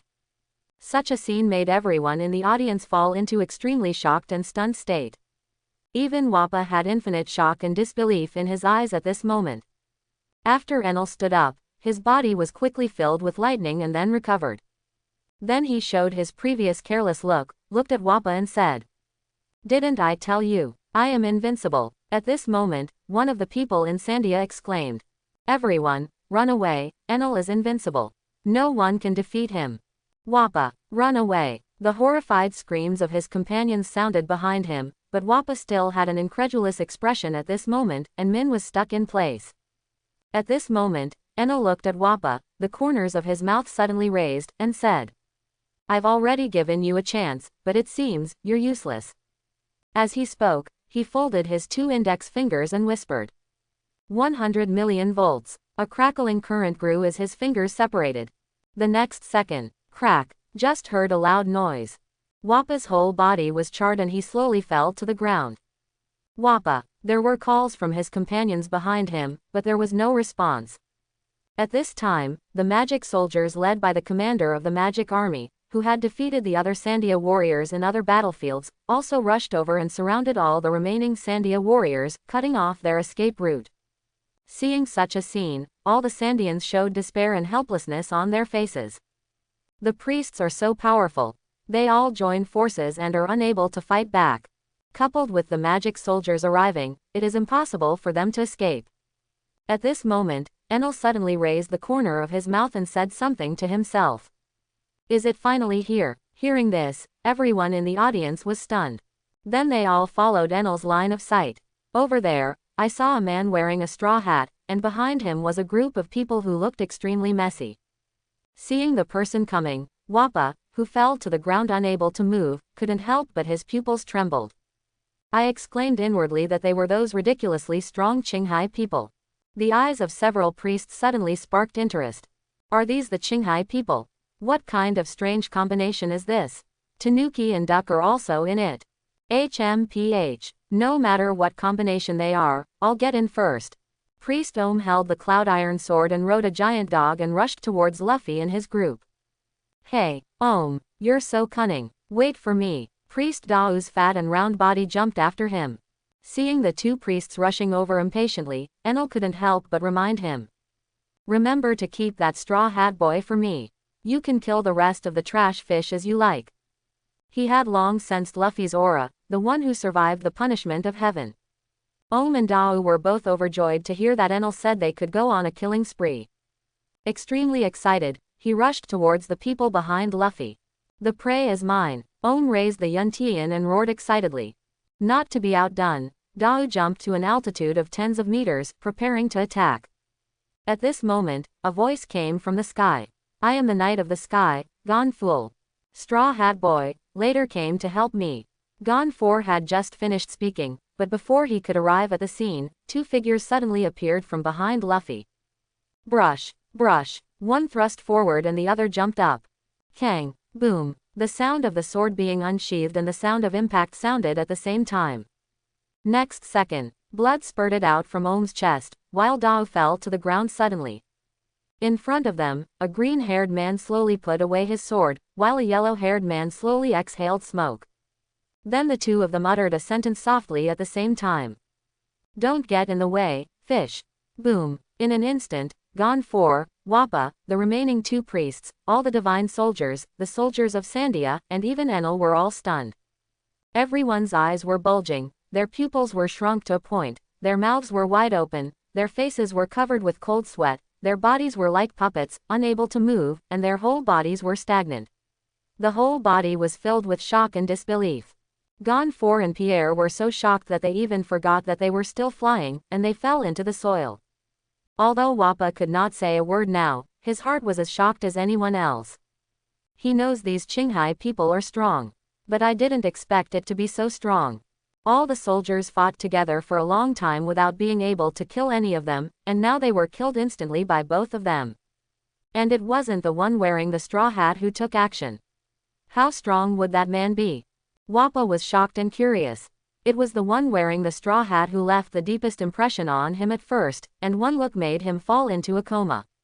As for the divine soldiers and Sandia warriors, After everyone recovered from the sluggishness, they fell into complete shock. How? How is it possible? He actually killed those two powerful priests instantly. They are the strongest men besides God Enel. They were killed with just one blow.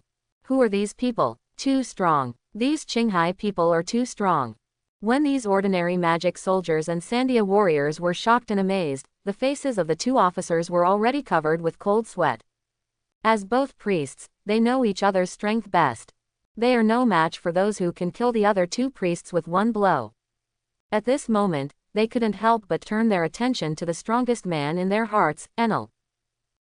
The moment they saw Enel, both priests were stunned. At this moment, Enel's eyes were bulging outwards, his pupils shrunk to a point, his jaw seemed to be dislocated, and his nose was dripping with mucus. His expression was even more exaggerated and shocked than theirs. Lord Enel, Priest Shura shouted. Only then did Enel recover from that expression. At this moment, Enel looked at the Straw Hat crew in front, his eyes filled with shock. This is the first time he has seen anyone but him. Outsiders can kill these priests instantly. So I couldn't help but be shocked. But after recovering at this moment, Enel quickly returned to his previous arrogant and confident appearance. Looking at Luffy and the others, they laughed. Yeah, ha ha ha ha. I didn't expect you guys to have some strength. It seems that I underestimated you. As he spoke, Enel looked at Luffy, raised the corners of his mouth, and said, "It's you, the man who escaped from my divine punishment. You were the one who said you wanted to knock me down, right? I hope you can make me have a little more fun and bring me a little excitement. Don't be like that Sandian guy just now. I couldn't stand up before I exerted my strength," Enel said with infinite confidence and playfulness in his eyes. Luffy couldn't help but smile when he heard this and said thoughtfully, "You want something exciting? I happen to have a new ability and I need a test subject, so I'll use you to try it out." As soon as he finished speaking, Luffy took 2 steps forward and stood up. Seeing this scene, Straw Hat crew was full of expectations. They were looking forward to what the new ability Luffy was talking about was. The remaining priests and divine soldiers are also looking forward to it. But what they were looking forward to was seeing Enel ruthlessly defeat and eliminate Luffy. As for the Sandians, each and every one of them has returned to their previous desperate and helpless appearance. They were completely shocked and despaired by the scene where Enel had just come back to life. So even though I saw Luffy standing up at this moment, I still didn't have any hope. It's useless, Enel is invincible.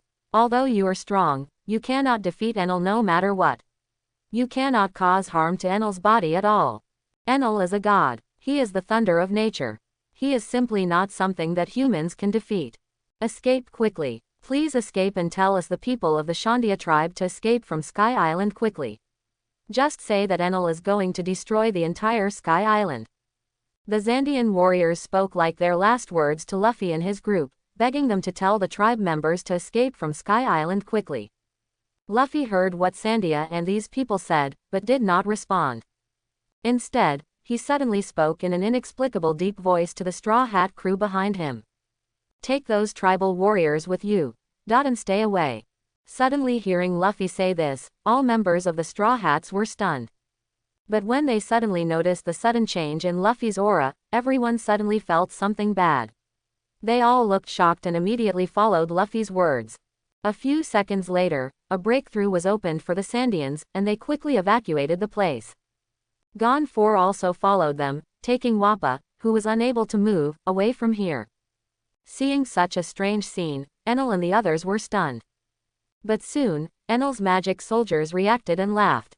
"Ha ha ha, did you know that our Lord Enel was going to show off your power, so you all ran away in fear? But it's useless, no one can escape Lord Enel's attack. Lord Enel, hurry up and give them some color." The divine soldiers cheered and encouraged. After hearing the encouragement from his subordinates, Enel also raised the corner of his mouth slightly and stood up. He looked at Luffy with amusement in his eyes and smiled confidently. "Don't let me down." Luffy didn't reply. Instead, he suddenly closed his eyes and took a deep breath. Enel and his men, including the Straw Hat crew who were hiding in the distance, looked at this scene with doubts on their faces. I don't know what Luffy is doing. And Luffy was breathing in and out. His consciousness seemed to be constantly digging into his heart, searching for something. Intel. Boom, boom, when a sound like a drum beat sounded in Luffy's heart. Everyone in the room saw it.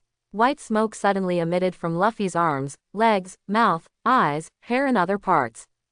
As the white smoke continued to rise, his hair, eyebrows, and even his clothes began to turn completely white. A flaming cloud like a white ribbon also slowly emerged, hanging behind his neck and suspended in midair. At the same time, Luffy suddenly burst out with an unparalleled powerful energy. Crack, crack, a series of terrifying purple-black lightning suddenly appeared around Luffy's body, crackling and exploding like crazy, destroying and blowing up all the ground, rocks, and even magic weapons around him, ignoring the target. The ground cracked and gravel flew. The world also became dark at this time. With Luffy as the center, there seems to be a purple-black barrier covering the entire Apayado. Turn the entire island from day to night in an instant. Huge momentum and earth-shattering energy continued to spurt out from Luffy. He seemed to have endless energy, constantly emitting purple-black lightning that frightened everyone. The area where he was turned into a terrifying hell that no one dared approach in the blink of an eye. Such a terrifying scene shocked the Sandians, Gon 4, Straw Hat Crew, and Enel's magic soldiers. Even all the residents as far away as Sky Island saw such a terrifying scene on Apayado Island. All of them looked in the direction of Apayado with frightened expressions. The magic soldiers around Luffy were running away frantically to avoid Luffy's purple and black lightning, while shouting constantly. What's going on with that guy? Why can he also release lightning? And he looks so scary, doesn't he? He's like a god. How come a mere Qinghai person can do this? Ah!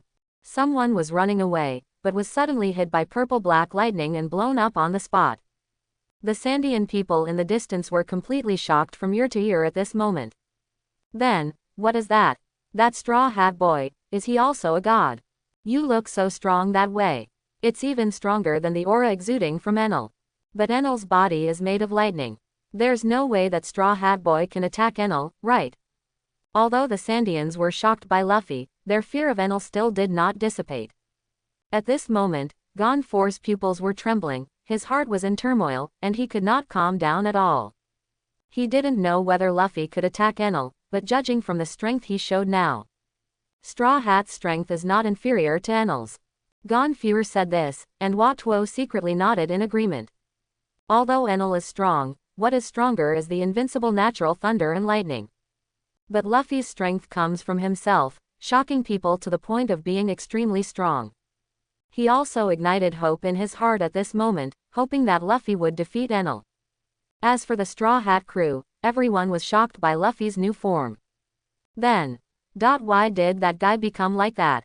His hair and clothes all turned white. I don't know what happened, but that guy must have become ridiculously strong after becoming like this. I've lived with Luffy for so many years, and this is the first time I've met him. It's really amazing. What kind of monster is that guy Luffy? It feels like he is progressing faster than us who train crazily every day. This makes us look like waste. See Gooey, Luffy is so strong. I have to train hard to become a monster like Luffy. On Enel's side, he acted very calmly. The lightning around Luffy can be released with more power. He just wondered why Luffy could also release lightning, but it was still black lightning. At this moment, the purple-black lightning around Luffy gradually calmed down until it disappeared. Luffy also slowly opened his eyes at this moment, and the corners of his mouth raised at the same time. Whisper something. Fifth gear Nika form. Luffy had just finished speaking, before anyone else could react. Everyone saw that the ground around him suddenly became like waves, undulating up and down, and looked full of elasticity. Everyone in the audience was shocked when they saw this scene. What's going on? The ground suddenly became so elastic, almost like ocean waves. Did Straw Hat do it? Does he still have the ability to change the environment? I don't know what's going on, but that Straw Hat Boy looks very strong. While the others were sighing with emotion, Enel suddenly smiled disdainfully and said, "That's it. You are not an ordinary person either. It's just Paramesha, not worth mentioning at all." He didn't know what Luffy's ability was before, and maybe he had a little doubt and fear. But now I know that Enel doesn't take Luffy seriously at all. Paramesha and his Logia are not comparable at all. Enel was full of confidence at this moment and said with a contemptuous expression. In front of me, everything you do is useless. Because, I am, Shinba. As soon as he finished speaking, Enel suddenly raised his arm and shouted loudly. God's sanction. His entire arm instantly turned into a lightning pillar, blasting towards Luffy. The huge thunder pillar completely submerged Luffy's figure. The surging energy frightened the people around him, and the dazzling light also made them unable to open their eyes. Saw such a scene. The Sandians were immediately disheartened. It's over. If you are hit head-on by that divine sanction, there is no possibility of surviving. Enel is too strong. No one can defeat him. Apayado and Sky Island. Are going to be destroyed. The divine soldiers were in full bloom at the moment. Ha ha ha ha. That straw hat boy is no match for Lord Enel. Lord Enel just moved his hand and killed him. Lord Enel is the strongest. Long live Lord Enel. Listening to the cheers and compliments of his subordinates around him, Enel remained expressionless. Because he felt through the hard network that Luffy's aura had not disappeared. Just like that time when he released God's sanction from a distance.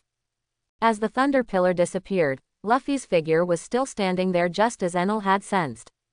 Escaped again, Enel muttered. Suddenly the corners of his mouth raised, and he struck the thunder drum behind his back with the weapon in his hand.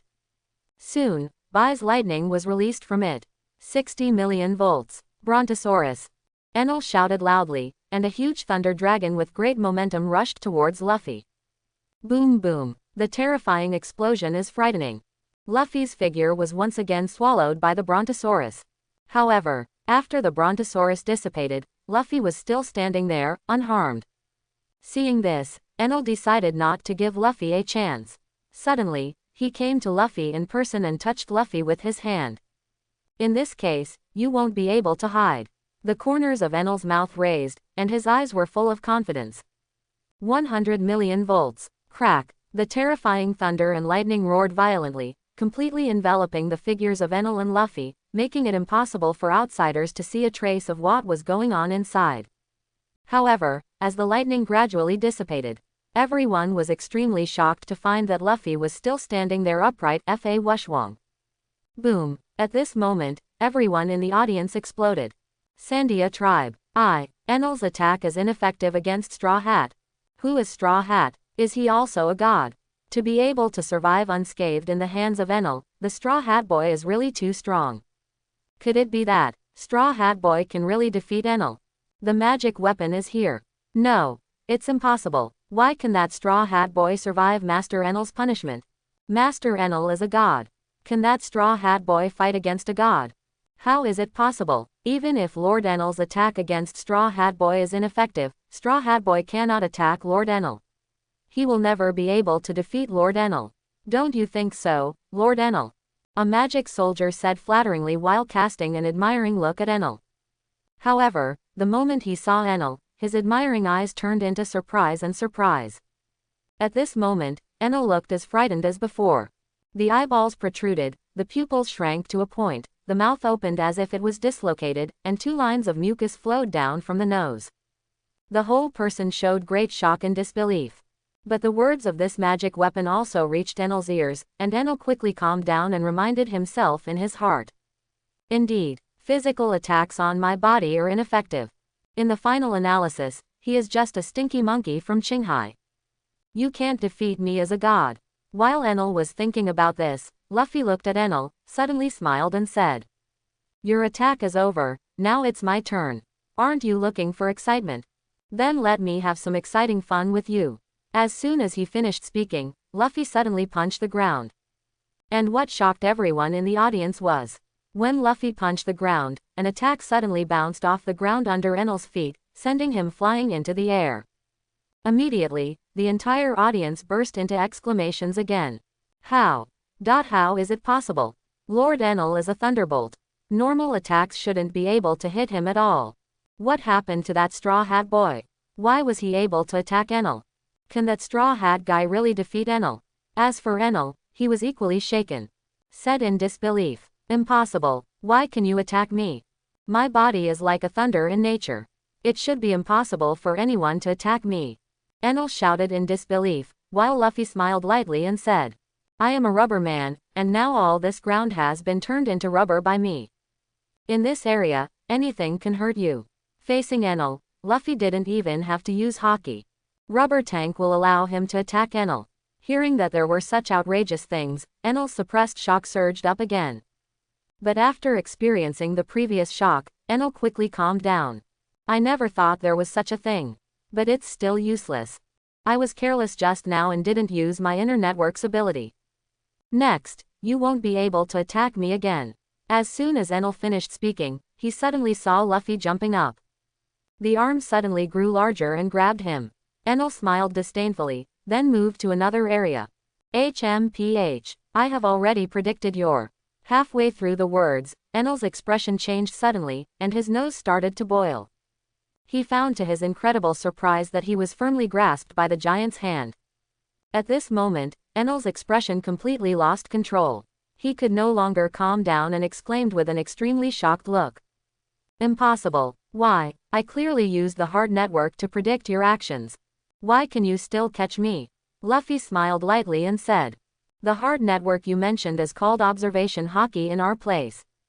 My observation Haki can already foresee the future. How could you possibly escape this? When Enel heard this, his heart was shocked to a new level. Foretell the future. How is it possible to do something like that? You monkey from Qinghai, let me go quickly. Why can't I break free? Enel wants to turn his body into lightning and escape from Luffy.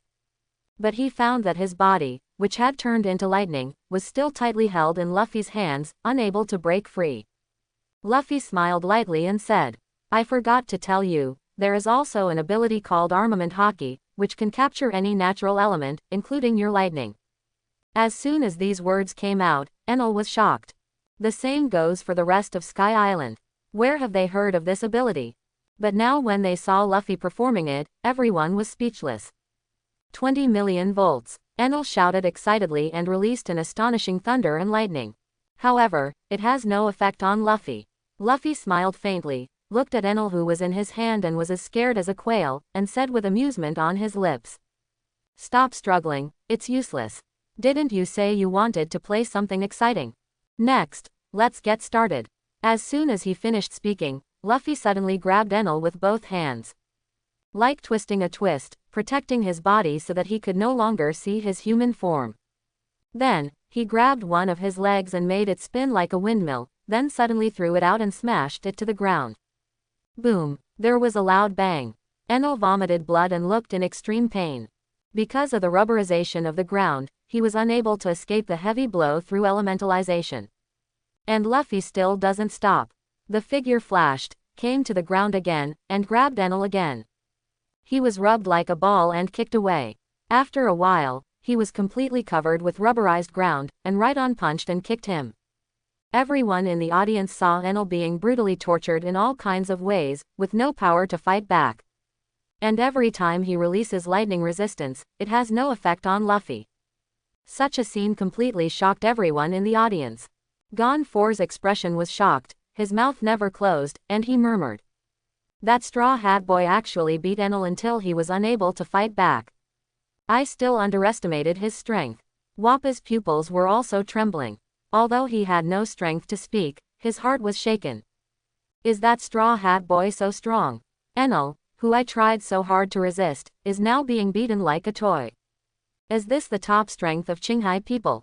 Compared to him, those Qinghai people I met before are completely useless. The other Sandia warriors were dumbfounded at this moment. Am I really not dreaming? That invincible Enel is being beaten so hard that he doesn't even have a chance to resist. That Straw Hat Boy is so strong. He can beat Enel just as easily as Enel can beat us. Although what you said is correct. But it sounds very unpleasant. But having said that, that Straw Hat Boy is too awesome. I think he is the real god. Straw Hat Crew here. That guy Luffy seems to be having fun. Is this the god that Sky Island people fear? He looks too weak. It's not that the god is too weak, it's that the monster is too pervert. It's completely immune to lightning attacks. That's true. Such a terrifying lightning attack is unbearable for ordinary people like us. Only Luffy's special physique can ignore lightning. But having said that, Luffy's form is much stronger than other forms. Not only can his body change more freely, but the surrounding environment can also be affected. I even saw that Enel's body was turned into rubber just now. Same. That's right. You must ask him what his ability is after the battle is over. The divine soldiers were already frightened. Seeing the invincible god they believed in being tortured in all kinds of ways, how could they continue to maintain their faith? At this moment, everyone started to run away in great panic. But they have oppressed Sky Island and the Sandians for so long, how could Foer and the Sandians let them go so easily? At this moment, everyone was chasing after them. The remaining 2 priests were also stopped by Vivi. Not long after she gained her abilities, she needed to rely on her opponents to familiarize herself with them and improve them. When the remaining priests and divine soldiers were hunted down, Enel sighed. At this moment, he was being tossed around on the rubber floor like a big snot by Luffy. As a Logia, it had been how many years since he had experienced the feeling of falling on his face and still feeling pain. But now, he was on the left and right, and his 2 cheeks were as swollen as a pig's head. Not only that, other parts of his body have also been tortured by Luffy until they become humanoid. I saw that his expression was more frightened than a quail, and he kept begging loudly to Luffy. It's so exciting. No more fun. I won't play anymore. Stop. Stop it. Luffy was having fun when he suddenly heard Enel's voice and said with dissatisfaction. No more fun. I'm just having fun. And didn't you say you were looking for excitement? How can this little stimulation be enough? After saying this, Luffy ravaged Enel even more vigorously. Seeing this scene, the Straw Hat crew who rushed to the area as well as the Sandians and divine soldiers fighting nearby couldn't help but lament for Enel. Why do I suddenly feel that this god is so pitiful? I feel the same way. To be honest, I'm starting to sympathize a little with this guy who claims to be a god. No way. Who made him have the misfortune to meet the monster Luffy? It's really so miserable. Everyone shook their heads at the same time and sighed, because Enel was silent. Boom. After kicking Enel like a ball again, Luffy saw. Enel suddenly turned into a bolt of lightning, teleported away, and distanced himself from Luffy. Then, Enel frowned angrily, gritted his teeth, and spoke in a deep voice. You're just a monkey from Qinghai, you are really too presumptuous. I am a god. How dare you insult me as a god like this? Be prepared. For the wrath of God. After Enel finished speaking, everyone saw that his body suddenly turned into a ball of extremely blazing and dazzling white lightning. The surging energy exploded from the thunder light. Crack, crack, waves of thunder and explosions sounded one after another, and everyone who heard it was extremely frightened. And as the white lightning gradually faded away, everyone saw that Enel turned into a huge thunder giant at this moment. His momentum also became stronger than ever at this time. 20 million volts Thor. Enel, who transformed into a thunder giant, roared. Waves of thunderous crackles and explosions came from his body, just like his words were like thunder, and those who heard it were frightened. At this moment, Enel's self-confidence reached its peak again. In this form, he felt that he was invincible. He looked at Luffy opposite and shouted proudly and arrogantly. How about it, Qinghai monkey? Did you see it? This is my true strength. You are just an ability user from Paramesha, how can you possibly defeat my strongest Logia? I am God, the strongest in nature. The god who controls thunder and lightning. I am, the invincible God. Enel roared loudly, announcing his status and identity as a god to everyone. And his behavior did have an effect. Seeing Enel with such amazing momentum, those magic soldiers once again ignited their hopes. Everyone cheered for Enel. Lord Enel, defeat that Qinghai man. Lord Enel is invincible. Lord Enel is the strongest. Lord Enel is the true God. Not only the magic soldiers, but also the Sandia soldiers stopped at this moment and once again paid attention to the battle situation on Luffy and Enel's side. Enel's posture at this moment still made them feel faintly worried about Luffy. For ordinary people like them, thunder and lightning in nature are frightening. What's more, Enel has now turned into lightning itself. Can you win, Straw Hat? We must win, boy. Sky Island's survival depends on you, Straw Hat. Absolutely. I'm going to win. The people of Sandia chanted wildly and made requests to Luffy. Luffy, on the other hand, looked at the imposing Enel across from him, smiled calmly, and said, Indeed, you who transformed into thunder and lightning can be considered a thunder god. B. You are not the only one who is a god. Hearing what Luffy said, everyone was attracted and looked at him with curiosity on their faces. Then, they saw Luffy suddenly smile, open his arms, look at the sun in the sky, and said, D. Sun God. As soon as he finished speaking, everyone saw an earth-shattering aura suddenly erupting from Luffy. The surging energy was released from his body, even lifting the nearby ground. I saw Luffy jump up suddenly. The figure instantly appeared hundreds of meters in the sky. And it happens to be reflected in that red sun. It seems to be one with the sun. Then, Luffy stretched his right hand back, as if he wanted to reach into the sun. And as he stretched his fist back, the fist also continued to grow bigger. Surging energy continued to surge toward that fist. Even the surrounding clouds are attracted by the agitation and gradually adhere to it. Under the blazing red sun, it seemed to have formed a red flaming cloud that was slowly flowing like a black hole. At the center of the flame, a dark self-fist the size of a warship slowly emerged. Come on, Thor. Luffy looked down at Enel below, with a smile on his lips and confidence in his eyes. When Enel saw this scene, he was completely inspired to be competitive. He also began to accumulate strength at the same time, and the surging thunder and lightning gathered in his right fist in the blink of an eye, which looked equally astonishing. He looked at Luffy in the sky, who seemed to be integrated with the sun, and shouted loudly. What sun god? Thunder god. There is only one god in this world. That's me, God Enel. With a heart-rending roar, Enel held a giant thunder fist and jumped up, reaching the same height as Luffy. Luffy waved his right fist and moved forward to meet him. So. The roars of the two men resounded throughout the world at the same time. Everyone in the audience held their breath and concentrated. Even people as far away as Sky Island saw the scene of the blazing red and dazzling white light about to collide, and they all watched intently. Boom! There was an earth-shaking sound that shook the entire Sky Island. The whole Apayado was trembling madly. The surging energy kept spurting out between the fiery red and white light. There were violent gusts of wind. The entire Sky Island, including everyone at the scene, was heartbroken when they saw the shocking collision. Their hearts were shocked and frightened, and they all lamented the surge and power of the two energies. Righto. What made everyone's shock rise to a new level again was, they felt terrified when they looked at it. The unimaginable white light was completely extinguished the moment it came into contact with the fiery red light. It didn't last long before it was completely extinguished. In the blink of an eye, the entire sky was left with only that dazzling fiery red color. And everyone in Sky Island also saw at this moment that a shadow wearing a straw hat was reflected in the fiery red mass that seemed to blend into the sun.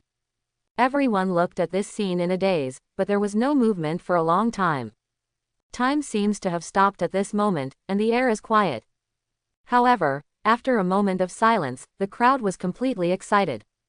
The warriors of the Shandia tribe cheered like crazy. Win! Straw Hat really won. Great! Enel is finally defeated. In this way, Sky Island and Apayado will not be destroyed. Straw Hat Boy is too strong. You saved Sky Island and Apayado. You are the benefactor of Sky Island. Straw Hat Boy, you are the real god, the sun god.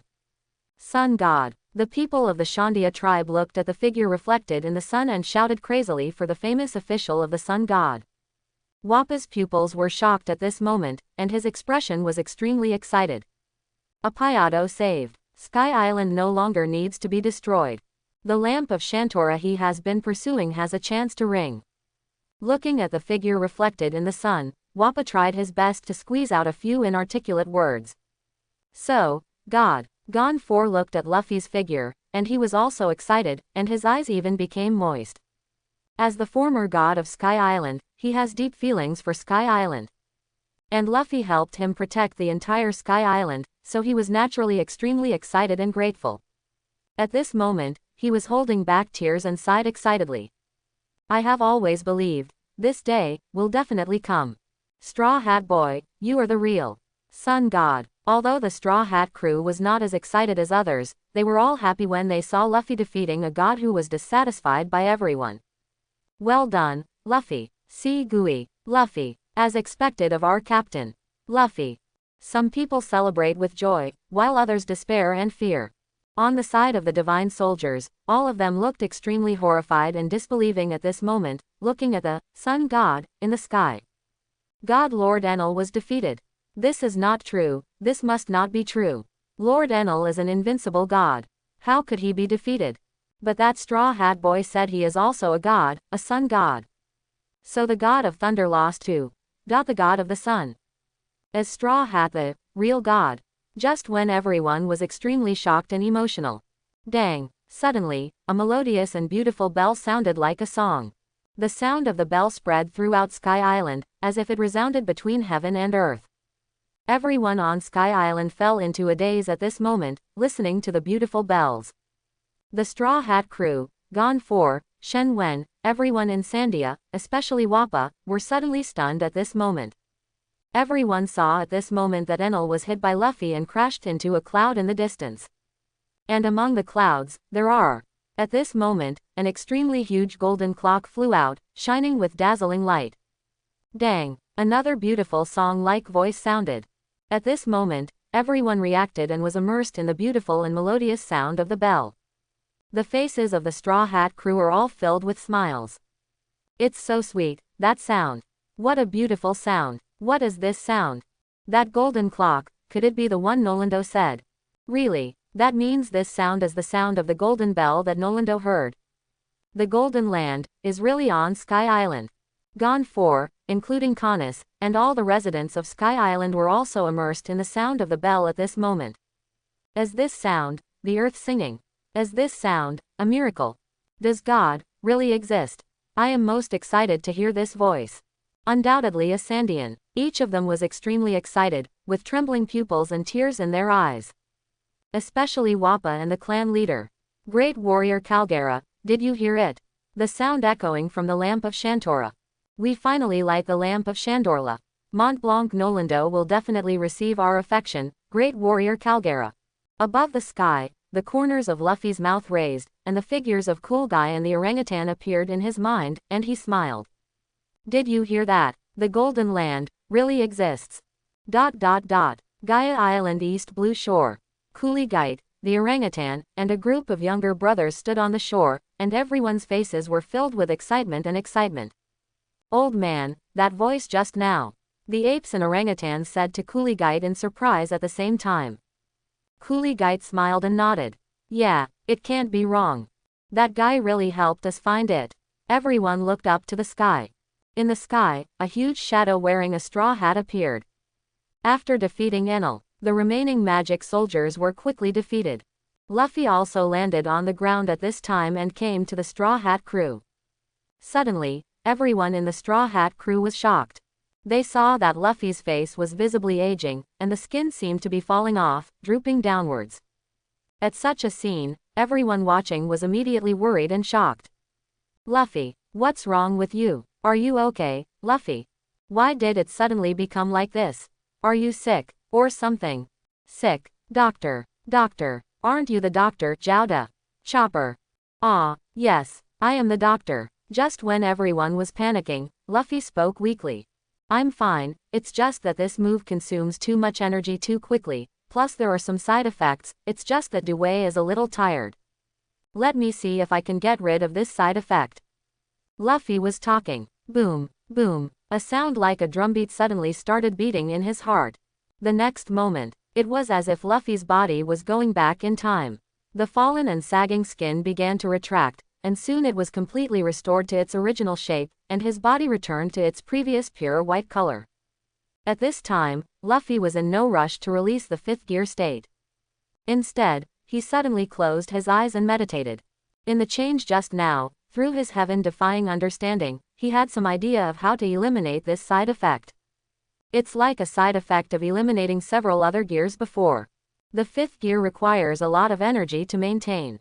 And the side effects of rapid aging and being drained of everything even made him feel like his life had been drained away. So what Luffy has to do is to maintain fifth gear only by relying on his own physical strength and energy, without needing anything else. Having eliminated several causes of side effects, Luffy understands her body extremely well. Soon, a reminder came to his mind. Your understanding is heaven-defying, and through meditation, the 5th level, side effects of your own abilities have been eliminated. After receiving this reminder, Luffy immediately took a sip. Success. While speaking, he also opened his cold eyes. Then, the ability was released. The moment the ability was released, he felt nothing but a little hungry and not much strength. At this time, other members of the Straw Hats gathered around and said, "Yi Shin. Have the side effects gone away?" Luffy nodded, smiled slightly, and said, "It's been eliminated, I'm fine now. That won't happen again." Everyone was relieved when they heard this. After eliminating the side effects of the 5th gear. At this time, Luffy suddenly thought of something, suddenly looked at Vivi and said, "Vivi, go and bring Enel here." Although Vivi didn't know what Luffy wanted to do with Enel, she nodded. Then she flew into the sky and went to find Enel, who was just beaten away. And Nami asked in confusion, "Why are you still looking for that Enel? Hasn't he been defeated?" Luffy heard this and turned his attention to Nami and said, "Didn't you always ask me to find you a powerful devil fruit?" Nami was stunned when she heard this, but she reacted instantly and said, "Are you saying that you want to give me the lightning power of that Enel?" Luffy nodded. "Good. Aren't you very knowledgeable about the weather? One of the main attack methods of the weather stick is also lightning. And you can also use the weather stick to create thunderclouds. With the help of thunderclouds, you will definitely be able to develop more powerful abilities. This fruit that can control lightning is definitely the most suitable for you." The others nodded after hearing Luffy's words, and they all felt that this fruit was a good match for Nami. Only Nami frowned and looked hesitant. Luffy couldn't help but asked in confusion when he saw this, "What's wrong, Nami? Do you think this ability is not strong enough?" Nami still frowned, shook her head, and said with a thoughtful look in her eyes, "It's not that it's not strong enough. It's just that I think this ability doesn't seem to work for you. I originally thought that after gaining a powerful ability, I would take all the money on the ship and keep it for me. If anyone dares to ask me for money, I will use my ability to teach him a lesson. But if I eat this fruit now, I can only shock other people, right? It won't work on you," Nami said, thinking very distressedly. It seemed that she was worrying about how to subdue everyone. Such a scene made everyone's mouth twitch. Before Luffy could speak, everyone cried and stopped Luffy. "Luffy, please don't give Nami the fruit. Otherwise, we will all become paupers in the future." Nami suddenly realized that she had accidentally said what was in her heart, and immediately waved her hands and smiled awkwardly. Just kidding. I was just kidding." However, she was responded to by a uniform voice. Who would believe it? At this moment, Luffy suddenly said with a smile, "Have you forgotten? The Golden Country is on Sky Island. If we find this gold, our pirate group will change from the poor 197th pirate group to the rich pirate group. Will we still have to worry about money in the future?" When Luffy said this, everyone was suddenly stunned. Yes, isn't there a Golden Country on Sky Island? After finding the Golden Country, who would bother with Nami every day about not having enough pocket money? Thinking of this, the corners of everyone's mouth rose unconsciously at the same time, and they laughed, hee, one by one, and their bodies trembled. This scene made the surrounding Shandia people feel cold. They always felt that this group of Qinghai people seemed to be planning something bad. Just when the Straw Hat crew were giggling, Vivi flew back with Enel, who had been beaten unconscious. "Throw him on the ground." Then, Luffy applied the heaven-defying enlightenment to Nami. After Nami's understanding of natural weather was stimulated to its maximum state, Enel also ended his life at this time. Then, everyone fell into waiting for the king. Crack! Suddenly there was a sound of thunder in the sky. Everyone heard the sound and looked. A bolt of lightning suddenly struck the huge vine next to them. The next moment, a piece of the vine was blown away due to the strong impact. But everyone was surprised to find that among the fragments blown away by the vines, a fruit fell straight towards their position. The texture of the fruit is like lightning bolts, which looks very destructive. Your understanding is heaven-defying, and through understanding transmission, your conductor is extremely talented, and thunder fruit is attracted here. At the same time as the prompt came in his mind, thunder fruit also landed next to Nami. Because he had already made his decision, Nami opened his mouth and bit it without hesitation. Ox! Nami couldn't help but retched. Although she was mentally prepared, the taste of devil fruit was beyond her expectation. "How's it going, Nami? Do you feel any changes?" Nuo Chigao was the first to ask with concern, with expectation and Shinuen on her face. She is naturally the happiest when she sees Nami becoming stronger. In this way, Nami will be more able to protect herself. After hearing this, Nami felt the changes in herself. Then, with everyone's attention, she raised her finger and pointed towards a huge boulder in front of her.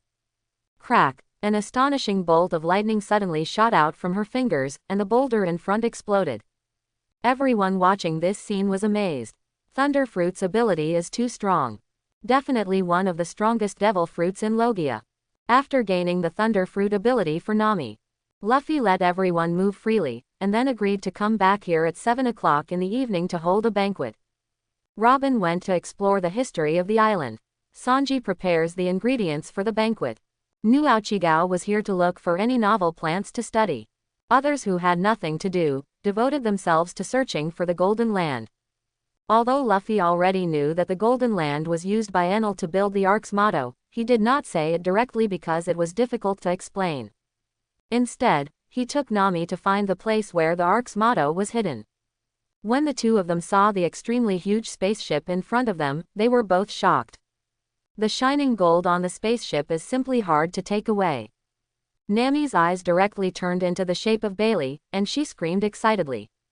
"Ah, I'm getting rich. I'm getting rich. It doesn't look like we can spend all the gold on this ship."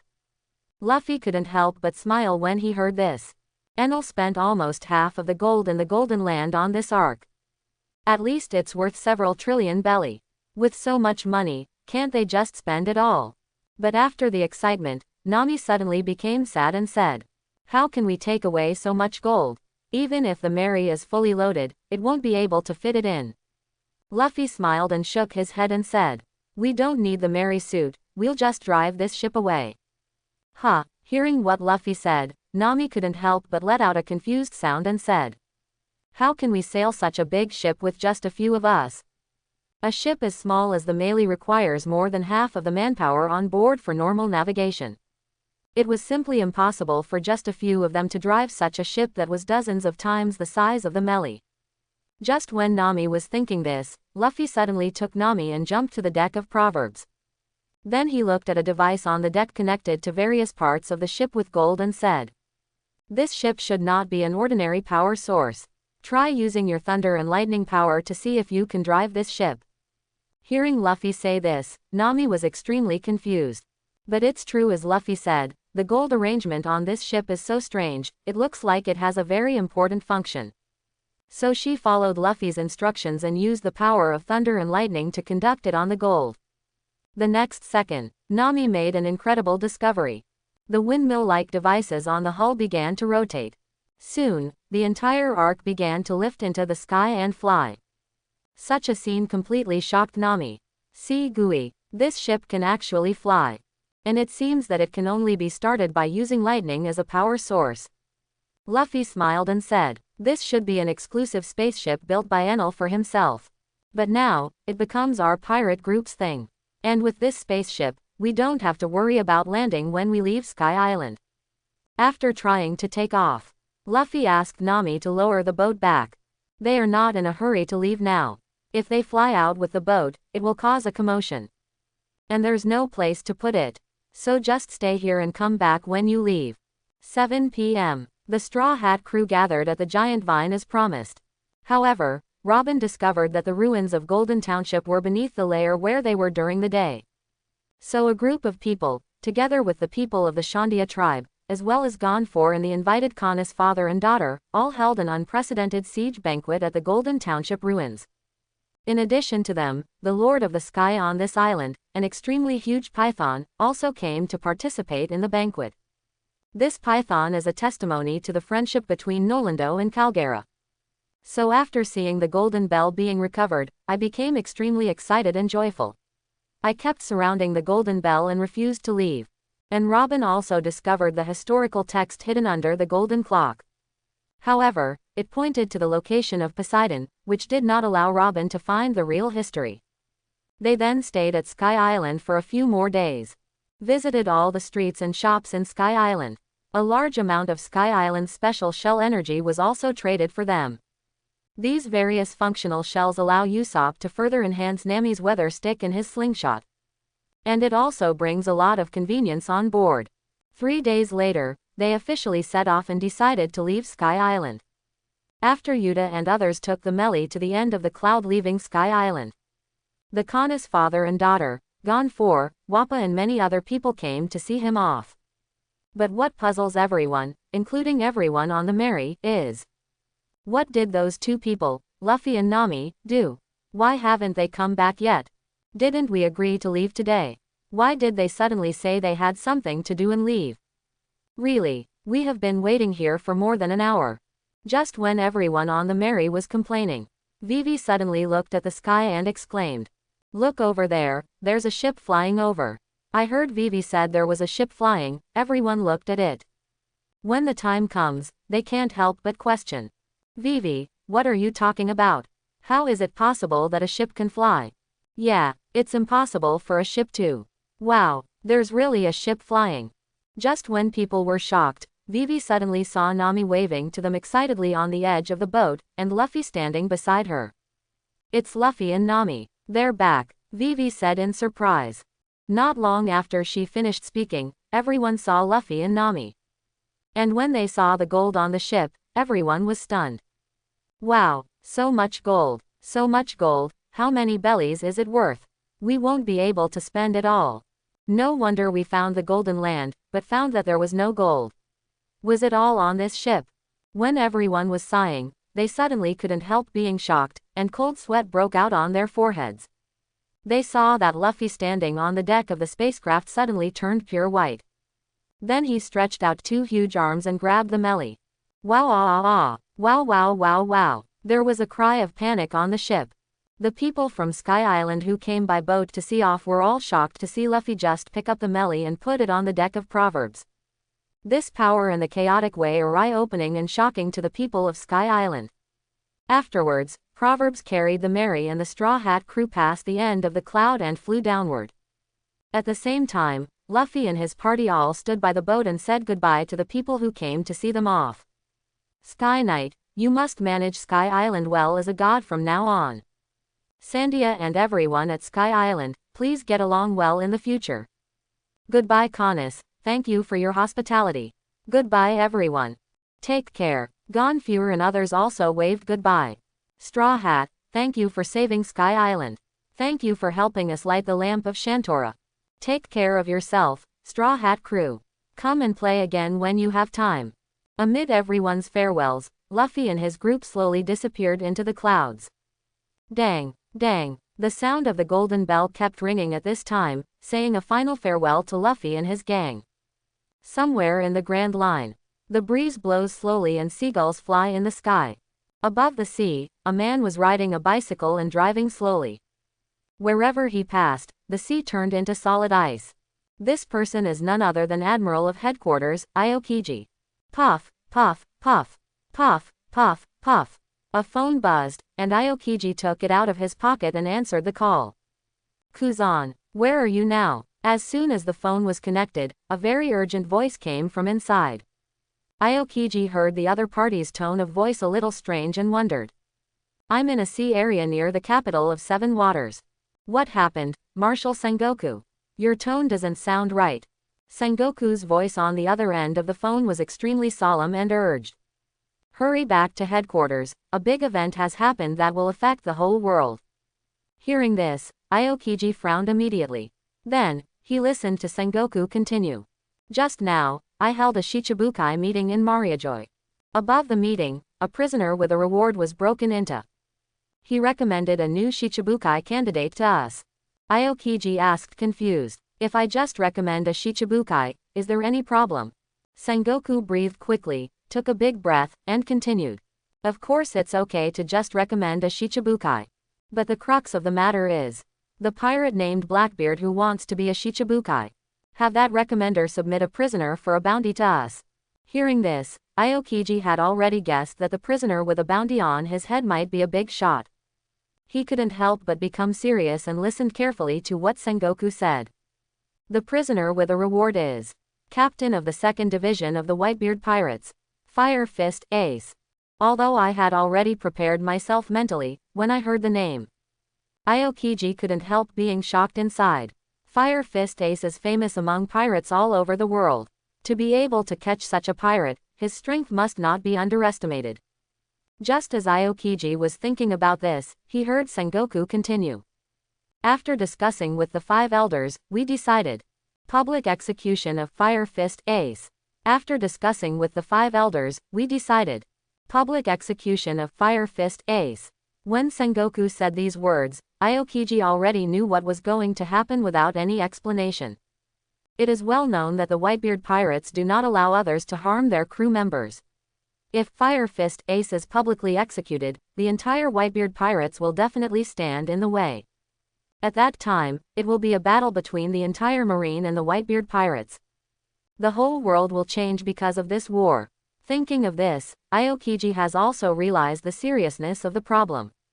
Sengoku's voice continued to ring on the other end of the phone. You come back to headquarters quickly. I'm going to hold a high-level meeting of Marine to make advance arrangements for this incident. Aokiji immediately replied after hearing this. I'll be right back, Marshal Sengoku. As soon as the words fell, the minister hung up the phone. Aokiji, on the other hand, stayed where he was and was stunned for a while. Then he took out 2 reward orders from his arms. The 2 people on them were Luffy and Robin. After taking a look at Luffy's reward order, I couldn't help but feel guilty. I originally wanted to come and meet Mr. Garp's grandson. It seems I have no chance now. Then he turned his attention to Robin's reward order, and his expression suddenly became solemn. Nico Robin, it's been 20 years and you still haven't changed at all. I'm still living a life of betrayal. In this case, wouldn't it make no sense for me to let you go at that time? Aokiji recalled how he allowed Ohara's sole survivor, Robin, to escape 20 years ago. At that time, he obeyed Saul's will and let Robin go. I just want to witness Robin's future life with my own eyes.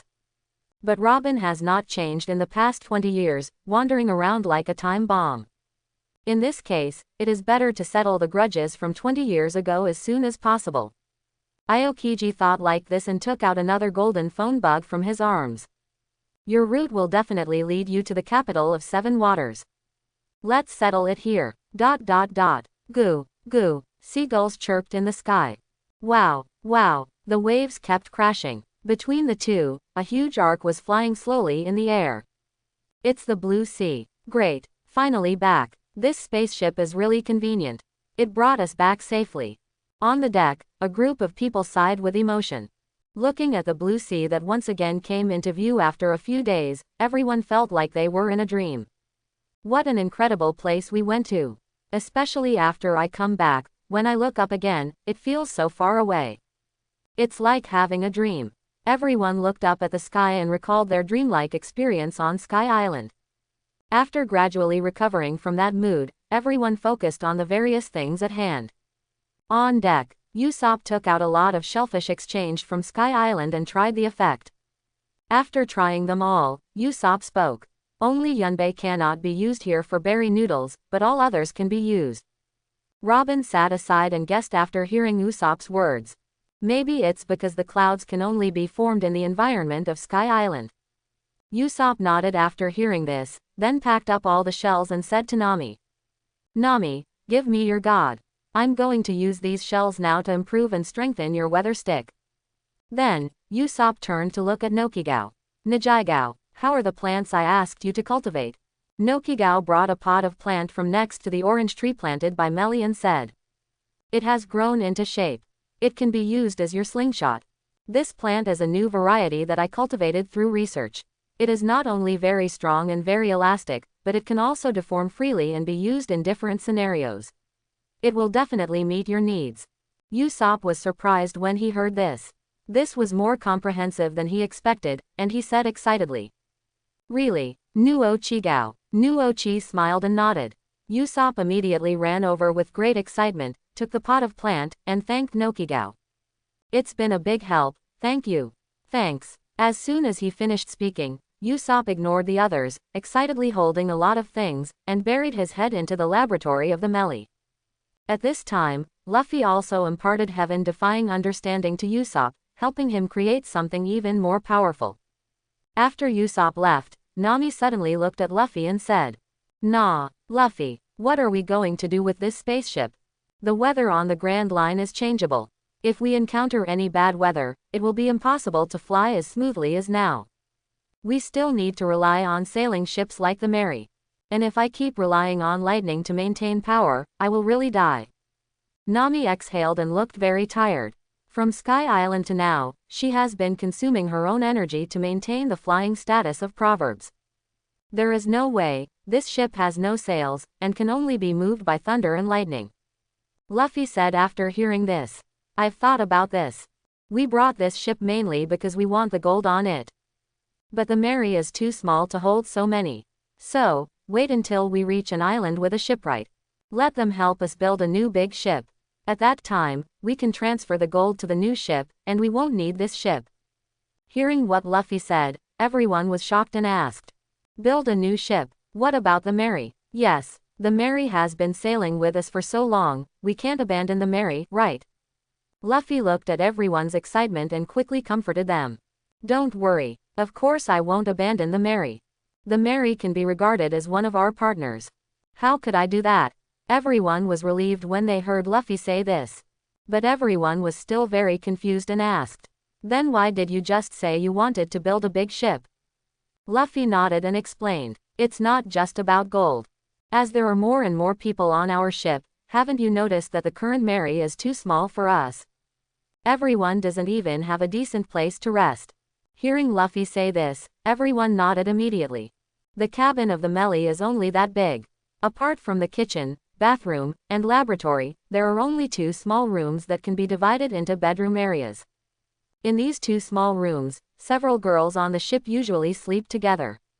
Like Luffy, they all just found a place, lay down on the ground, and the whole night passed. For the current Straw Hat crew, the Mary is indeed a bit small. At this time, Luffy continued, "When we have a ship with enough space, we will ask them to help us modify the Melly. Isn't the current Melly powered by sails? But have you noticed that there are 200 blast shells at the bottom of this flying spaceship?"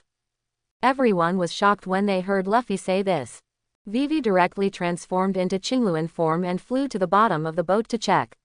Sure enough, she saw a lot of wind-blasting shells on the bottom of the boat. Back on the deck, Vivi reported in shock what she saw. "There are really a lot of squirting shells down there." After confirming this information, everyone was extremely shocked. Didn't Canis say that the squalls are extinct? Why are there so many at the bottom of this ship? And if there are 200 wind-breathing shells, I'm afraid even such a huge ship can be propped up. Looking at everyone's shocked expressions, Luffy nodded with a smile and said, "These gust shells should have been collected by Enel from all over Sky Island. So what I'm thinking is that we will use these blast shells to transform the Melly into a fast-landing ship like the Waiba. We can usually use the melee to quickly go to places that are inconvenient for large ships. And if we rely on blowing shells as power, we can even cross the calm belt and anywhere on this ocean." After listening to Luffy's explanation, everyone was convinced by this idea. And everyone is looking forward to it. The idea of a ship that can go anywhere on the ocean is very dreamy. With a new goal in mind, the Straw Hat crew is looking forward to heading to the next island. After sailing for some time in the direction pointed by the record needle, they arrived at a long chain of islands where everything was long. However, this island is very empty, with only an old man and various long animals living there. After they learned that the old man was separated from the people in his village because he had been on stilts for 10 years and dared not come down, they asked Vivi to fly them directly to the gathering place of their village. Because the long chain of islands is composed of 10 small islands, and these 10 small islands themselves can be regarded as one large island. So the distance is not that far. With Vivi's speed, she quickly sent them back to the Straw Hat crew. After some simple repairs on this island, the Straw Hat crew set off again, heading towards the next island. After 2 days at sea, early morning on the 3rd day. It was spring and the weather was sunny. The occasional breeze blows on your face, which is extremely refreshing. Nami sat on the deck, stretched out comfortably, and said, Fortunately, we haven't encountered bad weather in the past few days, otherwise we wouldn't have been able to move forward so fast. Yuta heard this and sighed comfortably. Yes, the weather has been nice these days. It looks like we will be able to reach the next island soon. Just as the two were feeling contentedly, they suddenly heard a heavy breathing coming from the deck.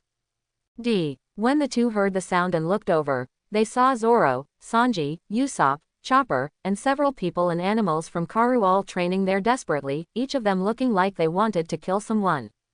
Seeing such a scene, they were immediately speechless. Nami couldn't help but sigh with emotion. What's going on with those guys? Since coming down from Sky Island. After that, they trained hard every day, as if someone owed them money, and their eyes were red. Luffy lay aside and couldn't help but smile when he heard Nami's words and said, "They must have been stimulated after seeing me become stronger. That's why I'm so desperate." Indeed, as Luffy said, the stimulation he brought to those people after using the fifth gear was too great.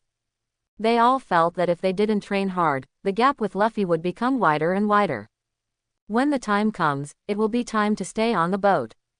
At this moment, Vivi, who was hovering over the spaceship, suddenly landed and said excitedly to everyone on the ship, "Everyone, I saw the island. I also found a strange house, it seems to be some kind of station." After hearing what Vivi said, Luffy and others followed her and came to the spacecraft. Sure enough, they saw a small platform very close to them. The island is in another direction further away. But at this moment, everyone was attracted by the strange platform. Because they saw a looming track on the sea near the platform.